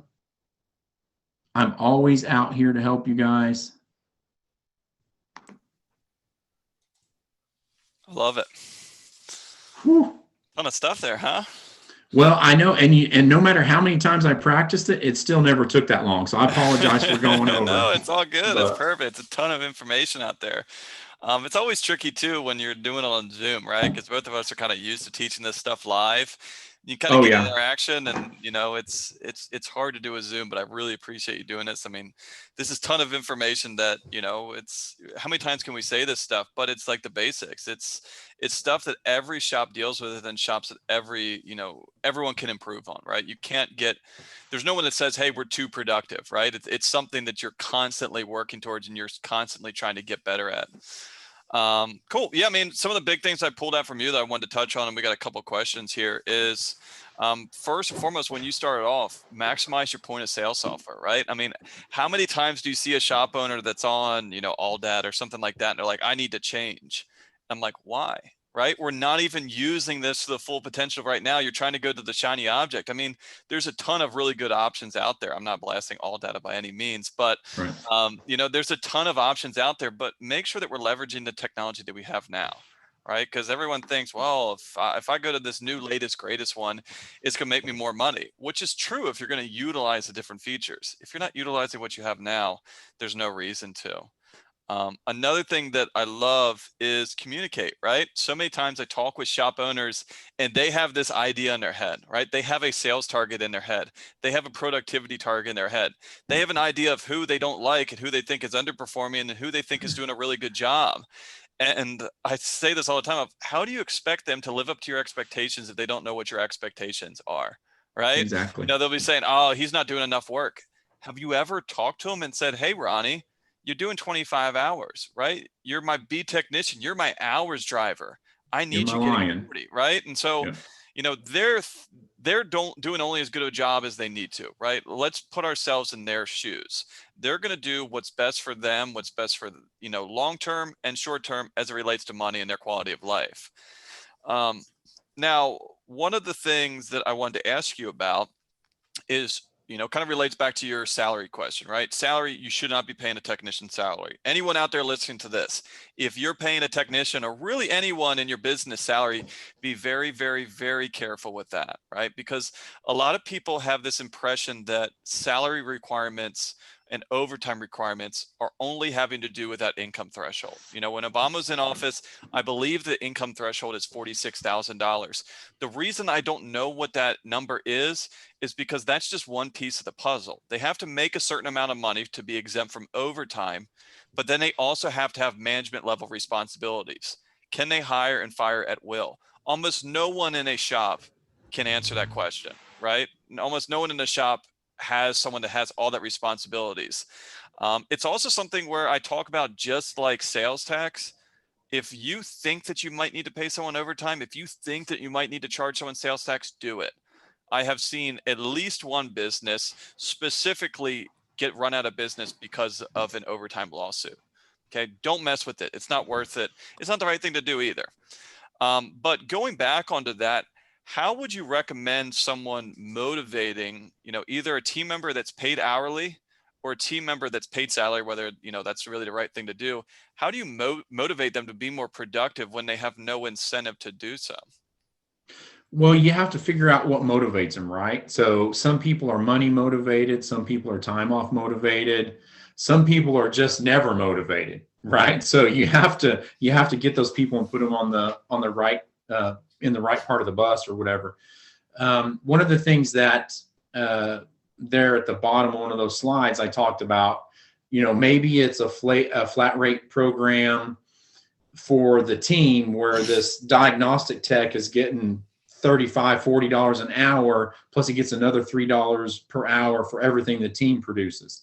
Maybe you have a B tech that can come in and knock out 80 hours worth of work and work 50 or 60. And he also wants to have off on the weekend. So if he wants to come in and work 10, 12 hours Monday through Friday or Monday through Thursday and take off the rest of the week, then why wouldn't we let him do that if that's what it takes? And then somebody else, sometimes we have all these, as shop owners, these neat toys and things that end up on the books, whether they're supposed to be or not. But, maybe a guy loves to go snowmobiling and he lives in Colorado, but he can't afford a snowmobile. So the shop owner lets him borrow his or whatever on the weekend.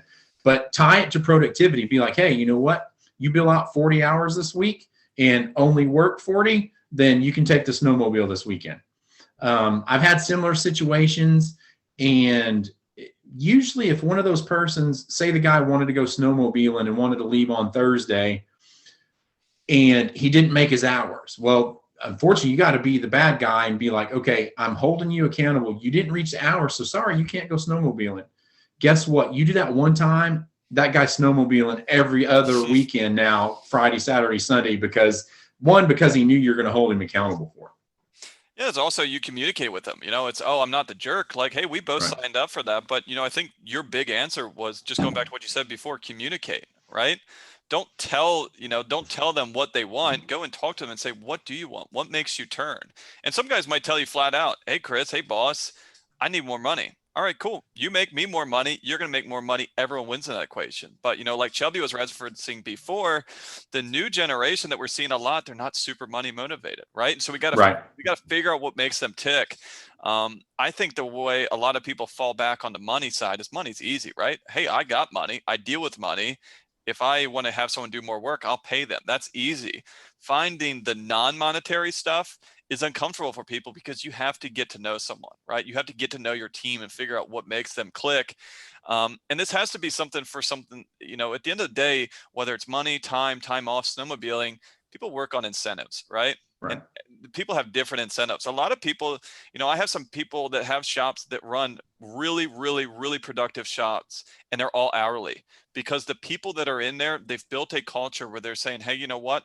When I show up at work, I'm going to do the best job. I'm going to do as much as I can because I like that feeling of satisfaction. I like that coming from the boss saying, hey, this is an incredible job. And that just works for them. Now I have some other people where I'm saying, you know what? It's not going to work with your shop, right? You're at 20 hours on an average technician for, build hours. and they're just not the type of people that are going to do anything more than what they need to. But a lot of times, we go back, we say, hey, what are you expecting out of them? Do your employees know what you're expecting of them and stuff like that? So, Well, one of the things as coaches is we used to stick to kind of pretty much the same basic pay plan. But one thing I've noticed in the last several years is, I could show you probably 15 different pay plans right now, because some people are working on culture, some people are working on this. I've got a client and did a pay plan for a shop. Everybody's paid minimum wage, including the owner, and they have a gross profit goal. And then if they hit that gross profit goal, everybody gets a percentage of the profits. I love it. And they've all agreed to work that way. Everybody knows what everybody else makes, and they're in it to win it, man. So you could seriously have 100 different shops with 100 different pay plans. Yeah, and you got buy-in, but like you said, there's no one size fits all options. Everyone's a little Absolutely. bit differently, and I do love. I mean, what we're seeing now is we're seeing more of a push towards, team-based bonus structures, because the conventional flat rate model, rewards inefficiency. It rewards hoarding work. Hey, I got this easy brake job that my C technician could knock out, but I want my hours, right? Versus if we get into an idea of, hey, we're looking to build this shop up as a whole, and we're going to work as a team. A lot of times, if you have the right culture, they'll delegate amongst themselves. Right. But we had a good question on here from Andrew. All right. How many times should we let our A-techs drive a drivability?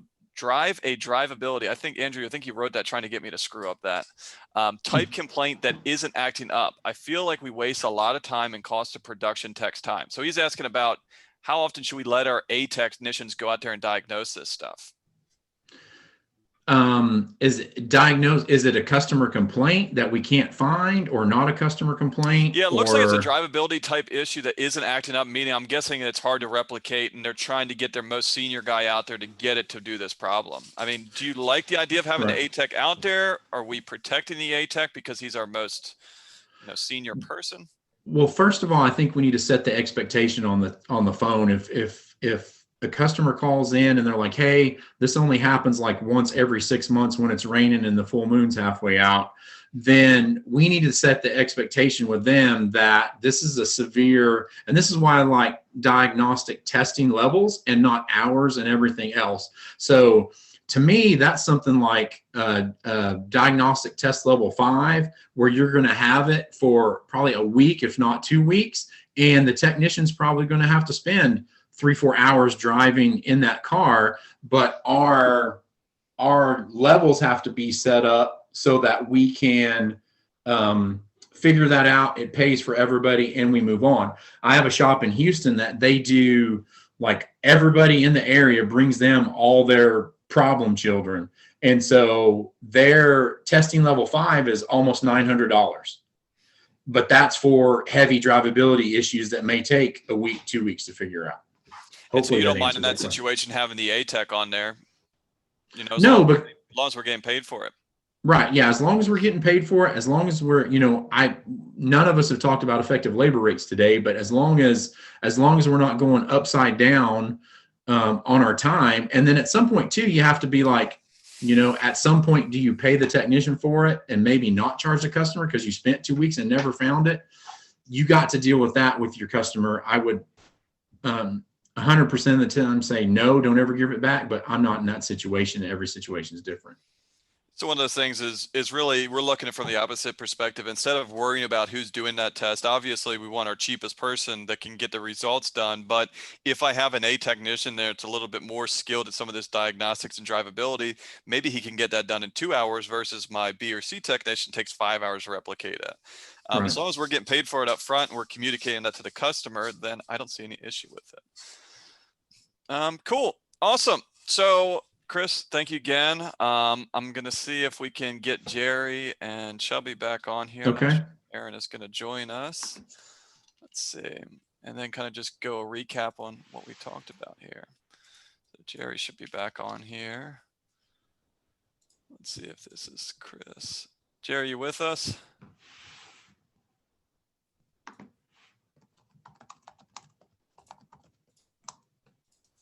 I'm here. Awesome. I can hear you. Chubby, you there? Chubby, there's 2 of you on there, so I'm hoping I promoted the right one. Yeah, we're good to go. How's that? That is perfect. Let's see if Aaron, let's see if Aaron, if you end up joining us and you hear this, let me know and I'll promote you over there. First and foremost, guys, I just wanted to say thank you all for joining us today. I think this has been an incredible resource. I personally have learned a ton from you guys. I want to thank you guys for spending time out of your day to do this. And obviously everyone that joined us today, this has been incredible. I think one of the biggest shining moments out of all this COVID stuff is that there's a ton of information out there for people to learn, right? You know, we don't have to travel anymore. I mean, this information is available on demand and a lot of this is free. And I think one of the biggest things that you guys have all touched on is all of this stuff is not something where we got to change the business, right? We are changing the business and we're changing the procedures, but we're changing you as a business owner, right? You need to make some personal changes and you need to put some work into this, and then you're going to start to see the dividends from it. But I think it's been awesome. And I think that this is going to be probably information overload for a lot of people. So luckily they can go back and watch this again. But yeah, I mean, we've already went a ton on here. I'm not sure if you guys had anything that you wanted to cover with, but the kind of thing that I want to start off and kind of hear your thoughts on this is, if I'm a shop right now, we got this uncertainty with the election. You know, Chubby did an awesome job of kind of, you know, showing some of these numbers and showing that we think that we might have a slow 3, 4, 5 months from here before, you know, we start seeing some positive improvements, you know, whether that's wintertime, whether that's COVID related, a lot of stuff. You know, if you're talking to a shop owner right now, what are you saying to do or get ready or prepare for the next 5, 6 months? Chris, we'll start with you. Oh, I got 2 Chris's. We'll go Chris Cotton there first. Oh, can you repeat that one more time? Somebody sent a message for a question and I was like trying to answer it real quick, but I lost So I'm you. saying if you're talking to a shop owner right now and we're concerned about stuff slowing down here for the next couple months, what are you telling to that shop owner? What should I be doing? You know, what is your biggest piece of advice?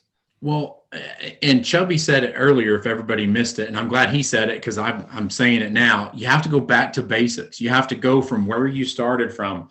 If the shop owner has to be at the counter, you know, with the troops in it, knee deep every day for the next 5 months, then that's what you got to do. I think one thing I want to say is, I think as an industry that we did a great job helping each other out. I know, you know, for me, myself, through WorldPack and other places like that, and Chubby and ATI, April, May, June, we were doing webinars like every day, talking to clients, you know, keeping people off the ledge, everything else.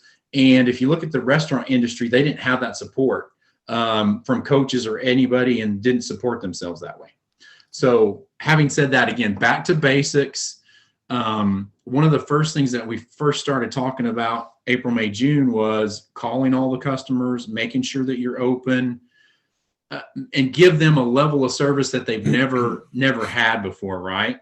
And then Chubby again earlier said, hey, if you do it once, you got to continue it. So that's the same thing. What I'm seeing now is our service advisors and staffs are exhausted because we've been so busy and we've done so well. And so some of our customer service stuff has started to slip when I'm listening to phone calls and things like that. So we got to get those people, we got to get the staff re-energized, ready for the end of the year and the beginning of next year. And again, it's just back to basics into 2021. Cool. Shelby, what would you tell a shop right now? After Chris stole your idea there. I did, didn't I? We can ask Jerry, but you know, Chris is right. The basics are really the key when things start going to hell in a handbasket. But I'd really, you know, since I think the long-term problem is more of a threat to us than the short-term problem of COVID, is staffing the shop. So I think it's important that you don't lose anybody through this, because as Chris said, people are getting wore out right now.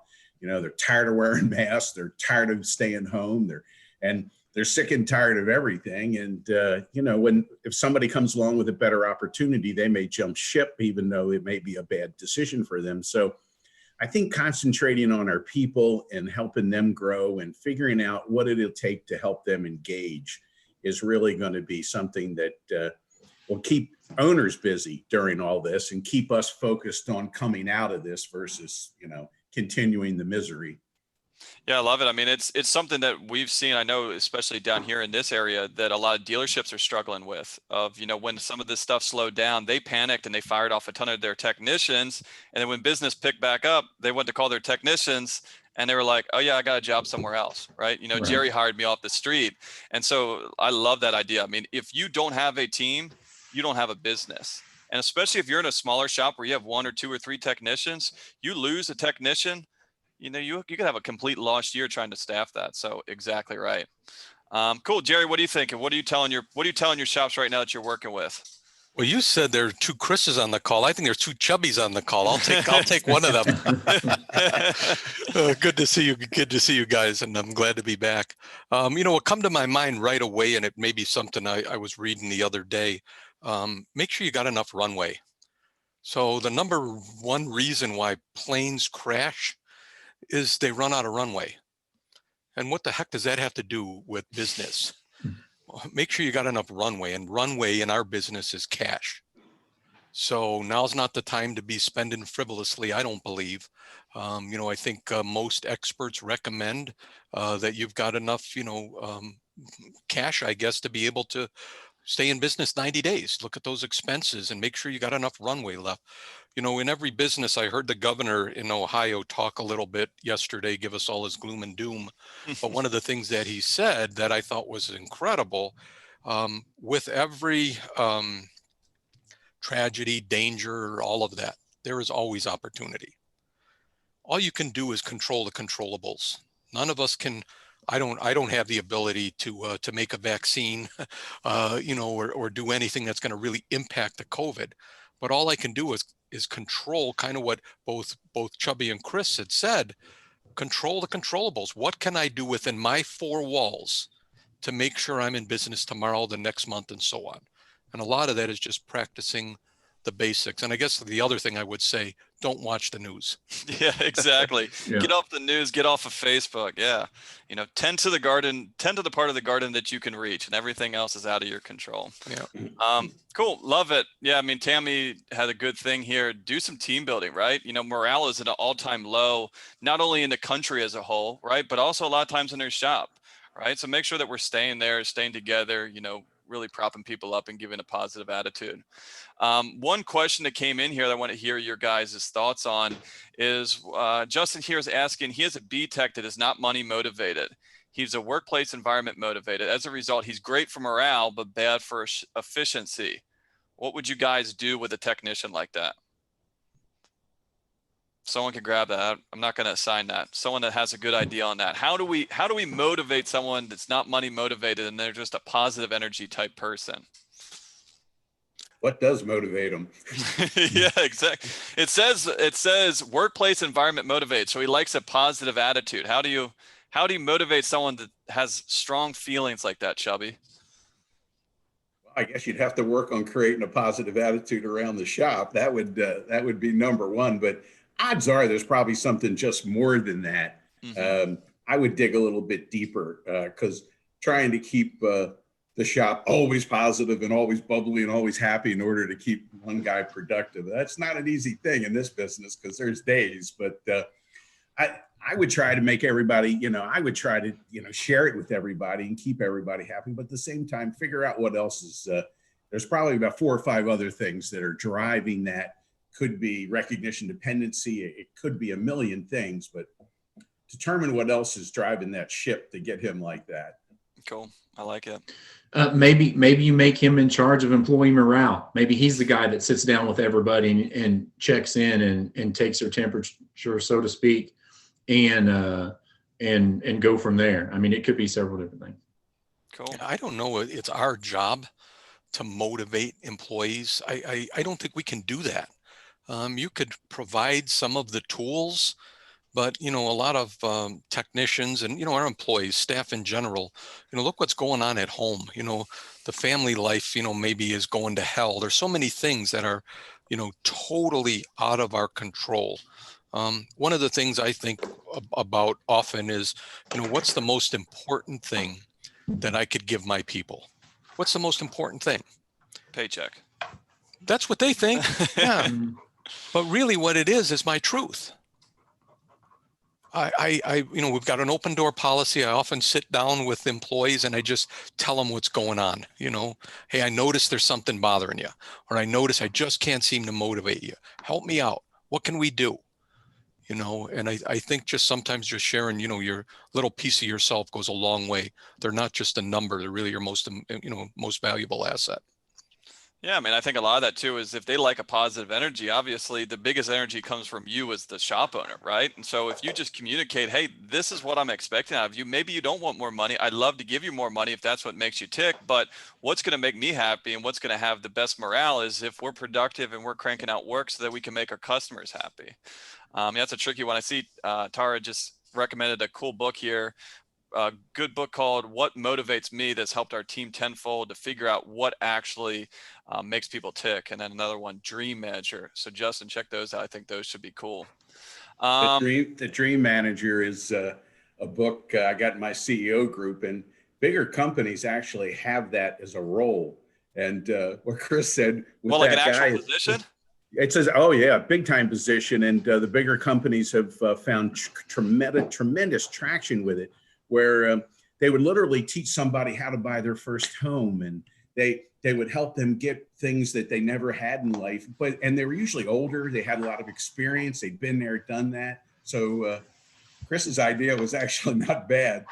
Empower somebody to be the dream manager. It's a good idea, but I definitely think you can motivate people without question. Otherwise, I don't think I'd be here on your line with you guys today. Exactly. Chubby, I wanted to mention something you said about the dream manager. And when you said that, it just kind of clicked with me. I know often, usually around, the first of the year, everybody starts making those New Year's resolutions, and most of them are a wish. But often we do a team meeting that time of year, and we give people vision boards. So again, hey, what do you want? I ask them to cut some stuff out of magazines, paper, print it off the internet, whatever. Come back and we start doing an exercise. First, we pass out the boards, and then you'd be surprised what they come back with. Maybe it's, get closer to God, buy a first, get rid of debt, quit smoking, quit hitting the booze, whatever it is. But it's awesome when they share that with you, and somebody maybe is able to buy their first vehicle or their first home or whatever that might be, and you can play a part of helping them achieve those dreams. So great. Where you got that idea from, Jerry? Remember the old goal poster? Yeah. As a matter of fact, that guy that wrote the book Chicken Soup, yep. He created an electronic goal poster for the millennials that are online today. And instead of cutting and pasting, I actually went through an exercise of doing it electronically. It wasn't as much fun as cutting and stuff out, but it sure was. It's just as effective. Awesome. Good question here from Katie. Any suggestions on motivating techs and advisor to participate in continuing education? How do you guys talk to shop owners about making sure that, not only them, but their team is buying in and taking these courses and learning more about this? Do you pay them? Do you make them do it? How do you get them excited about that? I have some feedback on that, but go ahead, Chris. I was going to say, absolutely pay them. And I mean, you can't make anybody do anything. Was just the quick answer I was going to have. Go ahead, Jerry. No, I was going to say, a couple of things. When I think about my technicians, most of them want to learn. Cars, I talk to them all the time about cars are going to pass you by. The technology is going to pass you by, and you're going to be working at the guy the shop down the street that only does mufflers and oil changes. Good luck on trying to provide for your family with that. I find most techs have a desire to learn. So we provide them with the training. Even a lot of it's hands-on, even though today my techs are going through a training class right now, a hands-on one in our area, and a lot of good feedback. Of course, I have them, we sign a little agreement because I'm investing quite a bit of money in that if they leave in 12 months, we'll prorate what they owe me back. That's just wise to do. I'm investing in you on a chance because I believe in you. And the way we pay them is we came up with a training wage, whatever that might be, $15-20 an hour. And I got this idea from a dear friend of mine, Bill fellow shop owner in Medina, Ohio, but what he said he did, and I implement the same thing, is we give them a training wage, and then for every hour of training that they attend, and we track it, it turns out to be a Christmas bonus at the end of the year. So it's a great way to motivate some of them. With service advisors, I got to kind of get inside their head a little bit, and we watch a lot of that together and don't overwhelm them. We try to just work on one principle. One of the things I worked on, several months ago, I shared a little bit in my talk earlier today, but getting the customers to view the inspection with you.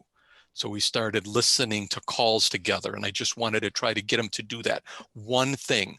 And then once we got that done, let's move on to the next thing. But trying to get your service advisors to, watch 8 hours of video online without you policing it to make sure it's absorbing it, they're absorbing it, is really a tough road to hoe.